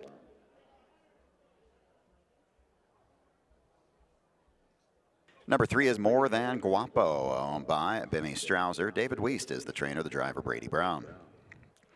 4, Lord Strange, owned by Parker Twaddle, Brady Doyle, and Mark Ammett. Tim Twaddle trains with Jeremy Endoff. 5 is Sweet Joel, owned by the M. Spack Stables, Fiddler's Creek Stables, Alexander Racing, and Tar Heel Racing. Travis Alexander is the trainer, the driver is Matt Kakali. 6 is Generational Wealth, owned by the Burke Racing Stable. Weaver Buscemi LLC, Larry Carr and Howard Taylor. Ron Burke, the trainer. The driver is Ronnie Wren. And the 7 is Always Be Hula, owned by the Burke Racing Stable. Knox Services, Brad Grant and Bridget Jablonski. Ron Burke, the trainer. The driver is Yannick Gingras. Exacta, Trifecta, Superfecta, Double, and Pick 4 wagering. Guaranteed Pick 4 pool of $10,000. A wager now on race 9. Once again, that pick 4 guaranteed pool, and that pool is climbing. We're up over 7,000 already in that pool, with plenty of time still to get your wagers in. Once you see that gate start to move, it will keep on rolling right to the start of our 9th race. 9th of 16, 2-1 co-choices right now. The 1 He's Gone Hanover, and the 6 Generational Wealth. And we have reached one milestone that I didn't think we were going to hit today. We are now at the 90-degree point here at Hollywood Casino at the Meadows. Oh, my. All that worry this week about the potential for rain and everything, and that's not even I don't think there's any chance of that now. We should be good to get through the rest of the day, not just the card. Stayed away so far. It is hot, though. No question about it. Horses are warming up, getting ready for our 9th race. And you got to wonder, too, I mean, how does that affect the warm-up patterns for some of these horses when it's this hot? Are they going a little less time on the racetrack? Do they go a lap or 2 less when they're out there warming up? Do they, for the ones that turn and go a timed mile, do they go a little easier? Or do they change the time of the warm-up? Do they go maybe run one race earlier than they would to give them a little more time to cool out? So, you know, that does play in to the training aspect when you do have the warmer temperatures. Absolutely, and these are 4-legged animals. They aren't machines, and you know the heat affects us. It affects them, and they're, you know, you get a hot day like this. Some horses will handle it better than others, and You know, so I mean, you have a lot of experienced trainers on the backside that are used to these sorts of things and can make adjustments. But until they get out there and close the wings, you don't really know exactly how certain horses are going to respond. So we'll see what happens in the Adios. Those top horses that have to deal with this weather, the crowd. There's many other factors that you know, goes into a horse race when these horses get behind the gate. Co-favorites, the 1 and the 2 currently. The 1, He's Gone Hanover. Just that one race was favored first time out at Hoosier in that numbers of 1, and now shows up here in this stakes event. The 2, Southwind Spencer. The other 2 to 1 shot in here. 26-3 kicker last time.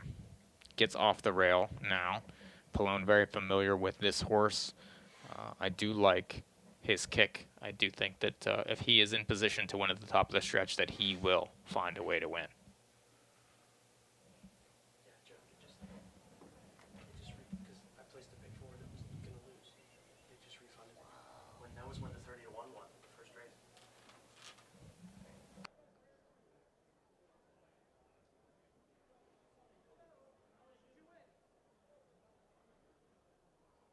Horses are in behind the gate for the 9th race. Pennsylvania Stallion Series. Colt Pacers lined up, ready to go.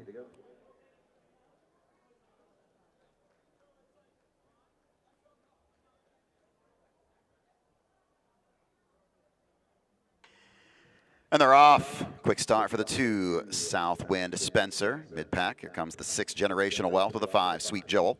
Along the inside is the 1, He's Gone Hanover, away 4th. Into the turn 5th is More Than Guapo. Racing 6th is Lord Strange. Early trailer around that first turn as always be Hula. Colt Pacers move through the turn. Generational Wealth to the front for Ronnie Wren. Racing 2nd is Southwind Spencer. Sweet Joel has dropped to the inside 3rd in front of He's Gone Hanover 4th. They're at the quarter in 28 1/5 into the lane for the first time. Showing the way is Generational Wealth. Couple lengths back to Southwind Spencer 2nd, then it's Sweet Joel in 3rd. Racing 4th is He's Gone Hanover, then it's More Than Guapo 5th. Lord Strange is 6th, and the trailer is always be Hula. Into the turn, they head for the halfway point. Leader is Generational Wealth. That's Southwind Spencer 2nd.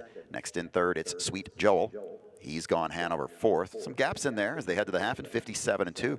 Easier 29 1/2 quarter, but Generational Wealth has accelerated a bit. Staying with him is Southwind Spencer. Sweet Joel 3rd. 4th is He's Gone Hanover. Next in 5th, it's More Than Guapo. Lord Strange is 6th, and the trailer is always be Hula. Heading for the 3/4, More Than Guapo. First to move to the outside, followed by Lord Strange. They've got some work to do to catch Generational Wealth. Southwind Spencer a close 2nd, now 3rd on the outside. More Than Guapo making a good move. That's Sweet Joel 4th, 3/4, 1:25 4. Around the final turn, it's Generational Wealth with a lead off stride. More Than Guapo, the 3 has made a break. Racing 2nd, Southwind Spencer now comes to the outside. 3rd is Sweet Joel, top of the stretch. They turn for home. It's Generational Wealth with the lead. Racing on the outside is Southwind Spencer, and he's closing. 3rd is Sweet Joel through the stretch. Generational Wealth. Southwind Spencer's closing on the outside. Those 2 to the line. Generational Wealth holding on in 1:53 3. Ronnie Wren and Generational Wealth. That will be number 5 on the afternoon for Ronnie Wren. Got the front, backed it down, went to 3/4, and you could see Ronnie asking him around the turn. But the 2 was sticking right with him. I thought Southwind Spencer would go by off this trip. He just got to the wheel, and there was no more. Generational Wealth called on that pedigree, and his sister won on Adios Day. Now he's a winner on Adios Day.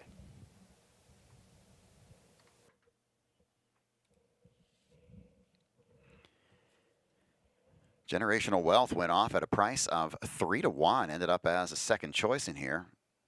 Southwind Spencer ended up as the favorite. He made up ground late, but just ran out of time to get there. 6-2-5 over the 4. Boy, the 3 was making a big move when that one made the break.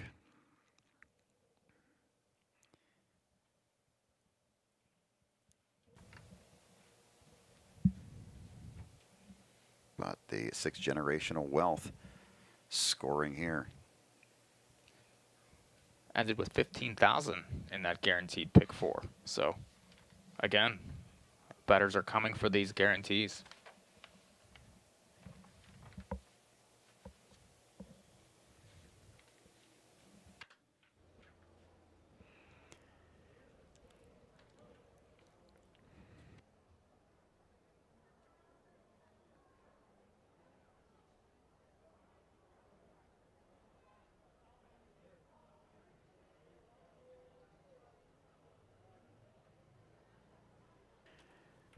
Returning to the Hunter Myers Winner's Circle, number 6 Generational Wealth, owned by the Burke Racing Stable, Weaver Buscemi LLC, Larry Carr and Howard Taylor.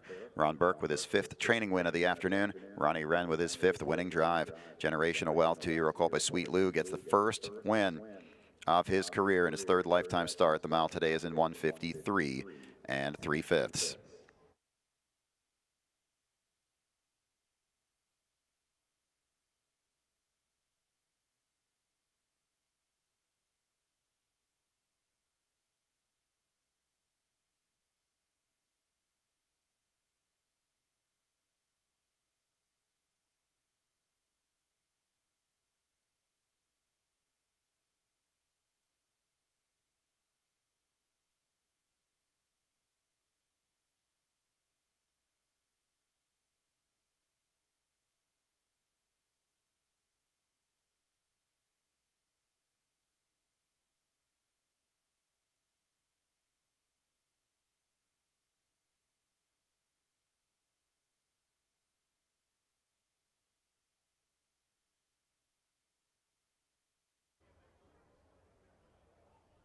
Payoffs in the 9th race, number 6 Generational Wealth, 860, 360, and 260. Number 2 Southwind Spencer, 280 to place and 220 to show.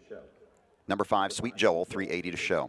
The exacta 6-2 pays $20.20, 625 in the try, $99.60. The Superfecta is good for $74.46.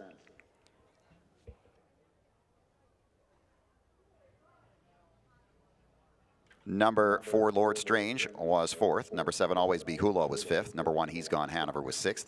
Number 3, More Than Guapo, was 7th. Top down, it's 6-2, 7, 4, 3, 1, and 5 on the bottom. The time for the mile, 1:53 3/5. Race 10 is the first of 2 divisions at the top level. Pennsylvania Sire Stake 2-year-old colt Pace, the Tyler B. We're going to have a $15,000 guaranteed trifecta pull here. Guaranteed tri-pull of $15,000 for this 10th race. The purse is going for just under $70,000. Please note, first Lasix today for number 2, Western Raptor. 2-to-1 co-choices, the 1 Al Poppy and the 7 Malillo. Both of those from the Burke stable. Favorite in the double pull is the 7 Malillo at $15.60, followed by the 1 Al Poppy at $34.60.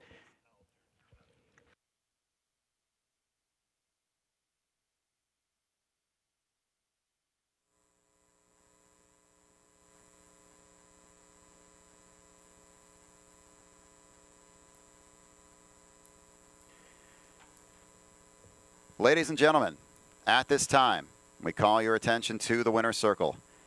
Representing Hollywood Casino at the Meadows and Penn Entertainment, our LEAP intern, Vincent Romano, singing the sounds of Sinatra.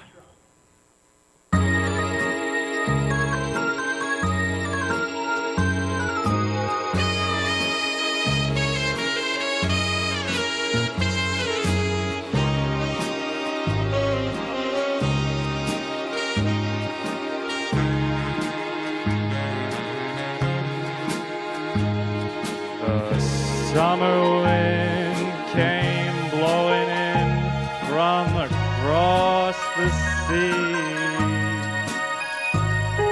It lingered there to touch your hair and walk with me.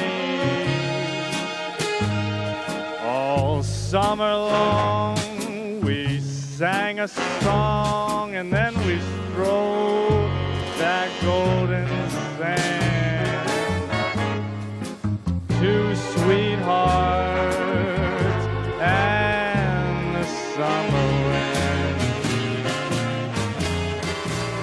Like painted kites, those days and nights, they went flying by. The world was new beneath the blue umbrella sky, and softer than a piper man one day it called to you. I lost you to the summer wind. The autumn wind and the winter winds, they have come and gone. And still the days, those lonely days, they go on and on. And guess who sighs his lullabies through nights that never end? My fickle friend, the summer wind. The summer wind. Warm summer wind. The summer wind.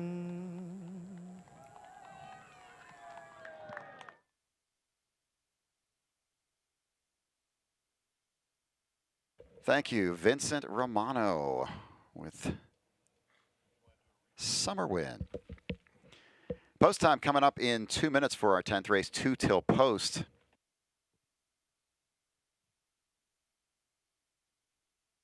This is the first of 2 divisions of the Tyler B. Pennsylvania Sire 2-year-old colt Pace.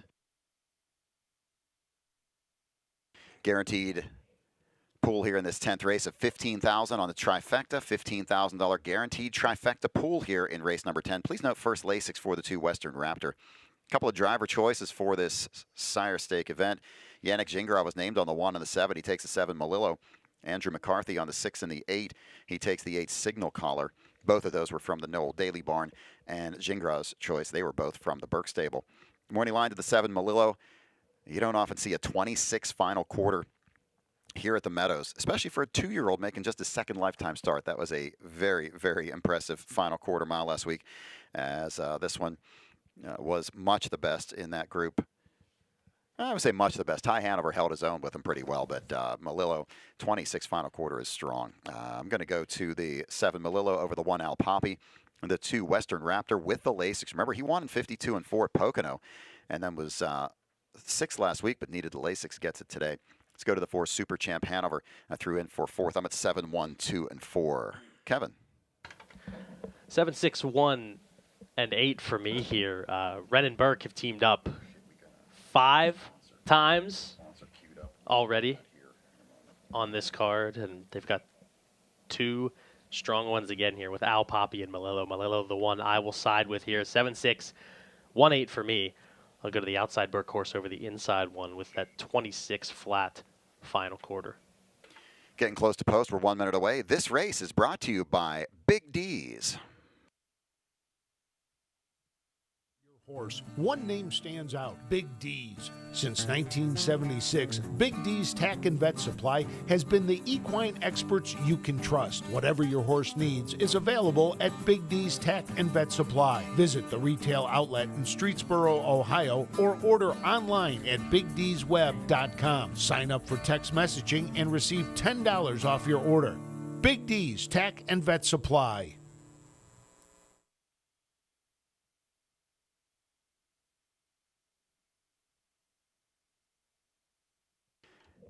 10th race coming up next. Guaranteed trifecta pool of $15,000. Horses will be out soon for the post parade. The only dissenter here was Mikey P. So, Mikey, let's get your thoughts. You went to the 4 Super Champ Hanover, who's sitting up there at 16 to 1. We don't usually see that from a public handicapper going with a 16 to 1 shot. Well, Mikey P gives you 16 to 1 shots all the time. And this is a connections play. Travis Alexander and Matt Kakaley show up with this one. And kicked 27-1 at Pocono last week and fought back to win in the stretch. So it's impressive to me when you have a 2-year-old fight back in the stretch. Now shows up here in a stakes race, and I do think all the money eventually will find the 7 here with that 26 kicker. So this inside post here for Super Champ Hanover, these connections, they come to play. I don't think we'll get 18-1 that he is right now. He'll probably hang around 8 or 9, and I would be very comfortable having him at that.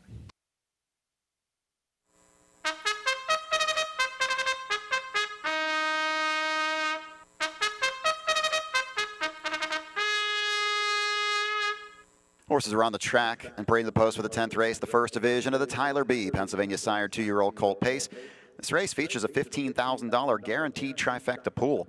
Number 1 is Al Poppy, owned by the Burke Racing Stable, J&T Silva, Purnell and Libby, Larry Carr, and Weaver Buscemi LLC. Ron Burke trains with Ronnie Wren.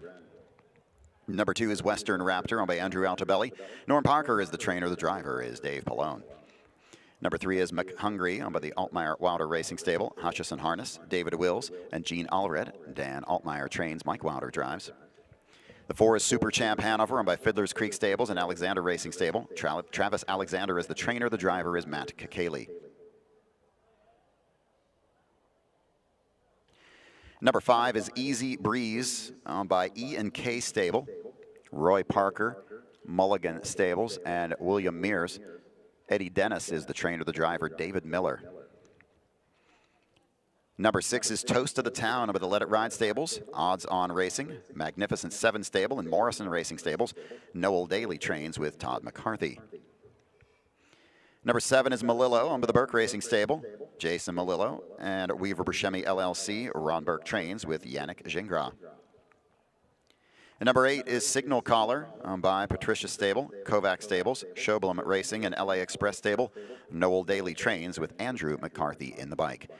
Win, place, show, exacta, trifecta, superfecta, and double wagering on race 10. We've guaranteed this trifecta pool to $15,000. Wager now on race number 10. Getting close to our 10th race. Let's go outside to Meadow and Ashley. Hi guys, so I'm going with the 172. Coming from the Burke Barn and having the 2 wins, I think El Papi is definitely have a good setup on the rail. I definitely like that post position for him.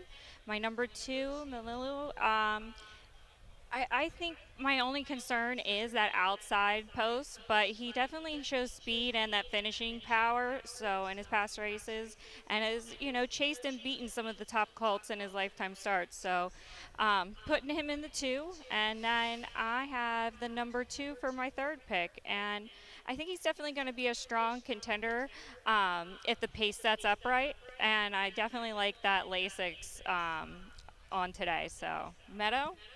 I am putting the 7 Malillo on top. I'm very impressed with this colt. Has wicked fast last quarter. I mean, looking at his lines, 26, 26-4, 26-2 in a qualifier. And dare I say he could be shaping up to be one of Burke's best 2-year-olds right now. I don't know, maybe. He has a little bit of a tougher post today, but I don't think that's going to be much of an issue for him. I have Al Poppy second. He did beat Malillo last week at Pocono, but only by half a length, and he had a perfect pocket trick. So I don't know if that's going to shape up to be that way today, so I have him for second. And I'm closing my trifecta with the 3, McHungry for Dan Altmaier and driver Mike Wilder. He's down in class this week, and I think that he can close pretty well to get up for 3rd. Thank you, Ashley and Meadow. We got this $15,000 guaranteed trifecta pool here. And Mike, your top pick, Super Champ Hanover, taking a lot more support now. Yeah, the money's coming now 8-1 as predicted. Are you surprised that the 7 right now is second choice, 9-5? I am, because I think just logically looking at this race, you know, Al Poppy got the edge on Malillo tripwise last time at Pocono because Malillo was in 5th after a 58 first half. So Al Poppy kind of got the jump on him a little bit. And if you thought it was going to shape up the same way, getting second choice value on Al Poppy, I thought was kind of how this was going to play out. If you thought that it would set up like that again, where Malillo would have just too much to do to chase down Al Poppy. But right now, they're co-favorites at 8-5, which I just did not see. How about the two no daily charges, the 6 and the 8s, both long shots, both come in with solid credentials. This is maybe a little more wide open race that the board is displaying here. I thought so. I used them both in my numbers. Andrew McCarthy chose the 8 signal caller, who comes out of a pretty key race where Watch Him Win finished 5th in that race and came back to win. So could get aggressively handled from the outside. And I used Toast of the Town in for 2nd at a big price. So plenty of different ways to go here in this 10th race with that $15,000 guaranteed trifecta pool. Yeah, get your trifectas in wide open. Tyler B, Pennsylvania Sire Stakes. They're going for a big pot here, $69,982. And of course, we got Jeff Zidek on the call.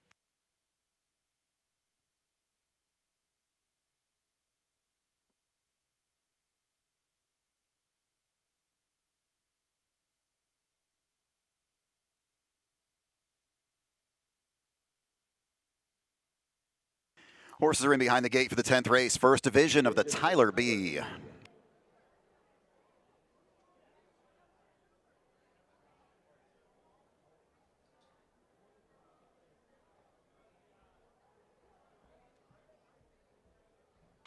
And they're off. That's the one Al Poppy going for the front with a 4 Super Champ Hanover. To the inside third, the 2 Western Raptor. 4th on the outside early is the 7 Malillo. Racing 5th into the turn is McHungry. 6th on the outside is Signal Caller. Easy Breeze is 7th, and the trailer is Toast of the Town. Super Champ Hanover, Matt Kakaley clear to the front. Going to get a challenge, though, from Malillo, who's parked on the outside for now 2nd. Al Poppy is 3rd. Racing 4th is Western Raptor. Fields around the turn and over to the quarter in 27 seconds. That's Malillo and Yannick Gingras now to take the lead as the even money choice. Racing 2nd is Super Champ Hanover. Pacing 3rd is Al Poppy. Couple of lengths to Western Raptor 4th. 5th is McHungry. Then it's Easy Breeze, Signal Caller, and Toast of the Town. Into the turn, they roll toward the halfway point. Sire State Colt Pacers are led by Malillo. Racing 2nd around that turn is Super Champ Hanover. Pacing in 3rd is Al Poppy. Off stride on the outside went Signal Caller. They covered the half in 56 2/5. Straightening out down the backstretch, Malillo leads it by a length and 3/4. Now 2. He's starting to extend his advantage over Super Champ Hanover. That's Al Poppy in 3rd. 4th is Western Raptor. Outside 5th is Easy Breeze. Next in 6th is McHungry. 7th to the outside, Toast of the Town. Trailer after the break is Signal Caller. Malillo leads this turn into the field into the turn to the 3/4 with Super Champ Hanover 2nd. 3/4 in 1:24. 27 3/3 quarter. Malillo, the front runner, Super Champ Hanover 2nd. Al Poppy on the outside 3rd. Western Raptor inside trip. 3 deep on the outside is Toast of the Town. Top of the stretch, they turn for home.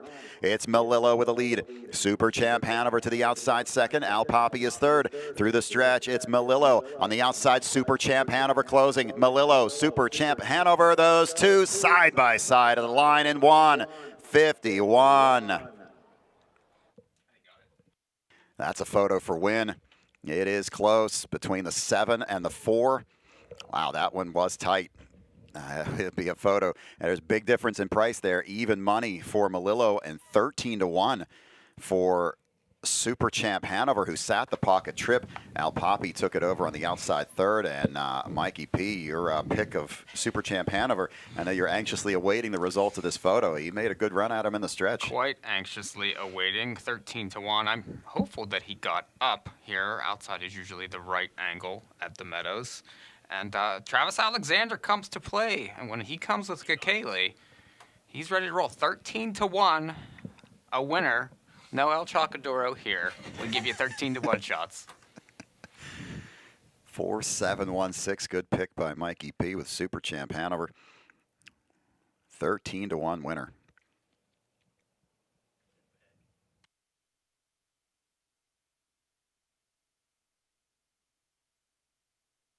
Four, 7, 1, 6 numbers are on the board, not yet official. Super Champ Hanover, Matt Kakaley making the trip into the Meadows today.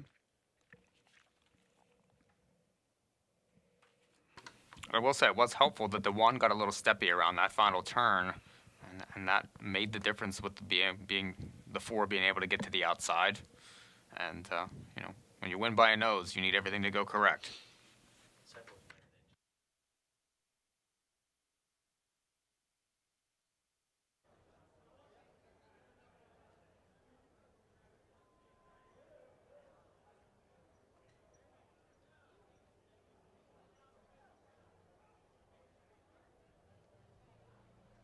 Returning to the Hunter Myers Winners Circle. Winner of the 10th race, first division of the Tyler B. Pennsylvania Sire Stake, number 4, Super Champ Hanover.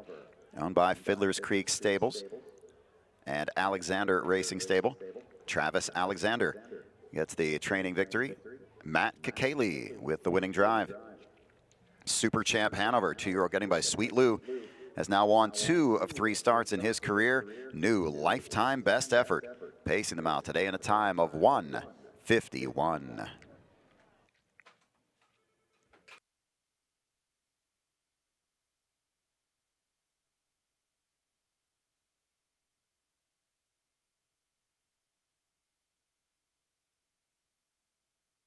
This race brought to you by Big D's Tack and Vet Supply.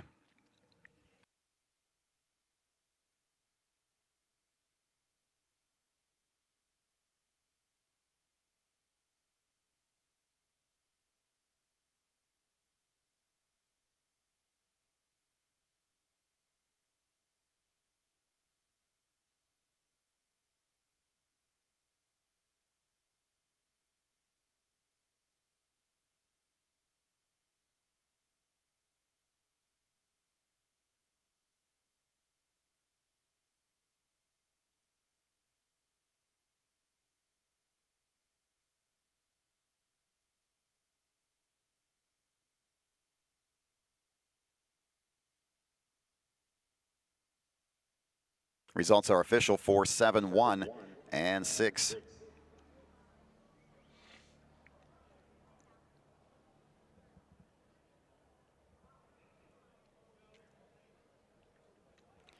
Number 4, Super Champ Hanover, pays $28.40 to win, $7.20 to place, and $3 to show. Number 7, Melillo, $2.80 and $2.20. Number 1, Al Poppy, $2.10 to show. 4-7 Exacta, $94.40. The 4-7-1 Trifecta, $191.60. Superfecta is good for $111.84. The double 6 and 4 pays $118.40. Number 6, Toast of the Town, was 4th. Number 3, McHungry, was 5th. Number 5, Easy Breeze, was 6th. Number 2, Western Raptor, 7th. And number 8, Signal Caller, was 8th.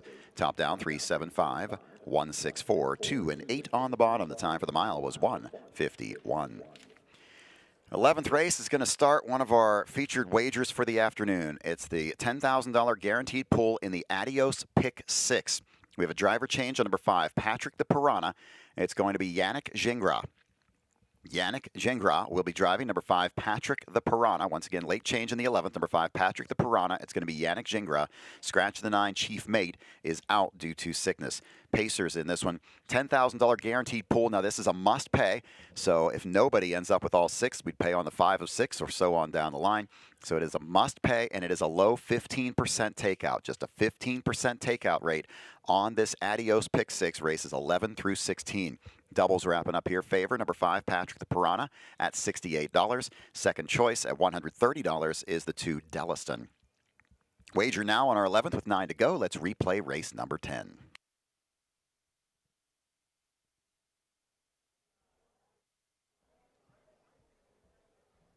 And they're off. That's the 1, Al Poppy, going for the front with a 4, Super Champ Hanover.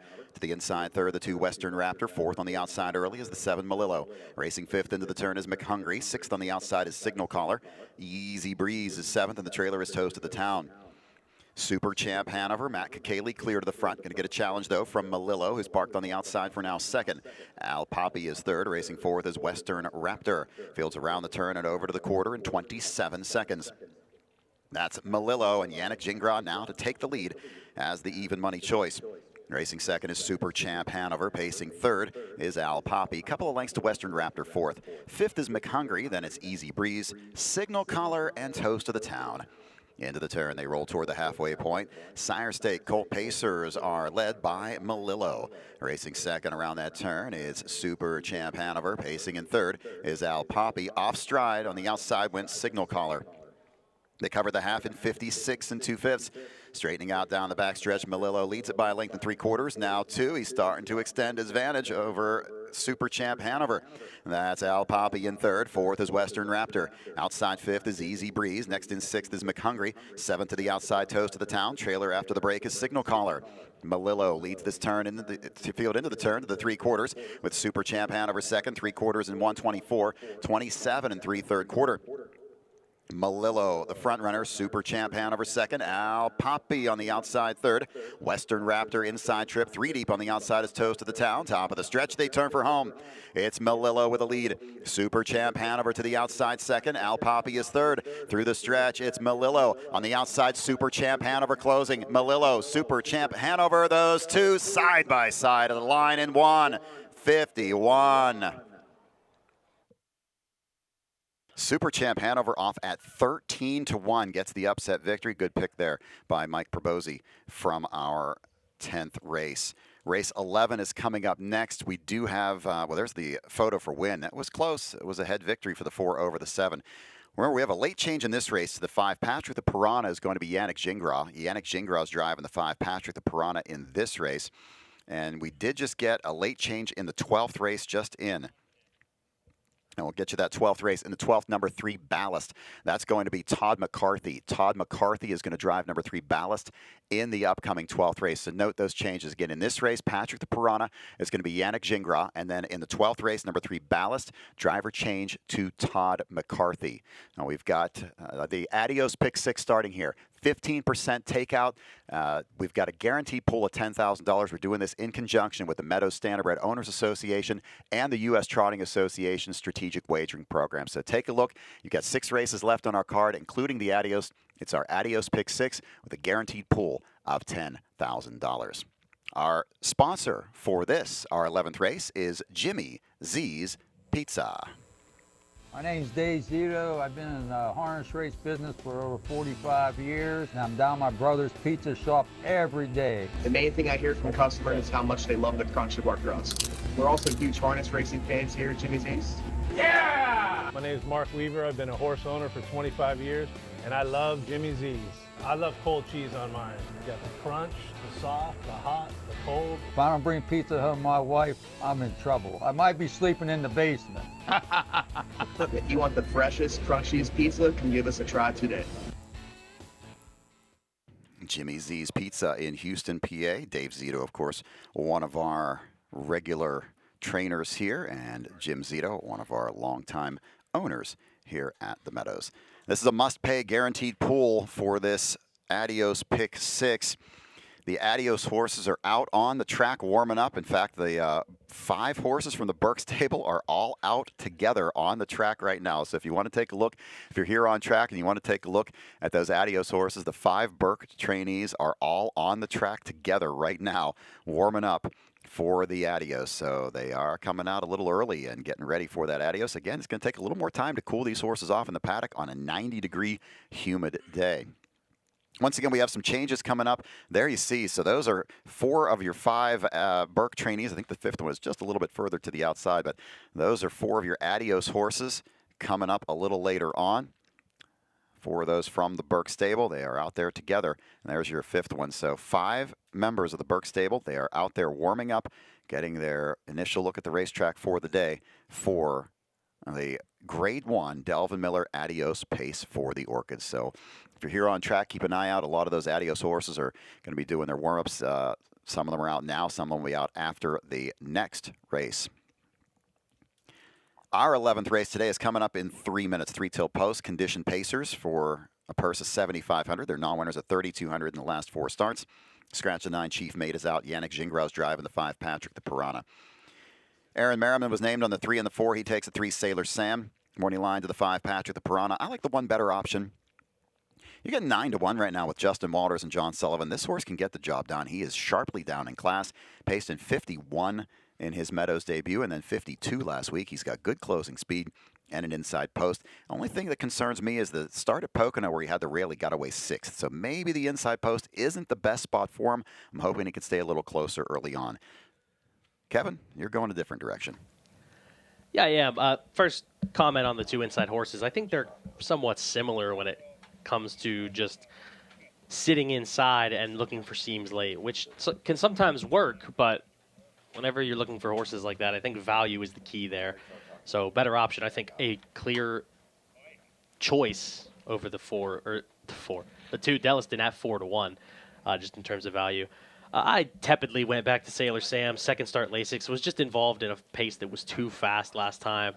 Although it's, a bit odd to say that considering he'll probably be part of a hot pace again here, considering the way the track is playing and just what we've seen. I would like to think Merriman would have him forward. Patrick the Piranha, I think a must-use. I'll be honest, my handicapping kind of got a bit thrown off because I was going to take a big shot with Chief Mate from the far outside, maybe trying to go down the road, but he was scratched, unfortunately, so I landed on the 3 here right now, providing decent value, though I think many tickets will run through the 5, and rightly so. Mikey P is here, fresh off his 13-1 winner in the last race. Mikey P, what do you got for an encore here in this $10,000 guarantee, in the start of this $10,000 guaranteed pick 6 pool?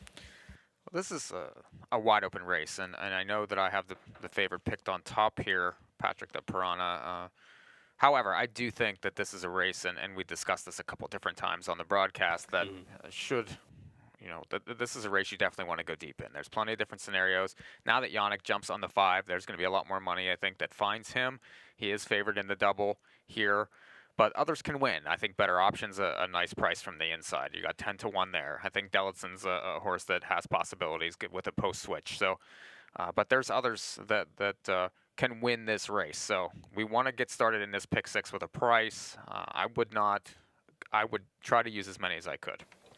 Well, and talking about other prices, I mean, he's taking no respect in the double pool at all. But the 7 Heart of Dixie gets Dexter Dunn back on, and he's a horse that's done some decent things in the past whenever put up close.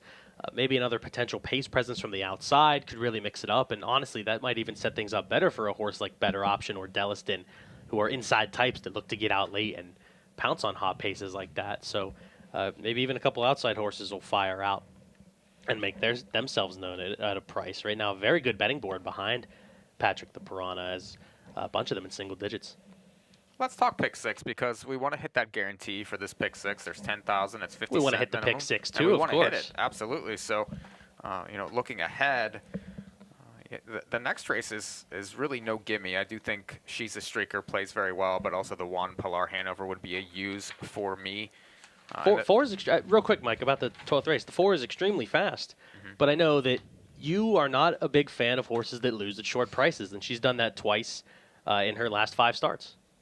It's true. Those New York Sire Stakes races are quite difficult, and she seems to thrive, on the front end. So I do think that she's going to try to control the race again. But you are correct. I don't like horses that lose at short prices. If you're 2-5 in a race, most of the time it's for a reason, and if you don't convert off of that, I'm looking to fade going forward.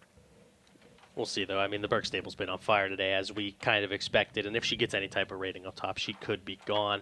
13th race, as it looks like the horses are coming out of the track. Mike, real quick, you want to touch on this 13th race before they come out? Yeah, I like Ain't Playing Nice. It's Brian Brown. You get Lasix. I do expect improvement. But I want to hear about your pick, the 3. I've been itching to talk about this horse for like 3 days. Lumello Ball. Thought he was loaded, and he was loaded behind horses last time. Had to swing out 4 wide, and probably could have got at least 3rd with a little bit of a clearer trip. Still kicked 27 there. We'll talk more about him and maybe the rest of this pick 6 and the 11th race after the post parade.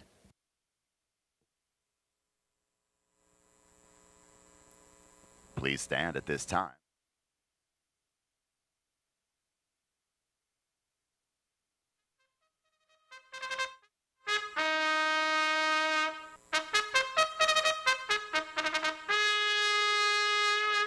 Horses are on the track and parading the post for the 11th race. Conditioned pacers for a purse of $7,500. This race starts our Adios pick 6 with a guaranteed pool of $10,000 in the Adios pick 6. Number 1 is Better Option of John Sullivan and Greg Usner. John Sullivan is the trainer. The driver is Justin Walters. Number 2, Delliston owned by Shannon DePinto and Chris Arvanitis. Jack Smith trains with Ronnie Wren driving. 3 is Sailor Sam owned by Heart and Soul Racing and Jim Ballinger. Angie Coleman trains. Driver is Aaron Merriman. Number 4 is Aussie Scooter, owned by Martin Valenick. Sal Degatti trains. Mike Wilder drives. 5 is Patrick the Piranha, owned by the stable. Tim Twaddle, the trainer. Driver change to Yannick Gingras. 6 is Seaside Sailing up by Jack Pyatt, Beastie LLC, and Greg Usner. Rick Hercules is the trainer. The driver is Dave Pallone. 7 is Heart of Dixie, owned by George Prushnock and Strideaway Stables. Neil Balserac, the trainer. The driver is Dexter Dunn. 8 is Shady Lane Luck, owned and trained by Jacob Fox. Driver Jeremy Endoff. 9 has been scratched. That's your field for race 11. Wager now. Getting close to post for race 11. Let's send it outside to Meadow and Ashley. So we are in the first leg of the Adios Pick 6. I am putting Patrick the Piranha on top, and I'm starting the Pick 6 pretty bold, singling him out in this first leg, and I'm putting all my marbles in on him. He has a little bit of post relief in this race. He's been not so sharp, but I do think he's the best in this class. He needs to be put into play early, and now he's got Yannick in the bike, so I definitely don't think this race should be an issue for him. I'm going to put the number 2, Delliston, second. He's got a little bit of post relief here, coming off a trip from the 9 hole and finishing 4th, which is still impressive, so I'm going to put him for second if he can get a good trip here. And I'm going to close my trifecta with the 1 better option for trainer John Sullivan with Justin Walters in the bike. He's down in class this week, and I think he should get a nice trip, and it shouldn't be an issue for him.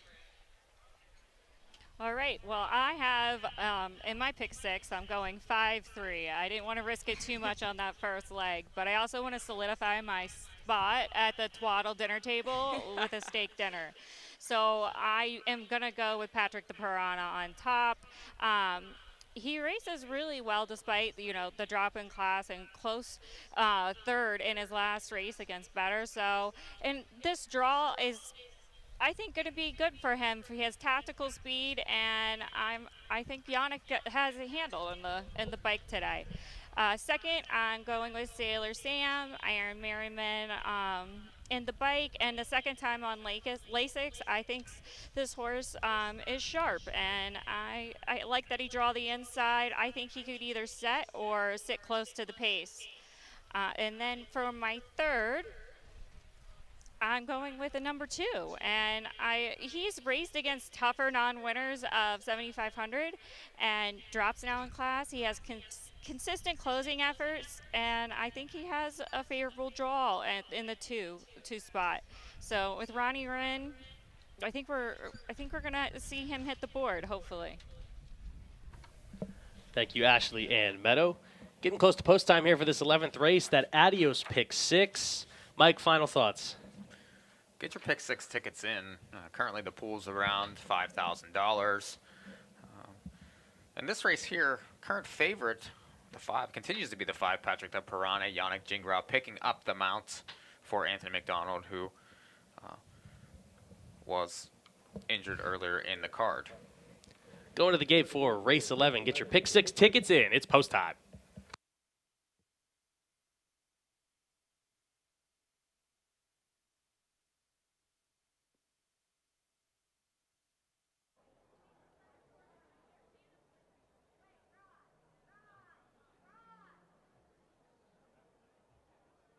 Fields behind the gate for race 11.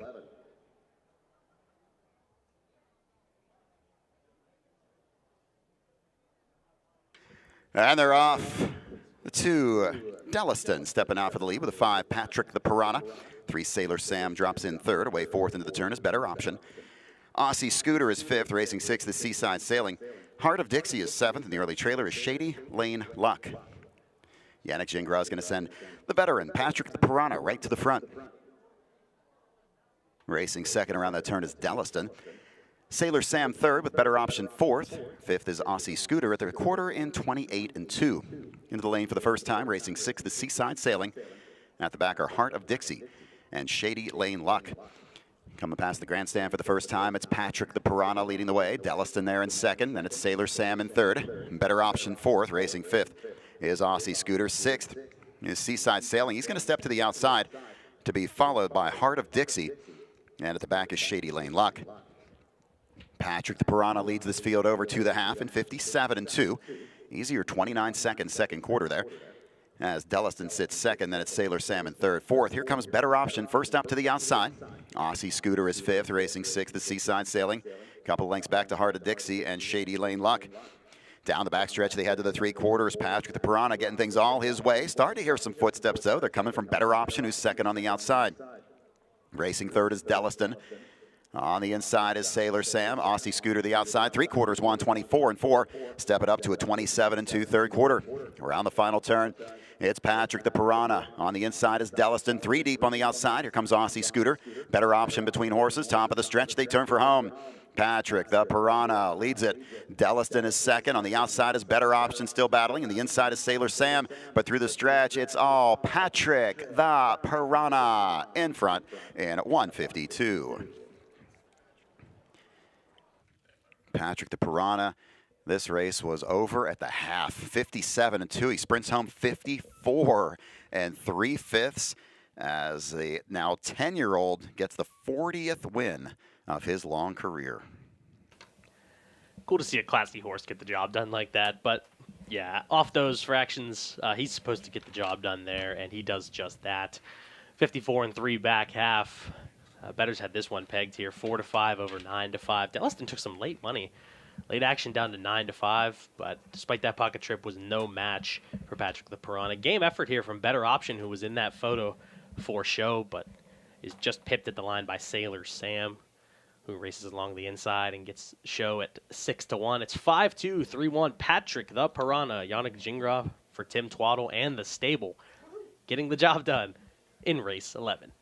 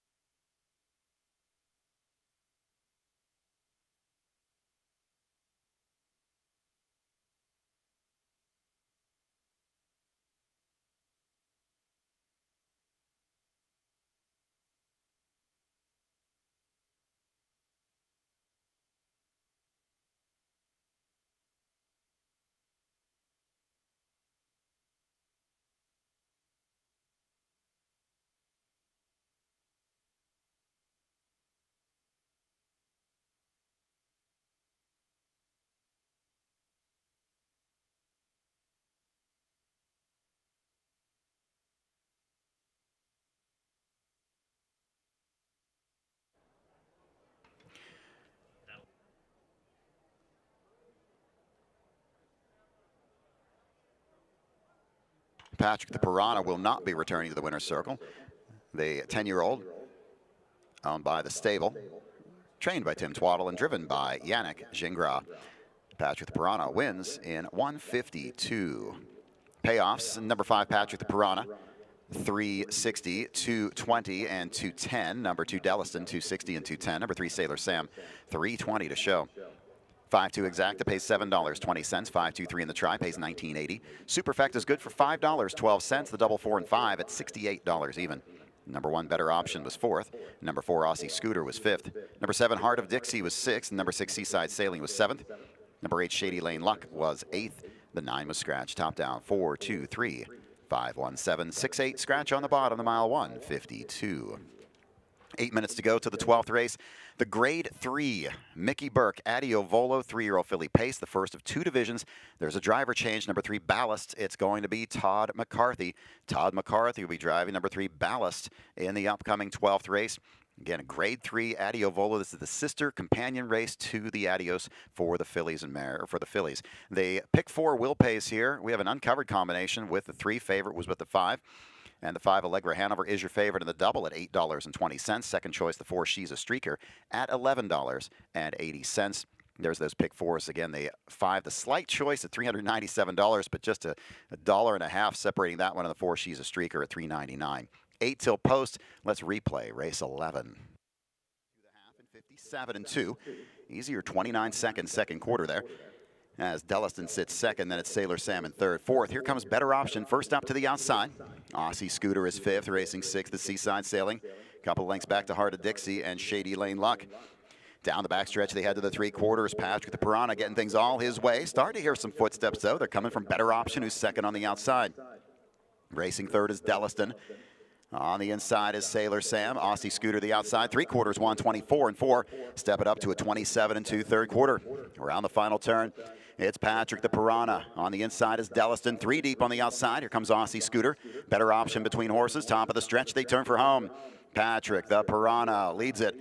Delliston is second. On the outside is Better Option still battling. And the inside is Sailor Sam. But through the stretch, it's all Patrick the Piranha in front in 152.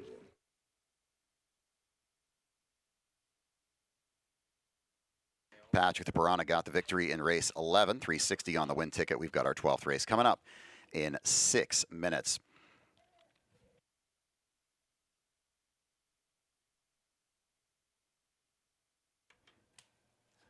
Our 12th race is sponsored by Bud Bear.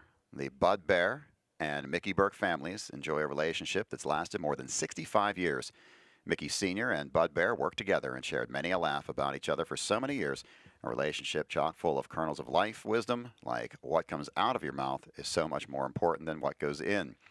Bud Bear Automotive is your solution for cars, trucks, SUVs, sales and service, leasing, and collision. All the best to the Burke family from the entire Bud Bear family. 12th race comes up in 6 minutes, 6 on the board until post. This is the first of two divisions of the Mickey Burke Adios Volo, a grade 3 stake for 3-year-old pacing fillies.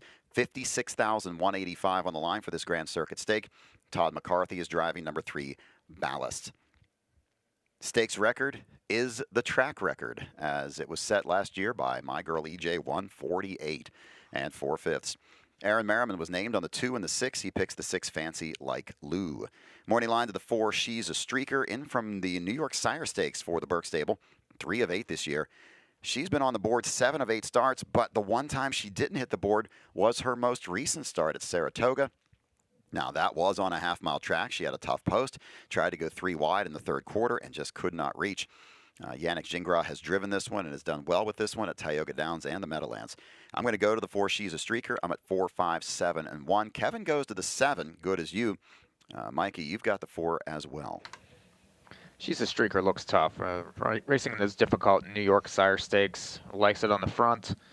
Last time, wide post, sloppy track, and a huge pot. They were going for $174,000 there at Saratoga in that Sire Stake. This is a different spot here, and I do think that she controls the race. You'll see a similar trip. I think that Yannick will try to work out a similar trip that he did in the last race. The 1 Pilar Hanover comes in for Jim King. Tim Tetrick has been facing tougher, older foes at Philly and getting checks 1-2 back and 51 and 1. So definitely a player in this race. Just needs to work out a trip. Could end up in the pocket there. So. And the 5, Allegra Hanover, it's Dexter Dunn, Tyler George, ships in from Hoosier Park. Just had a neck loss in last, but racing in quick miles, 51 and 2, 51, 50 and 4 the last 3 starts. This one has 5 wins this year, so I think deserves to be in this spot. You never can count out Dexter Dunn with his prowess on the track. So 4, 1, 5, and then a little 3. Post time coming up in 4 minutes, 4 on the board till race 12. Get your plays in for this 12th race. Exacta, trifecta, superfecta, and double wagering.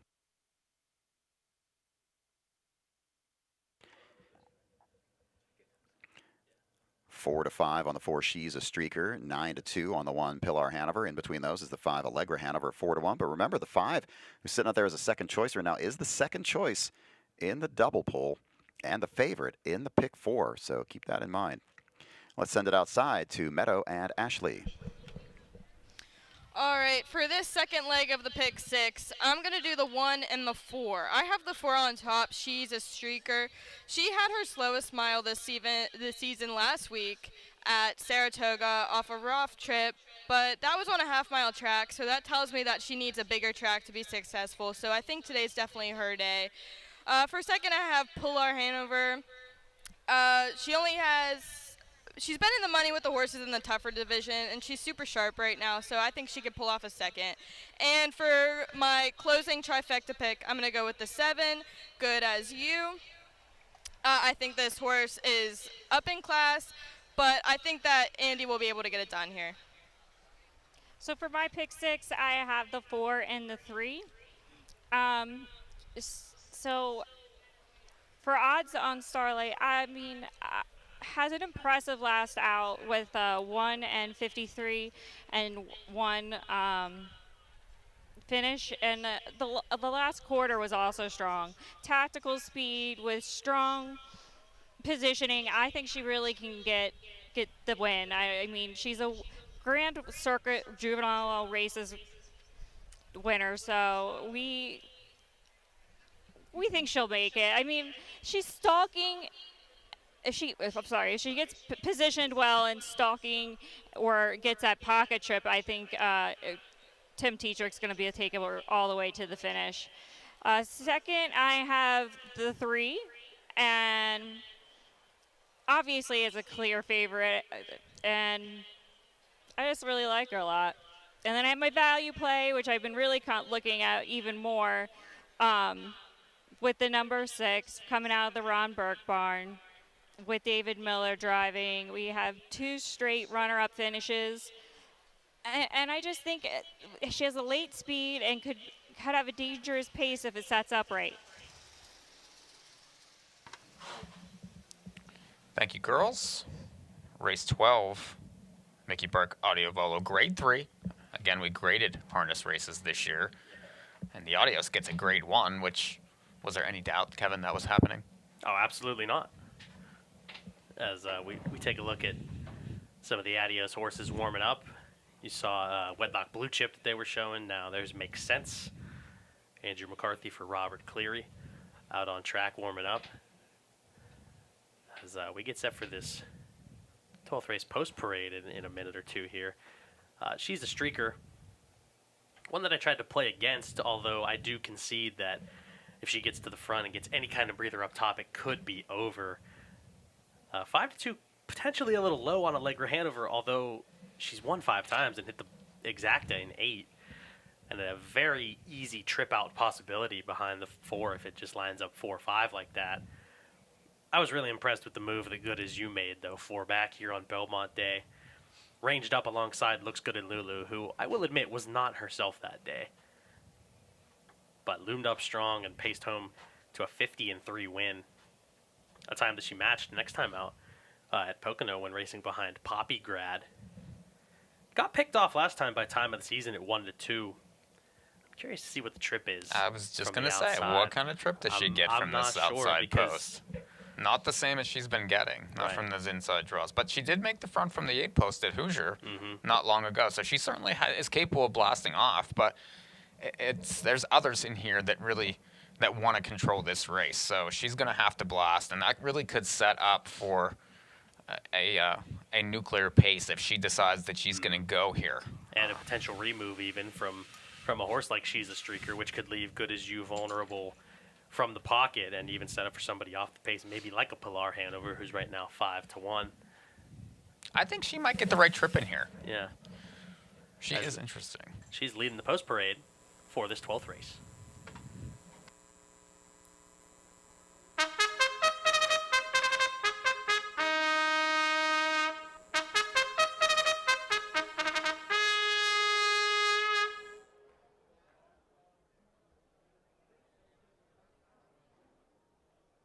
Horses are on the track and parading the post for the 12th race, the first division of the Grade 3 Mickey Burke Adios Volo filly pace. The purse is $56,185. Number 1 is Pilar Hanover, owned by Joanne Looney King and Patton Racing. Jim King is the trainer. The driver is Tim Tetrick. Number 2 is Anna Loves Bananas, owned by Tim Betts. Ronnie Wren drives for trainer Scott Betts. Number 3 is Ballast, owned by EVM Racing. Travis Alexander is the trainer. Driver change to Todd McCarthy. 4 is She's a Streaker, owned by the Burke Racing Stable. Knox Services, Frank Baldacchino, J&T Silva, Purnell and Libby. Ron Burke trains with Yannick Gingras. 5 is Allegra Hanover owned by Martin Valenick. TG Stable and Bill Boyce. Tyler George trains. Dexter Dunn drives.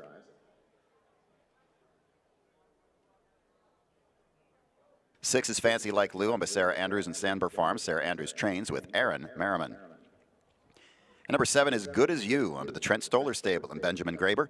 Trent Stoller trains with Andrew McCarthy. Exacta, trifecta, superfecta, and double wagering on our 12th race. First division of the Mickey Burke Adio Volo, a grade 3 stake. Wager now. Grade 3 Mickey Burke Audio Volo for the 3-year-old filly Pacers. Favorite right now is the 4, She's a Streaker, and that is expected. However, Kevin, 2-1 on Allegra Hanover. I know she was 2-1 morning line. I didn't think she'd be quite this low. No, she's getting bet extremely hard, I think. If you think that odds on is a fair price for She's a Streaker, considering that she's been 1-9 and 1-5 in a bunch of starts recently, then 5-2 probably isn't quite high enough to take on Allegra Hanover, even though it could set up for her to set a perfect pocket trip. But I say that with some question in my voice because of the 7, Good As You. I think she's the key to the race. What does she do off the car? Because like I said earlier, before the post parade, I mean, if she blasts off but then gets removed on by maybe 1 or 2 horses, it could just leave her completely vulnerable and ready to step back if she's not good enough today. And I like your 1 horse here, Pilar Hanover, that you used in for second. Just some nice miles, consistent horse, and is one that could sneak up if the opportunity presents itself. Right now, a decent price, 5-1. Lightly raced this year, only 6 starts, and she's been top 3 in all 6 starts. And I do think these connections don't take shipping lightly. The fact that they ship in for this stake spot, she must be doing well. She's certainly taking money. Tetrick having a day, like he does on these stakes days. I just think she gets the right trip in here. Yeah, I mean, she certainly could, and you're definitely right about Jim King shipping in. I mean, anything that Tetrick and King team up for, I think, has to be respected. There she was on your screen there, right now at 5-1. No guarantees here in this race, but we have a grade 3 event here. The Mickey Burke Adio Volo, first of 2 divisions, with the second one coming in race 14. Plenty of guarantees left on this 16-race card. Counting this race, we've got 5 more to go, including that grade 1 59th Delvin Miller Adios final. Do you expect a late click in odds for She's a Streaker down to maybe 3-5, Mike? I do. I think that look at her page. She always takes money. She's always sub-even money. I know she was 3-2 last time, but that was at a wide post at Saratoga. Prior to that, 1-9, 2-5, 1-9, 1-9, 2-5. If you like her, even money. I mean, you're licking your chops. Yeah, here. I was just gonna say that, licking your chops, and then, well, if you think she's gonna click down, then you would expect the Allegra Hanover to click up, and maybe that's enticing for you. But I mean, she just took a little bit more money back down to 2-1. So intrigued to see how that potential matchup develops, and if the others, Pilar Hanover or Good As You, can make an impact. As the gates rolling, wings are opening for this 12th race, the first of 2 divisions of the grade 3 Mickey Burke Adio Volo 3-year-old filly pace. It's post time.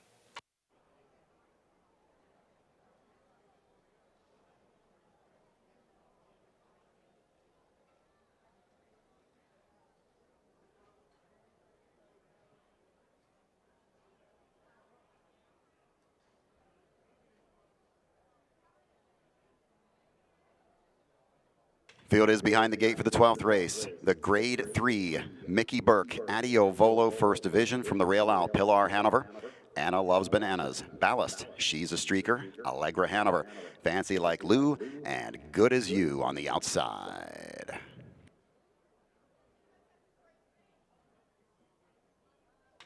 And they're off in the Adio Volo. The 4, She's a Streaker, sent for the front. And the 1, Pilar Hanover, second. Ballast looked like took a bit of a bad step between horses, is third. Fourth on the outside is Allegra Hanover.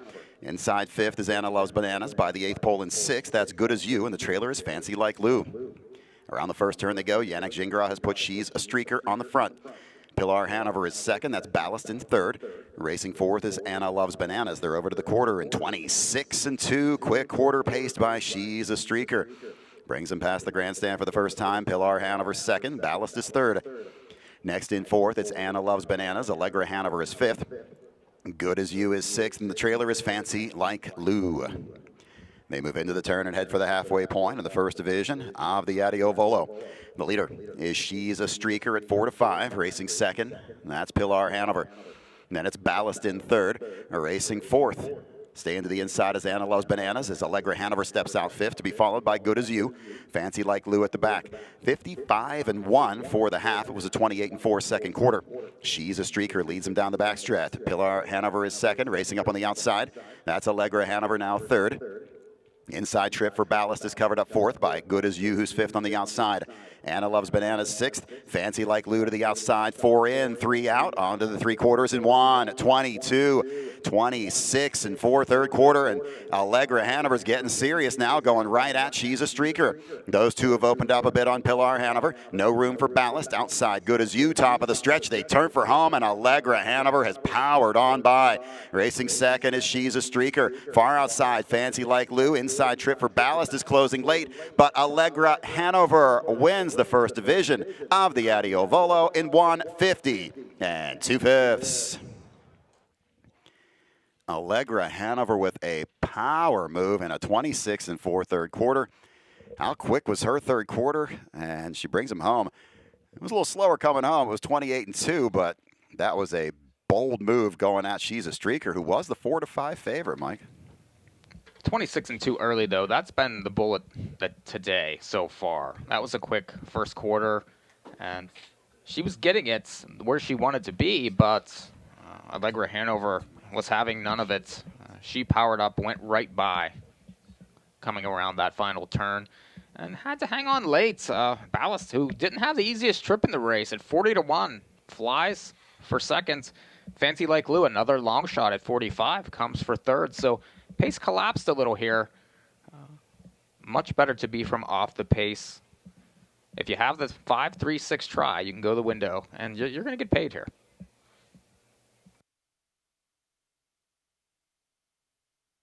Numbers are up, not yet official. 5, 3, 6, and a 4.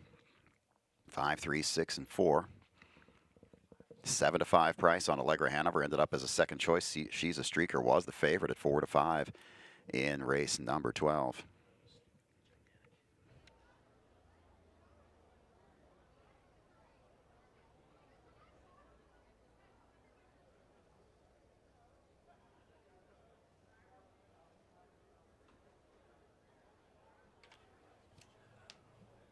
Back in front of the stands and moving into the Hunter Myers winner's circle, the winner of the first division of the Mickey Burke Adios Volo Grade 3 Grand Circuit Stake, number 5 Allegra Hanover. Martin Valenic, TG Stable, and Bill Boyce. Tyler George gets the training victory. Dexter Dunn with a winning drive. Allegra Hanover, 3-year-old filly by Poppy Rob Hanover. Now a 6-time winner in 11 starts on the season. Takes a new lifetime mark with the effort today of 150 and 2/5.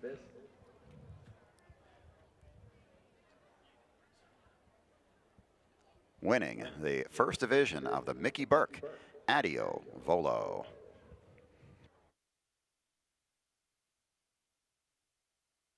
This race brought to you by Bud Bear. Our 12th race is official.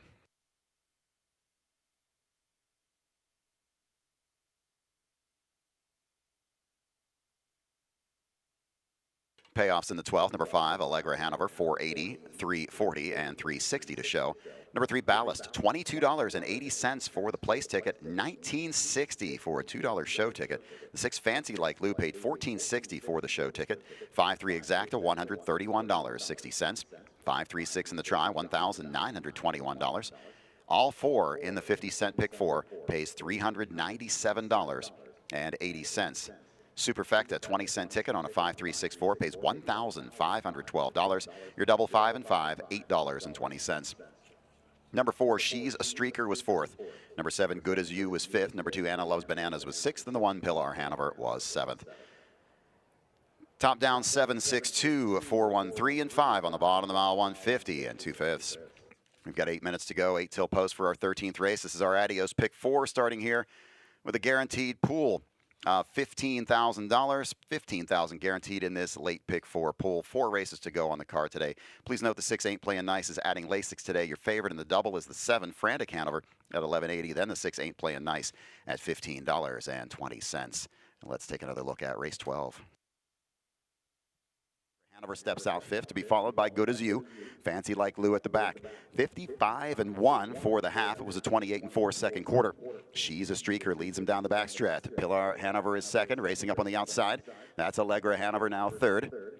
Inside trip for Ballast is covered up 4th by Good As You, who's 5th on the outside. Anna Loves Bananas 6th. Fancy Like Lou to the outside. 4 in, 3 out. Onto the 3/4 in 1. 22, 26 and 4 third quarter. And Allegra Hanover's getting serious now, going right at She's a Streaker. Those two have opened up a bit on Pilar Hanover. No room for Ballast. Outside Good As You, top of the stretch. They turn for home, and Allegra Hanover has powered on by.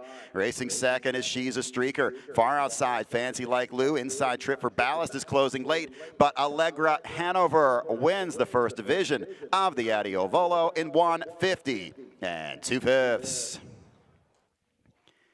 Allegra Hanover.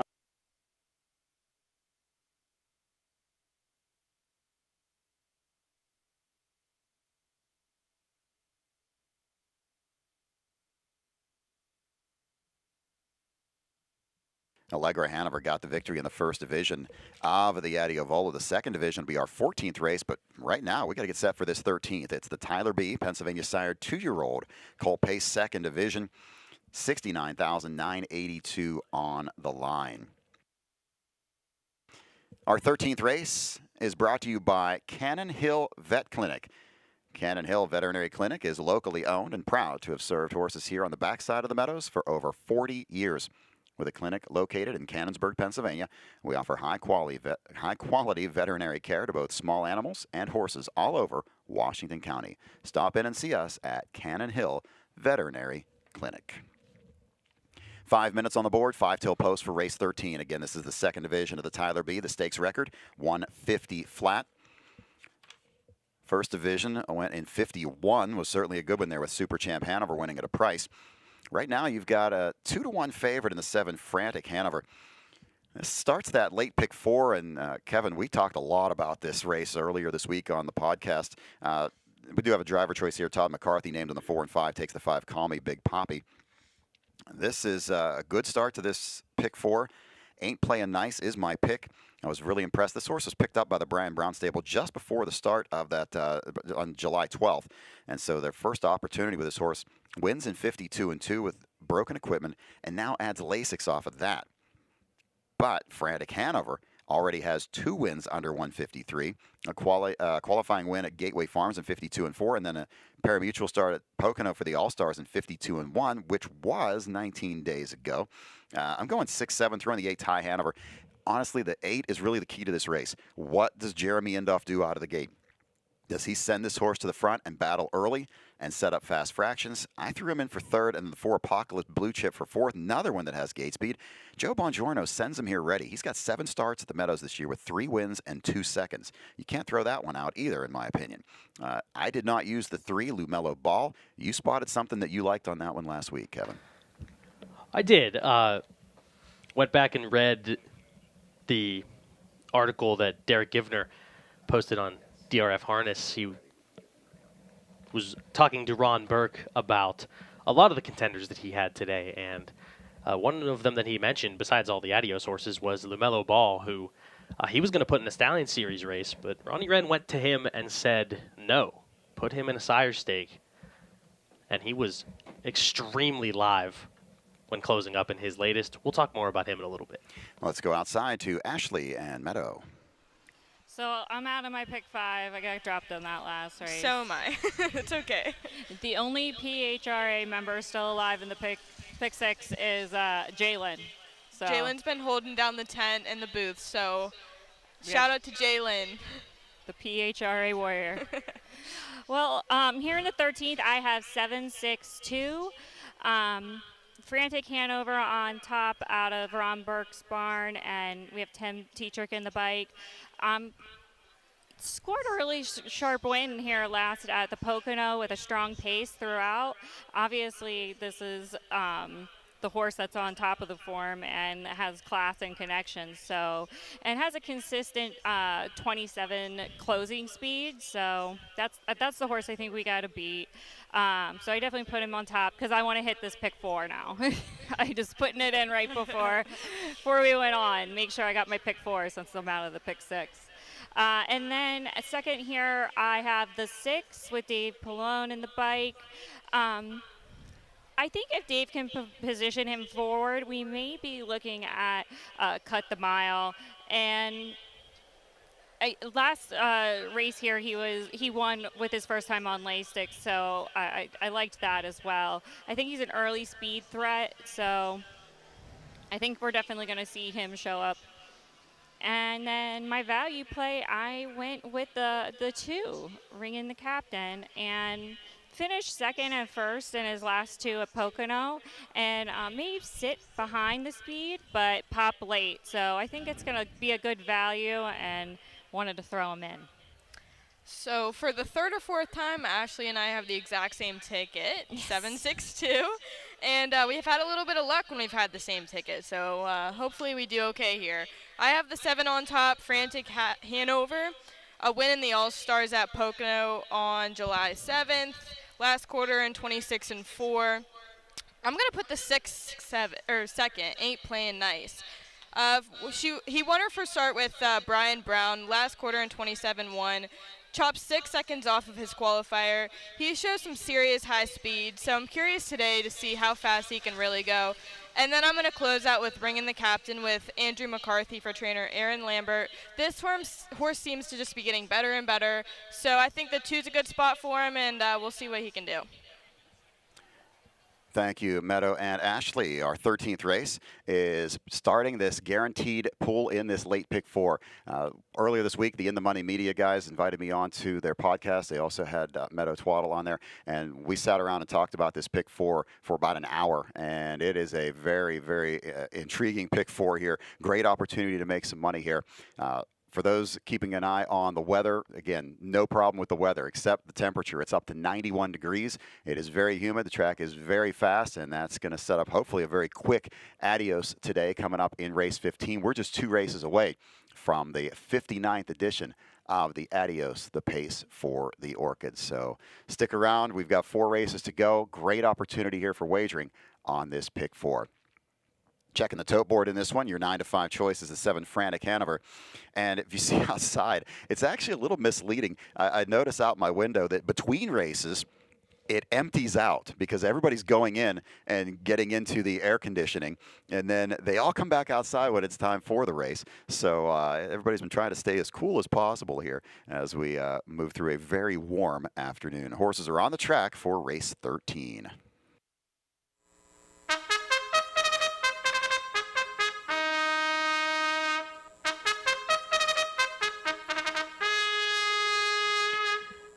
Here's your field for the 13th race, second division of the Tyler B. Pennsylvania sired 2-year-old colt pace. The purse $69,982. This race starts the late pick 4 with a guaranteed $15,000 pool. Number 1 is odds-on favorite, owned by Stephen McCoy. Dan Altmeyer is the trainer. The driver is Mike Wouter. Number 2 is Ringing the Captain, owned by Anthony LeCastro. Aaron Lambert trains with Andrew McCarthy. Number 3, Lumello Ball, owned by the Burke Racing Stable, Weaver Buscemi LLC, Libby and Purnell, and Larry Carr. Ron Burke trains, Ronnie Wren in the bike. Number 4 is Apocalypse Blue Chip, owned by Country Club Acres, Joe Sabranco, JAF Racing, Joe Bongiorno, and Don Latour. Joe Bongiorno is the trainer. The driver is Dexter Dunn. 5, Call Me Big Poppy, owned by Patricia Stable, LA Express Stable, Showblum Racing, and Michael Dolan. Todd McCarthy drives for trainer Noel Daly. 6 is Ain't Playing Nice, owned by Milt Lehman, William Calvert, and Mark Kantrowitz. Brian Brown trains, Dave Pallone drives. Number 7 is Frantic Hanover, owned by the Burke Racing Stable, Brad Grant, Knox Services, and Weaver Buscemi LLC. Ron Burke, the trainer. The driver is Tim Tetrick. Rounding out the field is number 8, Ty Hanover, owned by Mitchell and Aaron York. Jeremy Indoff drives for trainer Mitchell York. Win, place, show, exacta, trifecta, 20-cent superfecta, rolling double, and this is the start of the 50-cent pick 4, late pick 4 with a guaranteed pool of $15,000. Wager now on race 13. I think a very competitive Adios pick 4 sequence here, that $15,000 guaranteed late pick 4 pool, and one of the horses that I really like in this sequence right now, taking 7-2 play off that 9-1 morning line. Look, LaMelo Ball, he was very loaded in the stretch, had to swing out 4 wide, only managed 5th, but he still kicked 27, and I think if he's unleashed fully with a clean trip today, I think watch out for him. If you watch that In the Money podcast, I completely changed up the horses that I used in this leg. It's just that competitive of a race. Mikey P joins me alongside on the desk. Mike, what's up? Ain't playing nice 2-1 off a 52-2 sharp victory, first time out for the Brian Brown stable. And when he gets them sharp like this and brings them in and wins first time like that, his horses do nothing but improve.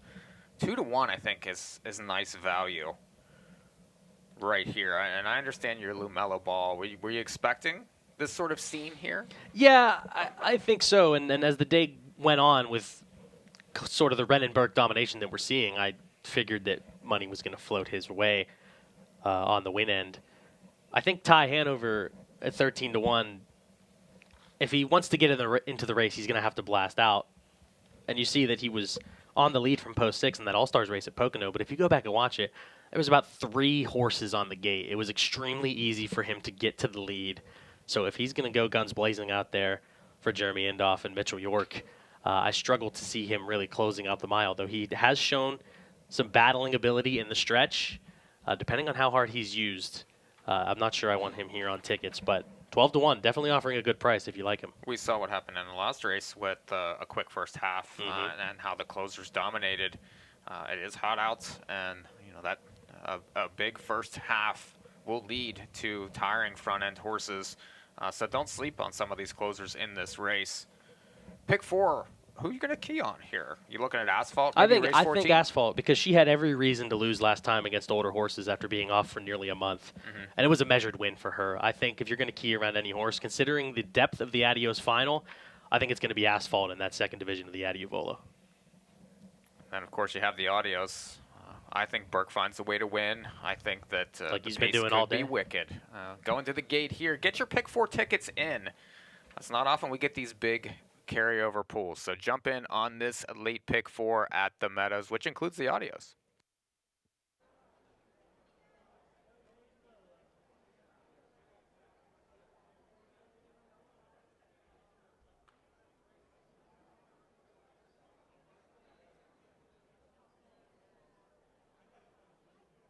Fields in behind the gate for the 13th race, second division of the Tyler B. Pennsylvania sire 2-year-old Colt Pace.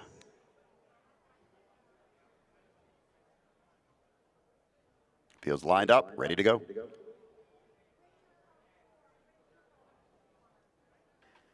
And they're off stride, the 3 LaMelo Ball. The 3 has made a break. That's the 1 odds-on favorite going out for the lead. Far outside, the 8 Ty Hanover.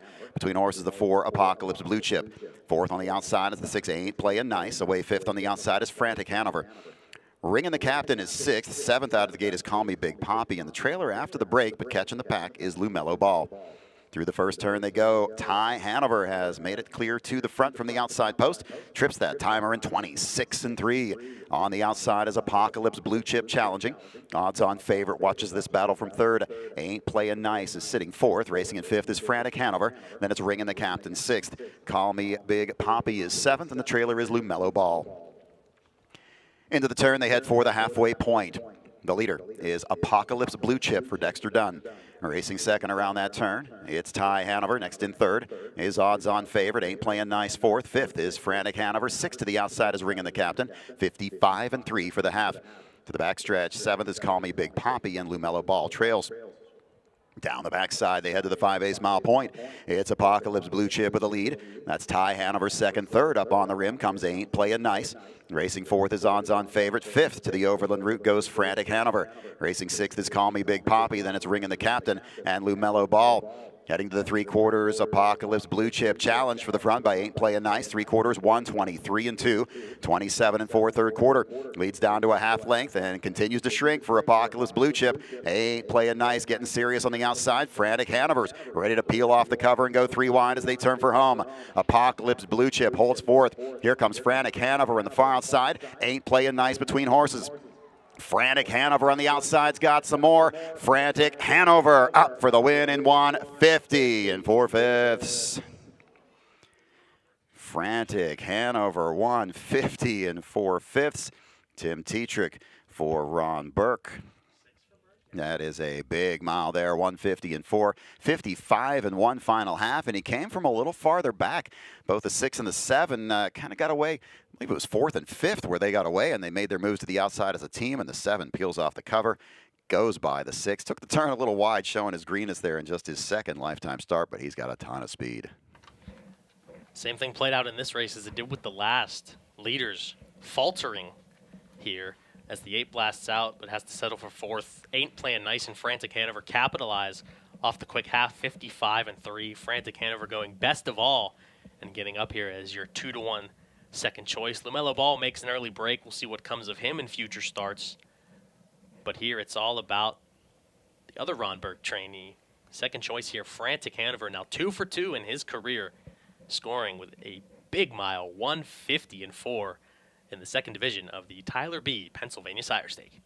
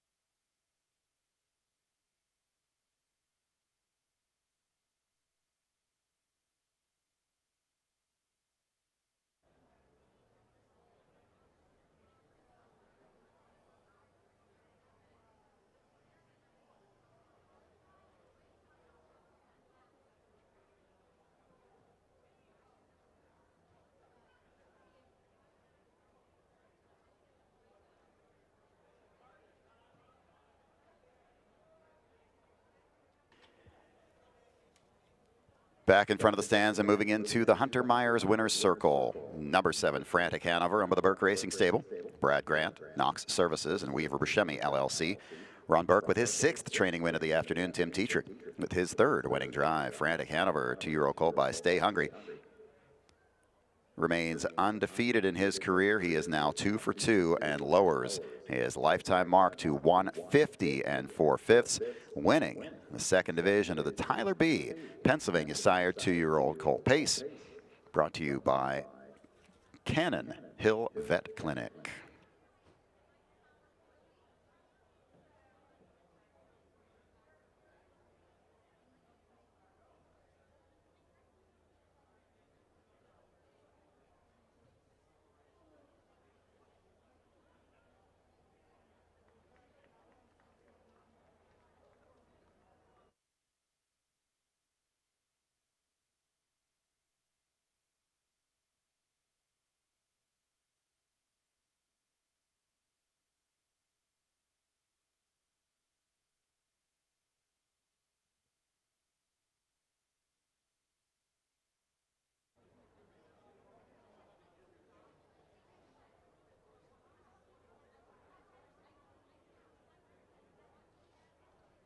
Payoffs in the 13th race. Number 7, Frantic Hanover, wins it and pays $6, $340 and $260. Number 6, Ain't Playing Nice, $280 and $240. Number 4, Apocalypse Blue Chip, $340 to show. The Exacta 7-6, $16.60. Trifecta 764, $112 even.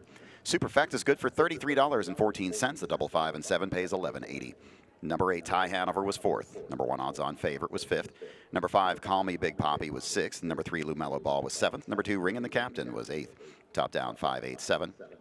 3, 6, 2, 1, and 4 on the bottom of the mile, 150 and 4/5.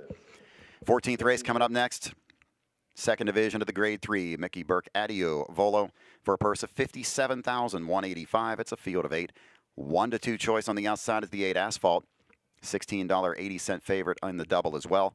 Then it goes to the 5 time of the season at $23.40. Third choice, co-third choice is the 2 Always Dawn and the 4 Always Anna Hanover, both at $32.60. Let's replay race number 13.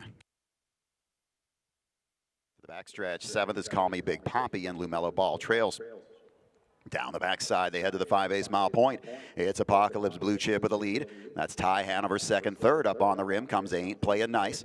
Racing fourth is Odds-On Favorite. Fifth to the Overland route goes Frantic Hanover. Racing sixth is Call Me Big Poppy. Then it's Ringin' the Captain and Lumello Ball. Heading to the 3/4, Apocalypse Blue Chip challenge for the front by Ain't Playing Nice. 3/4, 123 and 2, 27 and 4 third quarter. Leads down to a half length and continues to shrink for Apocalypse Blue Chip. Ain't Playing Nice getting serious on the outside. Frantic Hanover's ready to peel off the cover and go 3 wide as they turn for home. Apocalypse Blue Chip holds fourth. Here comes Frantic Hanover in the far outside. Ain't Playing Nice between horses. Frantic Hanover on the outside's got some more. Frantic Hanover up for the win in 150 and 4/5. Frantic Hanover gets the victory in the second division of the Tyler B. $6 on the win ticket. 5 minutes to go, 5 till post for our 14th race. We've got a $15,000 guaranteed trifecta pool. This 14th race is brought to you by 84 Agway. 84 Agway is proud to be a sponsor on Adios Day. Whether you're feeding horses or livestock, planting gardens, or caring for pets and wild birds, we've got the trusted brands, expert advice, and friendly service you can count on. Offering local delivery, making it even easier for you to get what you need when you need it. And with our customer loyalty program, you'll earn rewards every time you shop. From the barn to the backyard, we've got you covered at 84 Agway. Brands you trust, people you know.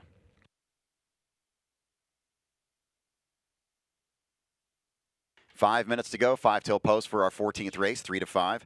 On the 8, Asphalt is the top choice on the board right now, taking the bulk of the play. We did have some driver choices here for this Grade 3 Mickey Burke Adios Volo second division. Driver choices, Dexter Dunn named on the 2 and the 5. He took the 5 time of the season. Tim Tetrick, 6, 7, or 8. He had 3 options here, and he goes to the 8 Asphalt for trainer Brett Pelling. Morning line to the 8. My first look through this card, I picked the 2 Always Dawn. When the driver choices came out and Dexter went to the 5 time of the season, I moved the 5 up to my top pick. This horse was impressive last time. 52 flat with a 27 last quarter. That's impressive enough as is, but then realized the horse hadn't raced since June 21st. It was almost 4 full weeks off and comes back with a 52 and a 27 final quarter. And you got to figure this horse is going to be even stronger today, coming back off just 9 days rest. The 2 Always Dawn, that 149 and 4 mile is really standing out in here. I think a lot of people are going to see that and put some money toward the 2. The 8 Asphalt, I'm concerned about the post, but it is Brett Pelling and Tim Tetrick. And then you got the 4 Always Anna Hanover. Her last 2 starts, don't count her out in here. She added Lasix and beat a couple of very good fields of older horses. Those were not 3-year-olds she raced against the last 2 starts, and she beat them quite well, 51 and 3 both times. So the 4's a little bit sneaky in here right now at 9 to 2. Is the second choice, but I'm actually expecting a little higher on her. I'm at 5, 2, 8, and 4. Mike? Went to the 8 Asphalt. I do think, and the way this track is played so far here, very even. She's the best horse in here. I do think that there's going to be plenty of speed early in this race and going to set up her kick. Now, 4 to 5 probably is a little bit low, but I do think that she gets top billing here. I agree with you with Dexter going to time of the season. That influenced my picks. Also, I do think, and Tim Twaddle looks to get his second win on the card. Dexter's been very aggressive. I do think that he will put her in play in this race, and she's just getting much better, and Meadow confirmed that when she was on the pod the other day. For third, Always Dawn, agree with Jeff on that 149 and 4 mile Mohawk. You don't see that 26 and 2 kick. I would hope that they would try to take this horse off the pace and try to close in. I think that might be her best chance. So 8, 5, and 2 for me. Let's go outside to Ashley and Meadow. So I'm going with the 8-4-3 Asphalt. I think with Tim Tetrick and the bike, despite that outside post, he's tactical driving, will definitely be able to get this filly in the right spot. She shows huge late speed consistently, with finishing with 26 to 27. So I have to go with Asphalt. My second is always Anna Hanover, out of the Ron Burke barn. Burke's barn's on fire today, so I don't see it going anywhere else. I think we're going to see always Anna bring it down the stretch and be perfect from the middle draw. She has that early gate speed, so, and she's also coming into this race off a 2-race win streak here at the Meadows. My third is going to be Skywalker C. Consistently strong against State Bread Company and Ohio Sire Stakes, and I mean, if she can get a trip behind the speed, I think she could hit the ticket for a good price. Jeff, I see your top pick. You earned your ticket to the steak dinner.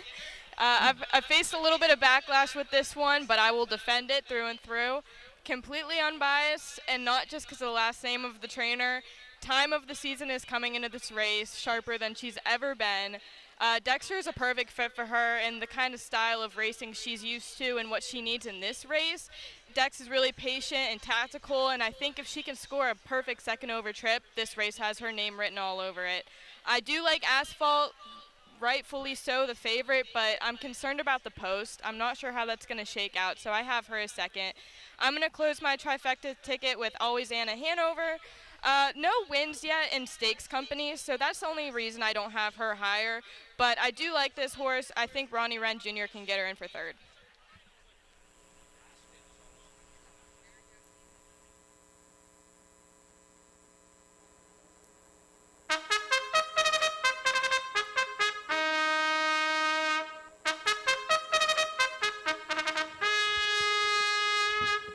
Horses are on the track for the 14th race, second division of the Mickey Burke Adios Volo, a Grade 3 Grand Circuit stake for a purse of $57,185. Number 1 is Strange Summer, owned by Douglas Overheiser and Mark Winship. Brian Brown, the trainer. The driver is Dave Pallone. Number 2 is Always Dawn, owned by Leo Fleming. Anthony Beaton trains with Aaron Merriman driving. Number 3 is Skywalker C, owned by Greg Luther Racing. Austin Hanners drives for trainer Todd Luther. 4 is Always Anna Hanover, owned by the Burke Racing Stable. Weaver Buscemi LLC, William Sotala and James Martin. Ron Burke trains with Ronnie Wren. 5 is Time of the Season, owned by Burnham Wood Farms. Tim Twaddle, the trainer. The driver is Dexter Dunn. 6 is Lions Benz, and by 3 Lions Racing, Jim King trains. Todd McCarthy in the bike. 7 is West Winds, owned by Milt Lehman, Stambaugh Keith Stable, Joe Sabraco and Wingfield Brothers. Noel Daly is the trainer. The driver is Andrew McCarthy. And number 8 is Asphalt, owned by Margaret Day. Brett Pelling, the trainer. The driver is Tim Tetrick. Win, place, show, exacta, trifecta, superfecta, and double wagering on this 14th race, second division of the Adios Volo. Wager now. Even money on the 8 Asphalt is the top choice. $57,000 plus on the line for this Grade 3 stake. Even money here on Asphalt. Second choice at 4-1 is the 2 Always Dawn, and at 9-2 is the 5 Time of the Season. 14th race getting close to post, and then after that it'll be Adios time. But this is the sister race, the companion race to the Adios Volo.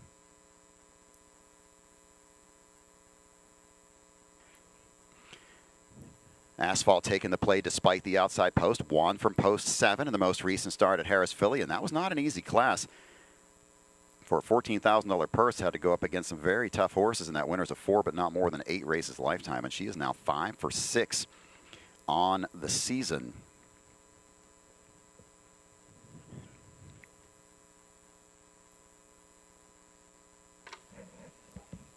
Four to 5 on the board, and I do think she deserves to be favored here. 5 for 6 so far this season, and if you look, she's been favored in the last 4 starts, and a significant favorite at that. difficult to win from outside post at Philly. So this outside post should prove challenging, but I do think she can overcome. Right now, you got 5-1 on time of the season. Dexter Dunn for my man Tim Twaddle, and I expect to put her into the race early. We'll see if she can trip out here. She's definitely improving, and right now is the time to get her at 5-1. Always Dawn, 7-2 right now. I think is a fair price. I'd be curious to see what kind of trip that Aaron gives this one here, coming out of that very fast 49 and 4 mile at Mohawk versus older horses. So this one jumps back in versus 3-year-old fillies. You get the 5/8 mile track, and she's raced here in the past, and she just won here on June the 7th. So very familiar with this configuration. Get your trifecta bets in. $15,000 guaranteed pool on the trifecta in this race.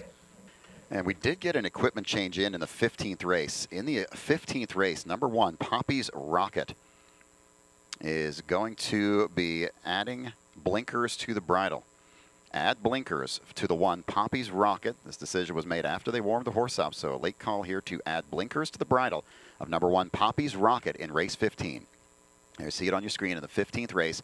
Add blinkers for number 1, Poppy's Rocket in race 15. Your 14th race field. Still have a few moments left to get those late wagers in. Your 4-5 favorite is the 8 Asphalt. 3-1 on the 2 Always Dawn. Odds about where you expected, Mike? It is. I did see this, the 8 being right around even money in this spot. This is a competitive race, and if you like other horses, don't be afraid to take a shot. I do think the pace will heat up again, and we'll see who has the stamina in the lane. Final call for wagering on the 14th. 4-5 on the 8 Asphalt. 3-1 on the 2 Always Dawn.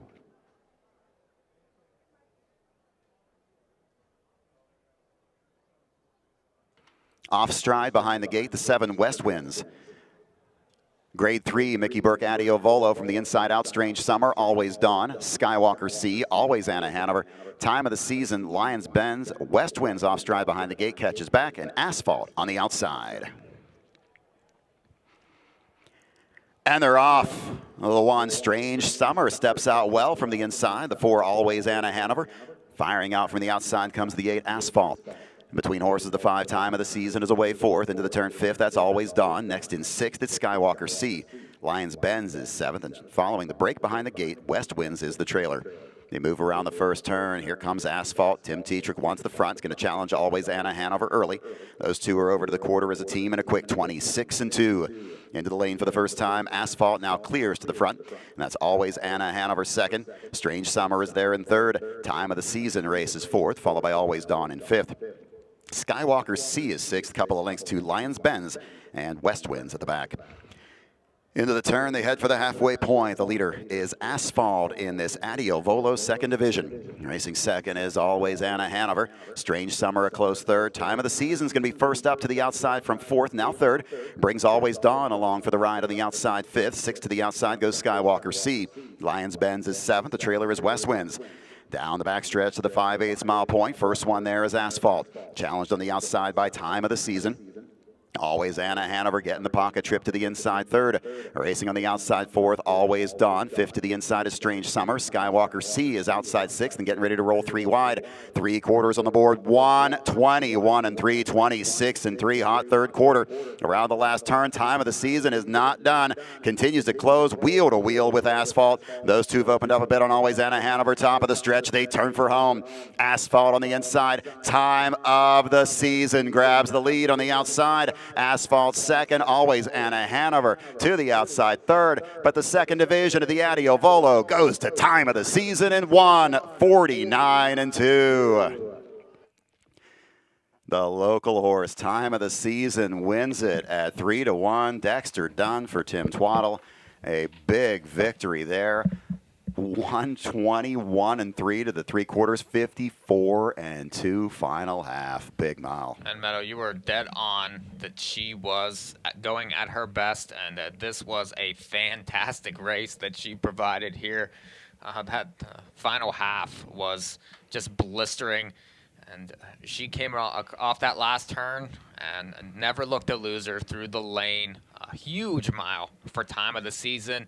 Tim Twaddle, his stable just cranking along. Congratulations to Tim winning that Grade 3 Audio Volo. He comes to play on Adios Day. Burnham Wood Farms, this mare, Mock Around the Clock. What an unbelievable producer she is. This is not the first one that has won some big races from that mare. Yeah, damn, but Forever Boy, yeah? Is that right? There have been a bunch of them. Well, I mean, last year's Adios, Time Is On My Side. Time Is On My Side. I mean, that's the first one that I thought of in that horse. What did that horse do in the one of the big stakes earlier this year for older horses? Went off at 99-1, I believe, and Finished second in a big race. Last year, hit the board here in the Adios. She was a huge mare too, and she used to win the preferreds around here quite easily. Just a fantastic horse, and that's been in Tim's family, I think, for several years, and he keeps pushing out these babies and winning stakes races.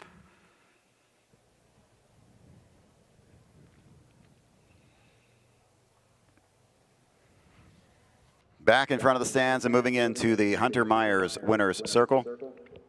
The winner of the 14th race, second division of the Grade 3 Mickey Burke Adio Volo, number 5, Time of the Season. Owned by Burnham Wood Farms of Boca Raton, Florida. Tim Twaddle gets the training victory. Dexter Dunn with his second winning drive of the afternoon, Time of the Season. 3-year-old filly by Better's Wish. She's now 4 for 7 on the season. It's her 5th career victory, and this one is the quickest. New lifetime best, winning the second division of the Adio Volo Grade 3 stake in 1:49 2/5. This race named in memory of Mickey Burke, and brought to you by 84 Agway. Local horse, Time of the Season, captures the Adio Volo, second division.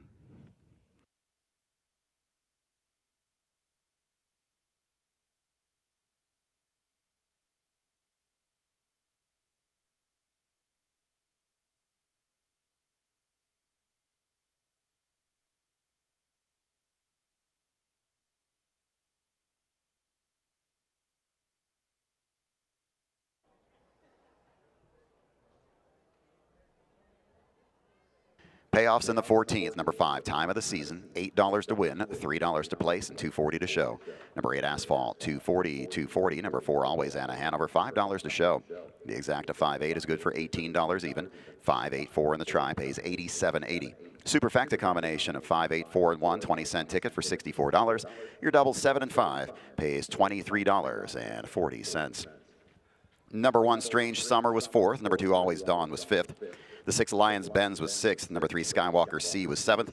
Number 7, West Winds was 8th. Top down 4, 5, 7, 3, 1, 6, 8, and 2 on the bottom. The mile 1, 49 2/5. This is it. Coming up next is the Grade 1 Delvin Miller Adios Pace for the Orchids, $385,000. Our feature race for the day, the month, and the season here at the Meadows. We have an equipment change. Number 1, Poppy's Rocket is adding blinkers to the bridle. Number 1, Poppy's Rocket adds blinkers. Please note it's first Lasix today for the 2 Rick Wink. Your double wheel pays will give us our first indication of how the wagering may go. Your favorite is the 3 Twisted Destiny at $16.80. Second choice, the 8 Prince Hal Hanover at $36.40. Third choice is the 2 Rick Wink at $64.20. As we've got 12 minutes on the board for race 15. Right now, let's send things back down to Meadow and Ashley with a special drawing outside of the winner's circle. All right, Ashley and I are here. The MSOA has $10,000 in giveaways today.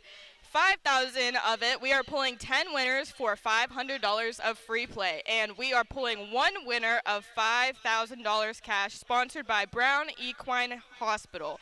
If your name is called, please come to the MSOA booth. There's one. All right. Our first winner of $500 free play is Earl? Earl, I can't read the last name, but it starts with a U. UW.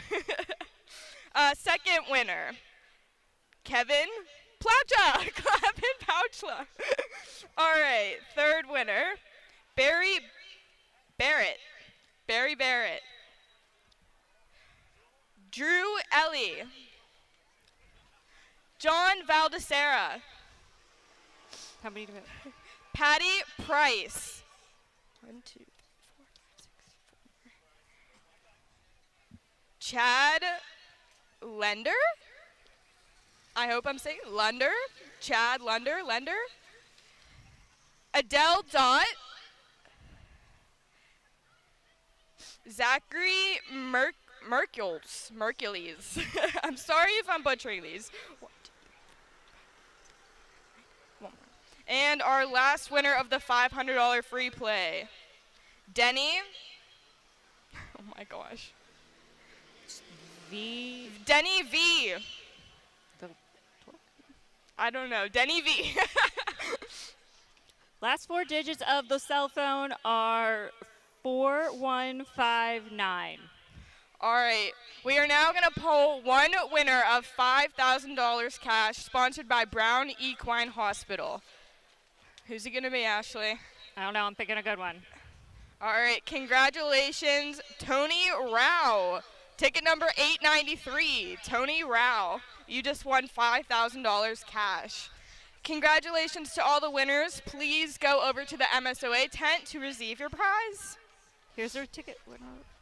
All right. Thank you, Ashley and Meadow. Well, we're getting closer to our 15th race. We're going to talk plenty about this race. We're 9 minutes away. But first, let's check out a replay of race 14, the Adios Volo. Asphalt on the outside. And they're off. The 1, Strange Summer, steps out well from the inside. The 4, Always Anna Hanover. Firing out from the outside comes the 8, Asphalt.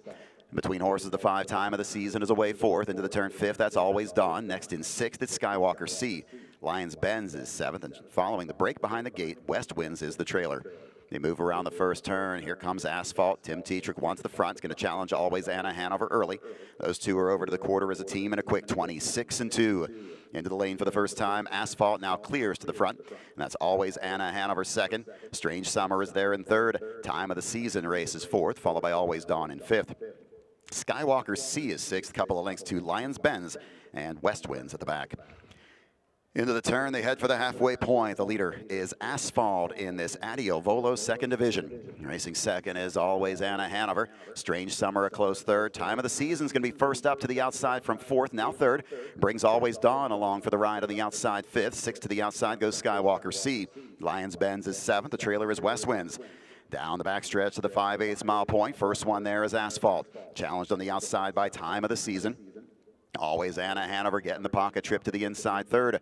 Racing on the outside fourth, Always Dawn. Fifth to the inside is Strange Summer. Skywalker C is outside sixth and getting ready to roll 3 wide. 3/4 on the board. 1:20, 1 and 3, 26 and 3. Hot third quarter. Around the last turn, Time of the Season is not done. Continues to close wheel to wheel with Asphalt. Those two have opened up a bit on Always Anna Hanover. Top of the stretch, they turn for home. Asphalt on the inside. Time of the Season grabs the lead on the outside. Asphalt second, Always Anna Hanover to the outside third, but the second division of the Adios Volo goes to Time of the Season in 1:49-2.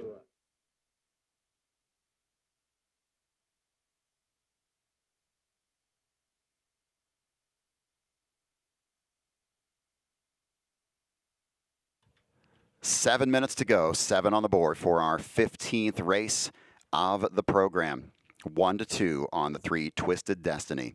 This is the Grade 1 Delvin Miller Adios Pace for the Orchids. It is presented by the Mickey Burke family, our presenting sponsor. And Mickey Burke, of course, longtime horseman here, won the Adios in 2007 in fine fashion with the top 3 finishers. May June Character won that one. Burke family has continued on his winning tradition over the years. Won again in was it 2018 with Dorsaduro Hanover, and 2022 with By the Missile. This is it. This is what we're here for today, the $385,000 Grade 1 stake. Now, the purse money is great for the owners, but for the bettors, you've got a couple of guaranteed pools here, a $35,000 guaranteed trifecta pool and a $15,000 guaranteed superfecta pool. Number 2, Rick Wink, is adding Lasix for the first time today. Number 3, Twisted Destiny. Number 4, Swingtown were the winners last week in the elimination races. They picked their posts. Swingtown had first choice by luck of the draw, picked post 4, and then Twisted Destiny picked post 3. The rest were all done by luck of the draw. These horses have been in a detention barn since 4:30 p.m. yesterday. They then walked out of that detention barn down to the paddock around 2 o'clock today, did their warm-ups early, and they'll be on the track soon.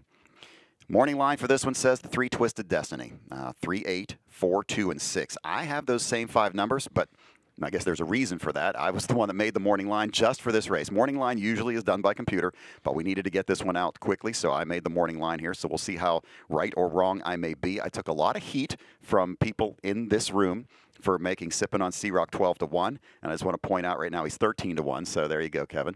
I'm going to the 3 Twisted Destiny. 48 flat last week. The big question here, Mike, is trip. I will be shocked if Twisted Destiny wants to get involved in the early fractions. I think Dexter might be racing this one from mid-pack a little off the pace. Would not be surprised to see him go first over, which is going to be a tough trip. But he did the 48 so easily last week. Rick Wink, he's here for a reason. Remember, last week, Rick Wink was not paid into this race. He was supplemented in for $35,000. First time we've ever had a horse pay the $35,000 supplemental fee to get into the Adios. That just started a couple of seasons ago, but he's the first one since that started to do it. They put up $35,000 to get him in here for a reason. He finished third. He kind of cruised through the stretch last week, could not catch the front 2, and nobody could catch him. I think Rick Wink's going to be live here. The 6 Railroad Station, it doesn't show it on the program, but I thought he had a little bit of road trouble at the 3/4 last week, gathered back up, and was flying late. I liked his effort last week. Chris Page chooses Rick Wink, so they put Tim Tetrick on Railroad Station. The 4 Swingtown was a winner last week, and Prince Hal Hanover, he's Prince Hal Hanover. He's been on the board 7 of 8 times this year. He is going to be firing out from the outside. I would expect the 9 to leave as well. I'm at 3, 2, 6, 4, and 8. Mike? My numbers are a little different. I do think with 5 horses that Burke is going to find a way to win this race. And Swingtown was a fantastic 2-year-old. This year, I think it's taken a little time for him to come into his own, but he won the Adios elimination, and he had trouble in that North America Cup. If you watch that replay, he was stymied in that race and raced better than it looks there. I know he finished 6th. He was better than that. So you got Ronnie Wren on, who is as hot as any driver right now in the country. Obviously, the Burks, I do think, are going to win this race. I like Railroad Station from off the pace. He's 19-1 right now. Twisted Destiny is a must-use. I mean, Dexter is putting on a clinic today with his tactics, and he's the favorite. He looked awesome last week, but 3-5 is too low. So 4, 6, 3, and then 9 and 1 to finish out my high 5. Let's go down to the winner's circle area. Ashley and Meadow to get their picks for this race. Well, once again, me and Meadow have the same picks for this card, so I'm pretty feeling confident on it. I have Twisted Destiny. I don't think you get much better than him. And also with Dexter Dunn winning now the last 2 divisions of the Volo, I think he's on a hot streak. So I have even more confidence in my pick. So we're going Twisted Destiny. We're all in. Second pick, Prince of Hall Hanover came second to Twisted Destiny and that Adios limbs last week. And I think that 8 is a tough post position, but this colt has a lot of speed and also a lot of heart. So with Todd McCarthy and behind the bike, I think he's got a good chance, and I'm pretty confident in it. You have Swingtown, right? I do not. Oh, you don't? I have Twisted Destiny as well. I don't think Twisted Destiny can be beat right now. He looks like the best 3-year-old in this group of 3-year-olds, and he's peaking at just the right time. I think it'll be a little bit of a duel between him and Prince Hal, but Jeff Zidek did point out to me on a podcast we did earlier this week, Prince Hal has never really had much luck here at the Meadows, so I definitely kept that in mind when making my picks. I'm just not really convinced that he can pass Twisted Destiny today. But I am going to say I have my own Rick Wink. His first start on Lasix. He might come out swinging today. With a field like this, you never really know what's going to happen. But I'm putting all my faith in the Dexter Dunn-Chris Ryder connection. Thank you, Meadow and Ashley. Almost time for the post parade for our 15th race. Grade 1 Delvin Miller Adios pace, the 59th edition of the Adios. 58 of them here. We had the 1 year we had construction project going on for the casino. The race was contested at Pocono Downs, but all the others have been right here at the house that Delvin Miller built. The Meadows built this place back in the early 60s. First Adios coming around in 1967.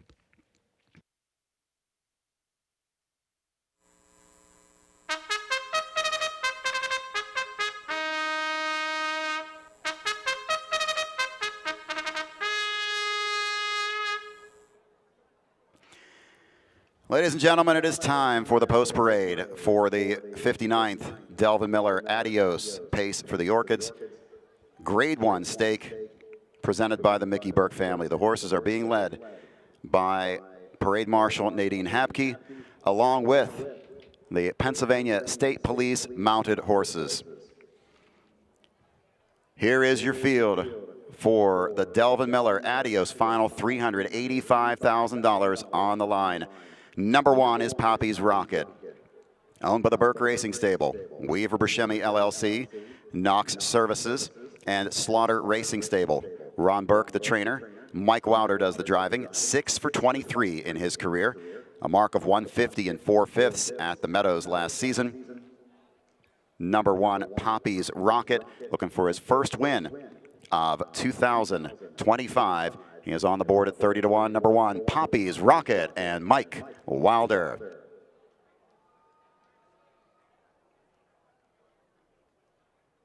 Number 2 is Rick Wink, owned by the Burke Racing Stable, RAS Racing, Knox Services, J&T Silva, Purnell and Libby.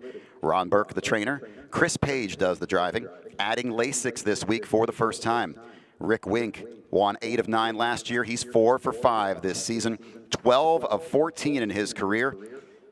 Lowest he's finished in his career is a 3rd place finish. He has $386,000 in career earnings, a mark this season at Scioto Downs in Columbus of 149. First start on Lasix, the supplemental entry to this year's Adios. Number 2, Rick Wink and Chris Page.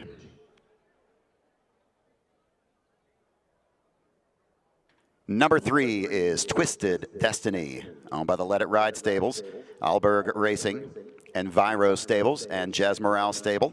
Chris Ryder is the trainer. Dexter Dunn, the driver. Twisted Destiny, 3-year-old colt by Better's Wish. He's 6 for 7 this year and rides a 4-race win streak into this event today. He's 10 of 14 in his career. He won his Adios elimination last week in a career best 148. $249,000 in career earnings. Last year, he was the Stallion Series champion in the state of Pennsylvania. That's number 3, Twisted Destiny, and Dexter Dunn, right now your 3 to 5 betting favorite. Number 4 is Swingtown, owned by the Burke Racing Stable, Hatfield Stables, Knox Services, and RAS Racing. Ron Burke, the trainer. Ronnie Wren at the lines. Swingtown is a 3-year-old colt by Down by the Seaside. He's 3 for 6 this season and is on a 2-race win streak. He is 9 for 17 in his career with earnings of more than $547,000. Took his mark in a qualifying race here at the Meadows early this year and won 49 and 3/5. Swingtown was your 2nd heat elimination race winner last week in 150 and 1/5 at 5 to 1 from post 4, Swingtown and Ronnie Wren.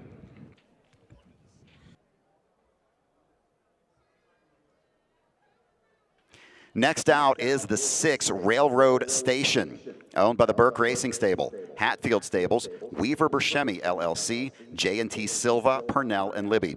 Ron Burke is the trainer. Tim Tetrick takes the drive this week.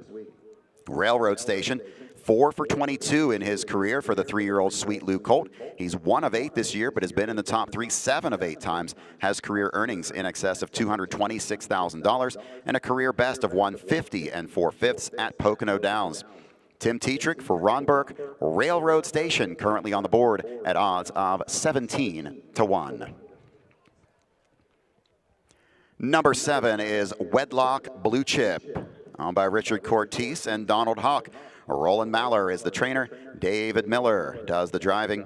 3-year-old colt by Better's Wish. was a $10,000 yearling purchase 2 seasons ago. He's already won 7 of 19 in his career with $163,000 in earnings and a mark this season of 150 3/5 at Harris, Philadelphia in late May. Wedlock Blue Chip, 2 for 8 on the season, off a 4th place effort in his elimination last week. David Miller does the driving. Wedlock Blue Chip, a long shot at 50 to 1. Number 8 is Prince Hal Hanover, owned by the Prince Hal Hanover Stable of Cambridge, Ontario. Dr. Ian Moore is the trainer. Todd McCarthy does the driving. Prince Hal Hanover is a 3-year-old colt by Captain Treacherous. He's won 4 of 18 in his career, has banked more than $526,000 with a mark this season of 149 3/5 at Pocono Downs. He is 2 of 8 this year with 4 seconds and 1 third-place finish. Right now, he is a co-third choice in the wagering at 6 to 1. Number 8, Prince Hal Hanover and Todd McCarthy. Number 9 is Sippin' on Sea Rock, owned by the Burke Racing Stable. Weaver Bershemi LLC, RAS Racing and Knox Services. Ron Burke, the trainer. Yannick Gingras is in the bike. 3-year-old colt by Down by the Seaside set a world record last year as a 2-year-old with a mile of 1:48 2 at Lexington's Red Mile in Kentucky. Banked over $500,000 as a 2-year-old. He's now over $600,000 in his career. 3-year-old colt by Down by the Seaside. From the outside post at 17 to 1, number 9, Sippin' on Sea Rock, Yannick Gingras for Ron Burke. Parading last in the field is number 5, Makes Sense, owned by the Let It Ride Stables, Celtic Racing, and Carl Howard. Robert Cleary is the trainer. Andrew McCarthy does the driving. 3-year-old Gelding by Poppy Rob Hanover. He's 3 for 6 on the season. He is 5 for 13 in his career with a mark of 150 3/5 at Pocono Downs. Currently on the board at odds of 40 to 1, number 5, Makes Sense, Andrew McCarthy in the bike. That's your field for the 59th edition of the Grade 1 Delvin Miller Adios, the pace for the Orchids. 3-year-old pacers will head to the gate shortly. Wager now on race 15. So that's a look at the field of 9. Stakes record, well, it's the world record for 3-year-old colt pacers. It was set in an elimination race here several seasons back by Poppy Rob Hanover, who was injured and then was unable to come back and compete in the final the following week. The other world record that happened in an Adios was in the stake back in 2023 when It's My Show set the world record for gelding pacers in 147 4. Twisted Destiny, a colt. We only have 1 gelding in the field. That makes sense, but Twisted Destiny went 48 last week. Swingtown 150 and 150. See the horses scoring down. We're going to get some final thoughts here. Kevin Plowcha, you're looking at the board. Not a huge surprise. Twisted Destiny is the favorite, but for me, it's a little lower than I thought, 3 to 5. I thought so too.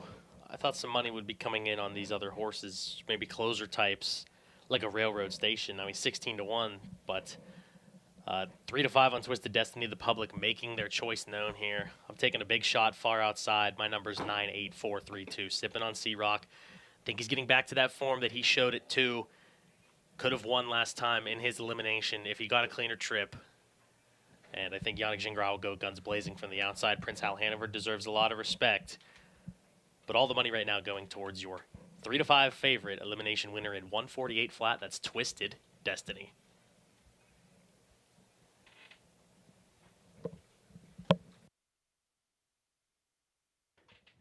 Second choice on the board right now, 9 to 2, is the 4 Swingtown. Mike Pribozie, final thoughts? I like the odds on a lot of these closers here. I'm hoping this pace heats up.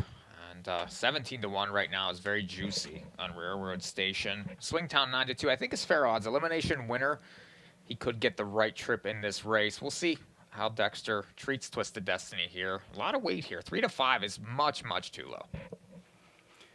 This is going to be your final call for wagering. Field is approaching the gate. 3 to 5 choice is number 3, Twisted Destiny. 9 to 2 on the 4 Swingtown. You got 5 to 1 right now on the 2 Rick Wink and the 8 Prince Hal Hanover.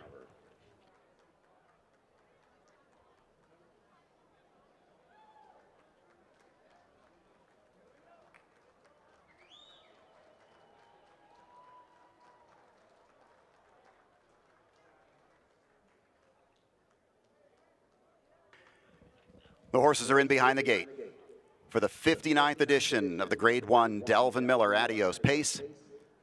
From the inside out, Poppy's Rocket, Rick Wink, Twisted Destiny, Swingtown, Makes Sense, Railroad Station, Wedlock Blue Chip, Prince Hal Hanover, and Sippin' on Sea Rock. This is the Adios. And they're off, firing out from the outside is the 8 Prince Hal Hanover with a 9, Sippin' on Sea Rock. Rick Wink leaves for position. He's third to the inside. Twisted Destiny is fourth. He's on the outside early. That's Poppy's Rocket away fifth. Into the turn sixth is Swingtown. Makes Sense is off seventh. Racing eighth is Railroad Station, and the early trailer is Wedlock Blue Chip.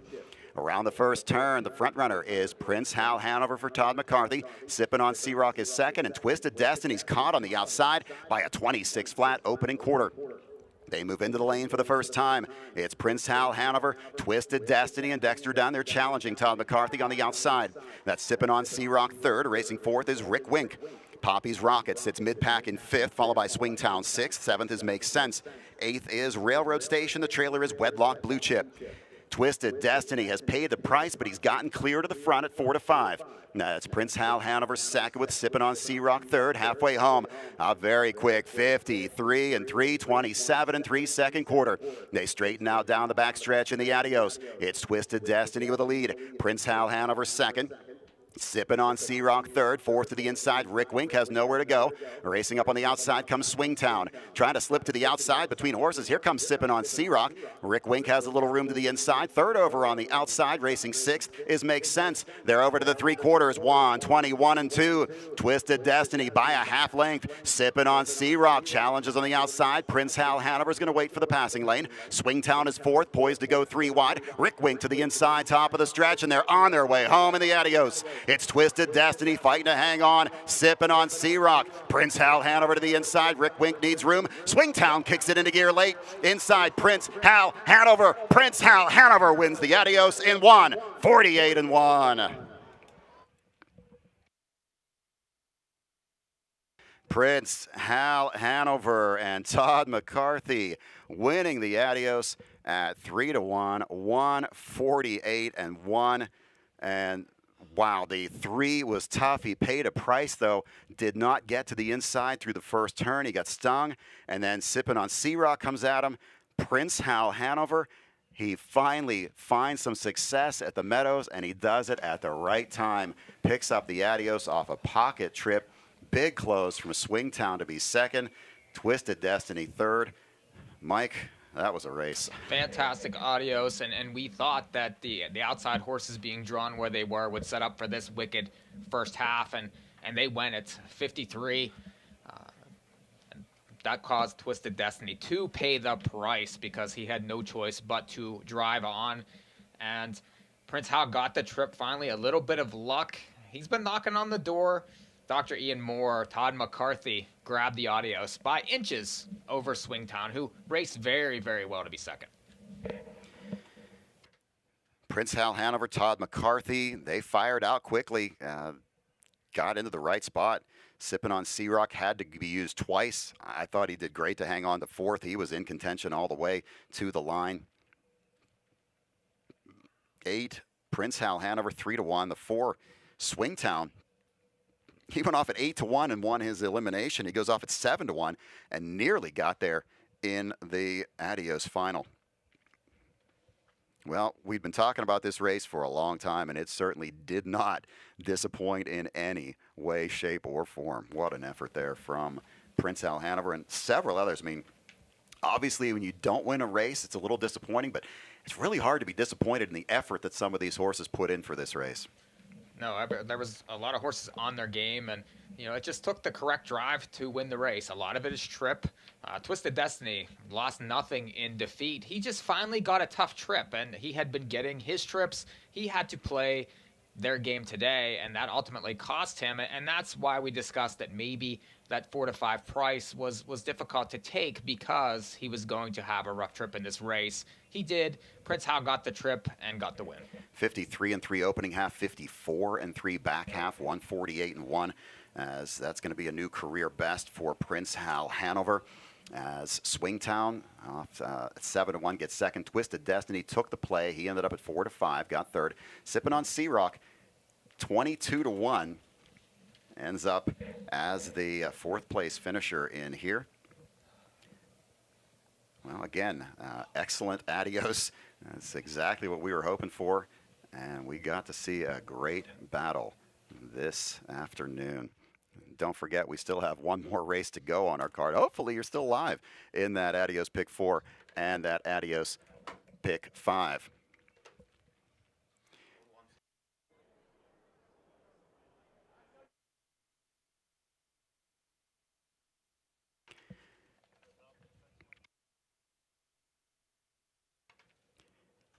Ladies and gentlemen, calling your attention at this time to the Hunter Myers Winners Circle.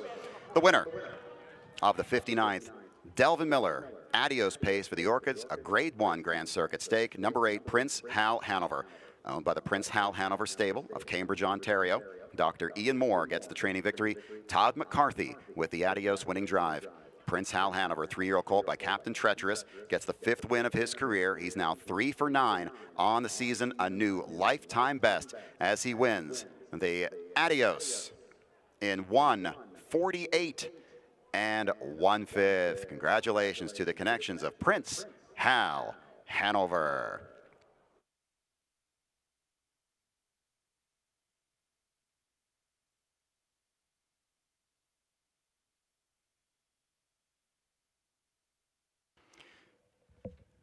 Results are now official.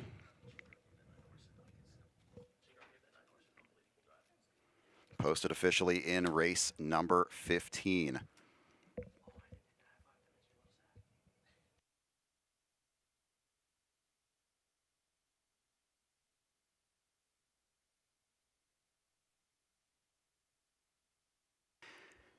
Here are your official results coming up for race 15.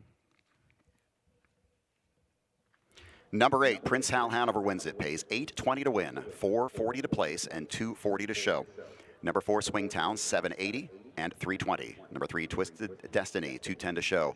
8-4 Exacta, $59.60. 8-4-3 in the try, $114.60. Superfecta is good for $76.60. The Pentafecta, $711.55. The double 5 and 8 pays $36.40. Number 9, Sippin' on Sea Rock was 4th. Number 2, Rick Wink was 5th. Number 1, Poppy's Rocket was 6th. Number 5, Makes Sense was 7th. Number 6, Railroad Station finished 8th. Number 7, Wedlock Blue Chip was 9th.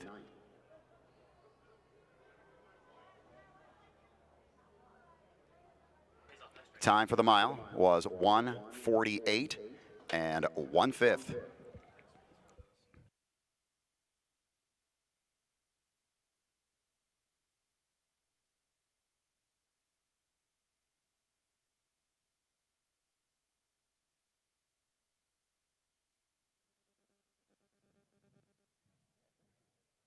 At this time, let's go down to the winner's circle with winning driver Todd McCarthy.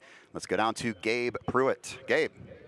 Thanks so much, Jeff and Todd. I know you had to play this race out in your head a million times. Post 8, just one win of the history of the Adios, but this trip had to work out exactly as you expected. Yeah, you know what? It's a tough post, Gabe, but he's so fast out, that horse, and I knew if I didn't get into a speed battle there early, we'd probably end up somewhere pretty handy. And following off those fractions, really the same trip you had last week against the leader, were you confident at the top of the stretch you were going to be able to get through? I was. The fractions were a little softer last week, and I kind of I didn't know where Dexy got to early or where we'd be going, but I was content where I was, and I just sort of kept him rolling along there. But when we got the 2-hole there, I was happy with that too, and he just showed a great turn of foot at the top of the stretch. Took a look over towards the tote board when you came back there. You wanted to make sure this one was locked in and official, huh? Yeah, definitely. You know, I looked across on the wire there, and I seen Ronnie out wide. I knew it was pretty tight. I was confident, but I never like to jump the gun too early. But no, he just raced super, and full credit to Ian Moore. He had him spot on today. Speaking of Doc Moore, he actually got stranded back home, I believe. Usually flies himself in with some of the thunderstorms in the area. He has to be a happy camper watching back home up north. Yeah, the weather looked a little iffy up by Kitchener there, so he elected to watch it by the TV, which was probably a good call tonight. All right, happy crew up there. Congratulations, Todd McCarthy, Dr. Ian Moore, and all of the connections. It's Prince Hal Hanover. He gets it done here in a thrilling Adios. Thank you, Gabe, and congratulations to Todd McCarthy. Well, we've still got one race to go on our 16 race card. It's 6 minutes away. Pacers in race number 16. Driver change in this 16th, number 7 Bicorn Hanover. It will be Jesse Bernard. Jesse Bernard's driving the 7 Bicorn Hanover. Here's your pick fours wrapping up here in race 16. $58.45 choice is the 3 Principal Interest. Second choice, the 5 Dragon City. Dragon City, their second choice in the double as well at $20.80 behind the 3 Principal Interest at $13.80. Post time coming up in 6 minutes. Let's take one more look at that 15th race. Adios. And they're off. Firing out from the outside is the 8 Prince Hal Hanover with a 9. Sipping on Sea-Rock. Rick Wink leaves for position. He's third to the inside. Twisted Destiny is fourth. He's on the outside early. That's Poppy's Rocket away fifth. Into the turn 6th is Swingtown. Makes Sense is off 7th. Racing 8th is Railroad Station. And the early trailer is Wedlock Blue Chip. Around the first turn, the front runner is Prince Hal Hanover for Todd McCarthy. Sipping on Sea-Rock is second. And Twisted Destiny's caught on the outside by a 26 flat opening quarter. They move into the lane for the first time. It's Prince Hal Hanover, Twisted Destiny, and Dexter Dunn. They're challenging Todd McCarthy on the outside. That's Sipping on Sea-Rock third. Racing fourth is Rick Wink. Poppy's Rocket sits mid-pack in fifth, followed by Swingtown sixth. Seventh is Make Sense. Eighth is Railroad Station. The trailer is Wedlock Blue Chip. Twisted Destiny has paid the price, but he's gotten clear to the front at 4 to 5. Now it's Prince Hal Hanover second with Sipping on Sea-Rock third. Halfway home, a very quick 53 and 3:27 and 3 second quarter. They straighten out down the backstretch in the Adios. It's Twisted Destiny with a lead. Prince Hal Hanover second. Sipping on Sea-Rock third, fourth to the inside. Rick Wink has nowhere to go. Racing up on the outside comes Swingtown. Trying to slip to the outside between horses. Here comes Sipping on Sea-Rock. Rick Wink has a little room to the inside. Third over on the outside. Racing sixth is Make Sense. They're over to the 3/4. 1:21 and 2. Twisted Destiny by a half length. Sipping on Sea-Rock. Challenges on the outside. Prince Hal Hanover is going to wait for the passing lane. Swingtown is fourth, poised to go 3 wide. Rick Wink to the inside, top of the stretch, and they're on their way home in the Adios. It's Twisted Destiny fighting to hang on, Sipping on Sea-Rock. Prince Hal Hanover to the inside. Rick Wink needs room. Swingtown kicks it into gear late. Inside Prince Hal Hanover. Prince Hal Hanover wins the Adios in 1:48 and 1.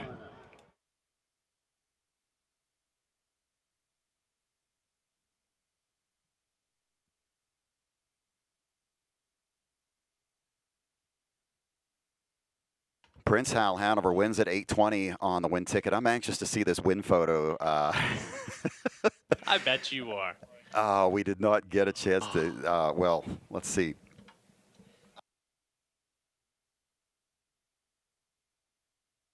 We're going to try that, get that brought back up for you. Yeah, we want to get that out to everyone to see how close that photo was. And I'm actually curious. Especially you. Well, it's like, okay, yeah. Was I stupid for trying to call the horse on the inside? Was it that close? I felt reasonably confident about it, but I did too until they showed that replay. That replay when the Gabe was second interviewing time. Todd. Yeah, it's like, ooh, okay, that was a little more interesting. 16th race, by the way, again, Jesse Bernard's drive of the 7 Bicorn Hanover. Condition pacers in the 16th, non-winners of 1775. In the last 4 starts, 6,400 is the purse. Driver choice in this one, Jeremy Indoff is named on the 2 Jacob Fox trainees, the 2 and the 6. He takes the 6 Ollie Strikes fame. Our 16th race is brought to you by Pyatt Racing. Pyatt Racing sponsoring our 16th race today. I'd like to thank Pyatt Racing and all of the sponsors throughout the weekend here at Hollywood Casino at the Meadows for supporting their these 2 large cards that we've had the last couple of days, and of course last week's card as well. Also, how about a big shout out to our crew, the guys that you don't see. You hear us, you see us, you don't see the guys behind the scenes. Our regular director, Brian Castor, was unable to be here this week. Brian does a fantastic job of directing our broadcast day after day. Also stepping in for him this week, John Powell brought him in off the bench from Thistledown. Ed Bittner, Vic Polk, Terry Cregan, Brad Hines, Greg Carrig, Doc Ellis, Harry Glessner. Did I miss anybody? Trying to think if I missed anybody. I think I might have got them all there. But it is this crew, most of these guys, we have all worked together. I've been here for 38 years, and most of these guys have been here about the entire time with me. So this is a veteran crew. And John coming in today, he hadn't directed a show here in 27 years, and he was able to step in today. But that was also because of the support of the rest of the crew as well. Dan Thomas from International Sound bringing the extra equipment we needed up here this week. There is your Adios win photo. It was a, what are we calling that? A head to a neck. I'd say that's a head. Head victory with the 8 over the 4. So that is your Adios win photo. No sweat. Yeah, nothing to it, like breaking sticks. So again, big thank you to our crew. Thank you to all the racing fans that came here on track this week and tuned in on Fox Sports, on RTN, and that wagered on our races. We've had very good wagering throughout the day, so it has been a very good last couple of days here at the Meadows. We're thankful to everybody for supporting us. And don't forget, mark your calendars for next year and come on back. But, hey, this is not the end of the season. That's why the one bad thing is that this race is named Adios. It was named after a horse. It does not mean the season's over. We race year-round. We'll be right back here on Wednesday again. So 12:45 p.m. 12:45 on Wednesday. We're going to do it all over again and keep this rolling throughout the rest of the year. There's your double will pays again in your pick 4s. 2 to 5 right now on the 3 principal interest. And at 9 to 5 is the 5 Dragon City. I like the 5 Dragon City here. I'm expecting that one to go to the front. I'm at 5, 3, 4, and 8. Principal interest, a horse right now that is the favorite. And Kevin, I know you're not expecting the 3 to get the win today. I know you're going against that one. They are on the track for race 16.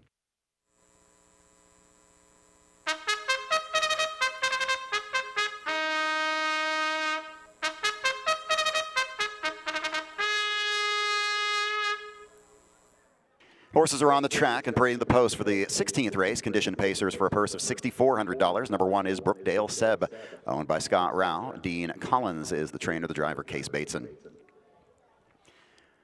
Number 2 is Magnificent Mark, owned and trained by Jacob Fox. He also does the driving.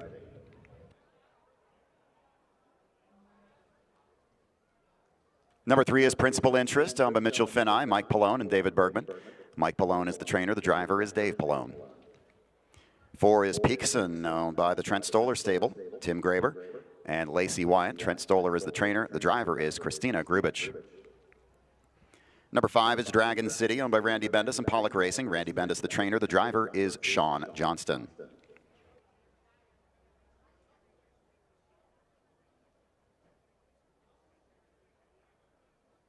Number 6 is Ollie Strikes Fame, owned and trained by Jacob Fox. The driver is Jeremy Indoff. 7 is Bicorn Hanover, owned by J.R. Ryan and Colin Ryan. Dan Murray is the trainer. Driver change to Jesse Bernard.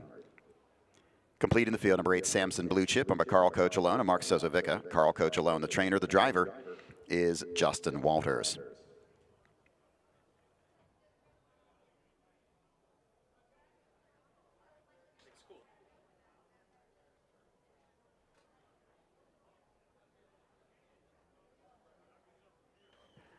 That's your field for the 16th race, 1 to 2 on the 3 principal interest.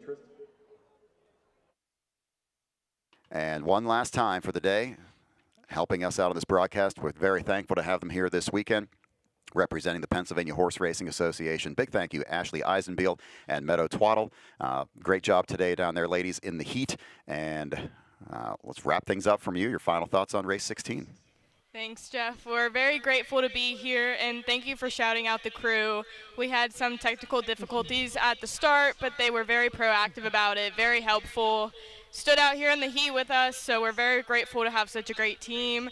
This is my first live broadcast, Ashley's first full card live broadcast, so we're really excited to be here, and it's been a great day. To close out the card, race 16, I'm putting the 3 principal interest on top. I don't think this horse should be beat. Did well earlier in the season and last season with the Dave and Mike Pallone duo. If my pick 6 ticket was still alive, I would have singled this horse out, but it is not. Next up, I have the 5, Dragon City. I don't have this horse to win because this horse continues to drop in class each week, and I'm just not seeing a win or really anything too successful. So I have this horse for second, and I'm going to close out my trifecta with the 4, Picasin. That's about it for me. Ashley, what about you? We have the same ticket again. I don't know how we did it. I swear we weren't even like around each other. I was in a hotel and Meadow was at home. So, yeah, I had principal interest on top, drops in class, and he's faced tougher fields at the Poconos. So I'm going to say he's going to go early speed, kick it out quick, and go ahead of this field. Dragon City and second. Yeah, I just don't really see him getting past the 3 at this point. But I love that Sean Johnston's in the bike. Shout out, Sean. And then I have the 4 for my last. I mean, this horse has been competitive at Huger and had some sneaky efforts here at Meadows, but that's our picks. Thank you, Ashley and Meadow. Enjoy the remainder of your weekend as we're going to wrap things up from downstairs. And we're getting ready for our 16th race of the afternoon. Final check of the toe board. Number 3, Principal Interest, is your 3 to 5 betting favorite. 8 to 5 on the 5, Dragon City. It's post time.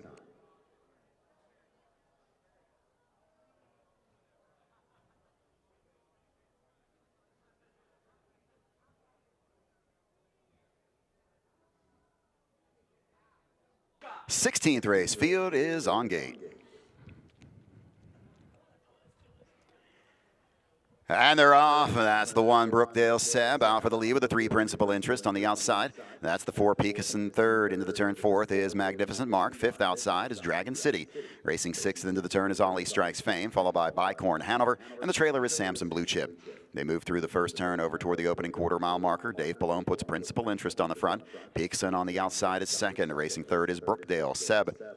Magnificent Mark is 4th, and Dragon City now settles to the inside 5th by a 27 flat opening quarter. Into the lane racing 6th is Ollie Strikes Fame. 7th on the outside is Samson Blue Chip, and Bicorn Hanover is at the back. Coming past the 3/8 mile point, Picasin on the outside battles with Principal Interest. They're side by side. Racing third is Brookdale Seb, then it's Magnificent Mark 4th. 5th on the outside, here comes Dragon City, gets underway. Followed on the outside as they roll through the turn by Samson Blue Chip. Ollie Strikes Fame is 7th, trailer is Bicorn Hanover. You've got 4 in and 4 on the outside already by a 55-3 opening half. Straightening out down the backstretch, it's Principal Interest, but he's been under pressure most of the way. Brookdale Seb is second. Racing up 3 deep on the outside is Dragon City. Racing 4th is Picasin, parked all the way. 5th to the outside, 3 wide, goes Samson Blue Chip. 6th between horses, Ollie Strikes Fame. He's going to duck back to the inside. 7th on the move is Bicorn Hanover, the trailer Magnificent Mark. Heading over to the 3/4, Principal Interest there in 1:22 and 4. Around the final turn, Principal Interest has opened up. Brookdale Seb is second. 3rd on the outside is Dragon City. Ollie Strikes Fame has run out of real estate to the inside 4th. Picasin is 5th. Top of the stretch, they turn for home. It's all Principal Interest. Brookdale Seb second. Dragon City on the outside with Ollie Strikes Fame to the inside, but through the stretch, cruising to the win. This one is all Principal Interest. Ollie Strikes Fame finds room for second. It's Principal Interest in front in 1:51 and 4. Another quick mile to wrap up Adios Day here at the Meadows. Principal Interest 1:51 and 4. Took on a challenge early and really had no challengers left late as he cruised home with a 29 final quarter after a 55-3 opening half. Brings him home in 56 1/5 for Dave Pallone, driving for his brother Mike Pallone, a horse that Mike Pallone had earlier in the season. Had him last year and did well. Returns today to the Pallone barn and races extremely well in getting this win. How about Ollie Strikes Fame, though, for second? Really, maybe could have made it a little closer had he had any room whatsoever in the stretch. That was a nice effort at 70-1.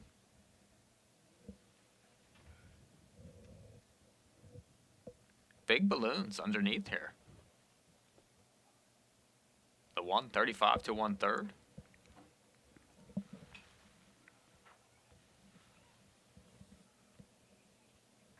Fitting, though, Dave Pallone to win the last race on Adios Day.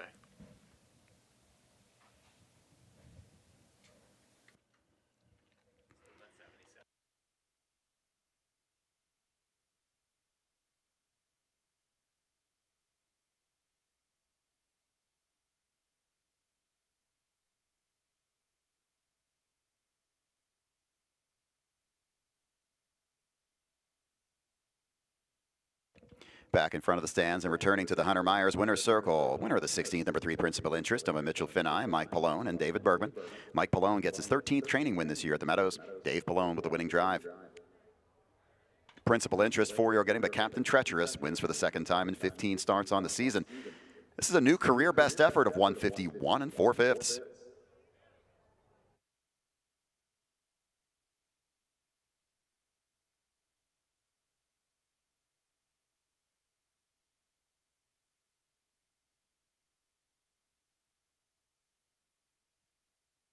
This race brought to you by Pyatt Racing, sponsoring our 16th race today.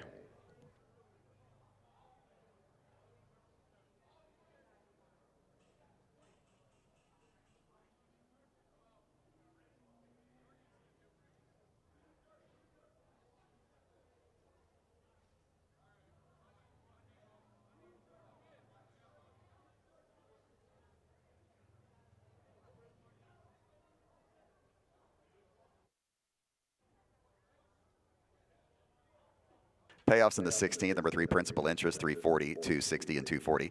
Number 6 Ollie Strikes Fame, $32.60 to place and $16 to show. Number 1 Brookdale Seb, $8 to show. 3-6 Exacto, $146.20. 3-6-1 on the try, $651.40. All 4 in the late pick 4 pays $58.45. The Adios pick 6, you need all 6 today to get $566.65. 16th race Superfecta, $201.90. The late double, 8 and 3, pays $13.80. Number 5 Dragon City was 4th. Number 7 Bicorn Hanover 5th. Number 4 Peakson was 6th. Number 8 Samson Blue Chip was 7th. Number 2 Magnificent Mark was 8th. Top down, it's 3-8-1, 6-4-2, 5 and 7 on the bottom of the mile, 151 4/5. Well, that wraps it up. Our Adios Day is done for another year, but the season continues. We'll be back here with live racing Wednesday and Thursday next week at 12:45. Next Friday evening under the lights at 5:10, we'll have stake racing. 2-year-old Colt Trotters PA Sire Stake racing next Saturday afternoon at 12:45. So our regular fare of Wednesday, Thursday afternoon racing, Friday evening, and Saturday afternoons. We'll go back to that schedule next week. Again, a big thank you to Ashley Eisenbeil and Meadow Twaddle. The Hall of Famer, voice of the Meadows for many years, Roger Houston, for coming up today for a couple of races.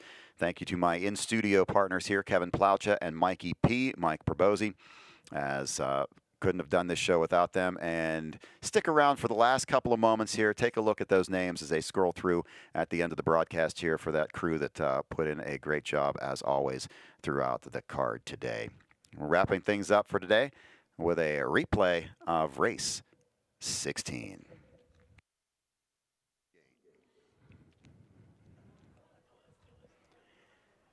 And they're off. That's the 1 Brookdale Seb out for the lead with a 3 Principal Interest on the outside. That's the 4 Peakson 3rd. Into the turn 4th is Magnificent Mark. 5th outside is Dragon City. Racing 6th into the turn is Ollie Strikes Fame, followed by Bicorn Hanover, and the trailer is Samson Blue Chip. They move through the first turn over toward the opening quarter-mile marker. Dave Pallone puts Principal Interest on the front. Peakson on the outside is 2nd. Racing 3rd is Brookdale Seb. Magnificent Mark is 4th, and Dragon City now settles to the inside 5th by a 27 flat opening quarter. Into the lane racing 6th is Ollie Strikes Fame. 7th on the outside is Samson Blue Chip, and Bicorn Hanover is at the back. Coming past the 3/8 mile point, Peakson on the outside battles with Principal Interest. They're side by side. Racing 3rd is Brookdale Seb, then it's Magnificent Mark 4th. 5th on the outside, here comes Dragon City, gets underway. Followed on the outside as they roll through the turn by Samson Blue Chip. Ollie Strikes Fame is 7th. Trailer is Bicorn Hanover. You've got 4 in and 4 on the outside already by a 55-3 opening half. Straightening out down the backstretch, it's Principal Interest, but he's been under pressure most of the way. Brookdale Seb is 2nd. Racing up 3 deep on the outside is Dragon City. Racing 4th is Peakson, parked all the way. 5th to the outside, 3 wide, goes Samson Blue Chip. 6th between horses, Ollie Strikes Fame. He's going to duck back to the inside. 7th on the move is Bicorn Hanover, the trailer Magnificent Mark. Heading over to the 3/4, Principal Interest there, and 122 and 4. Around the final turn, Principal Interest has opened up. Brookdale Seb is 2nd. 3rd on the outside is Dragon City. Ollie Strikes Fame has run out of real estate to the inside 4th. Peakson is 5th. Top of the stretch, they turn for home. It's all Principal Interest. Brookdale Seb second. Dragon City on the outside with Ollie Strikes Fame to the inside, but through the stretch, cruising to the win. This one is all Principal Interest. Ollie Strikes Fame finds room through second. It's Principal Interest in front in 150, 1 and 4.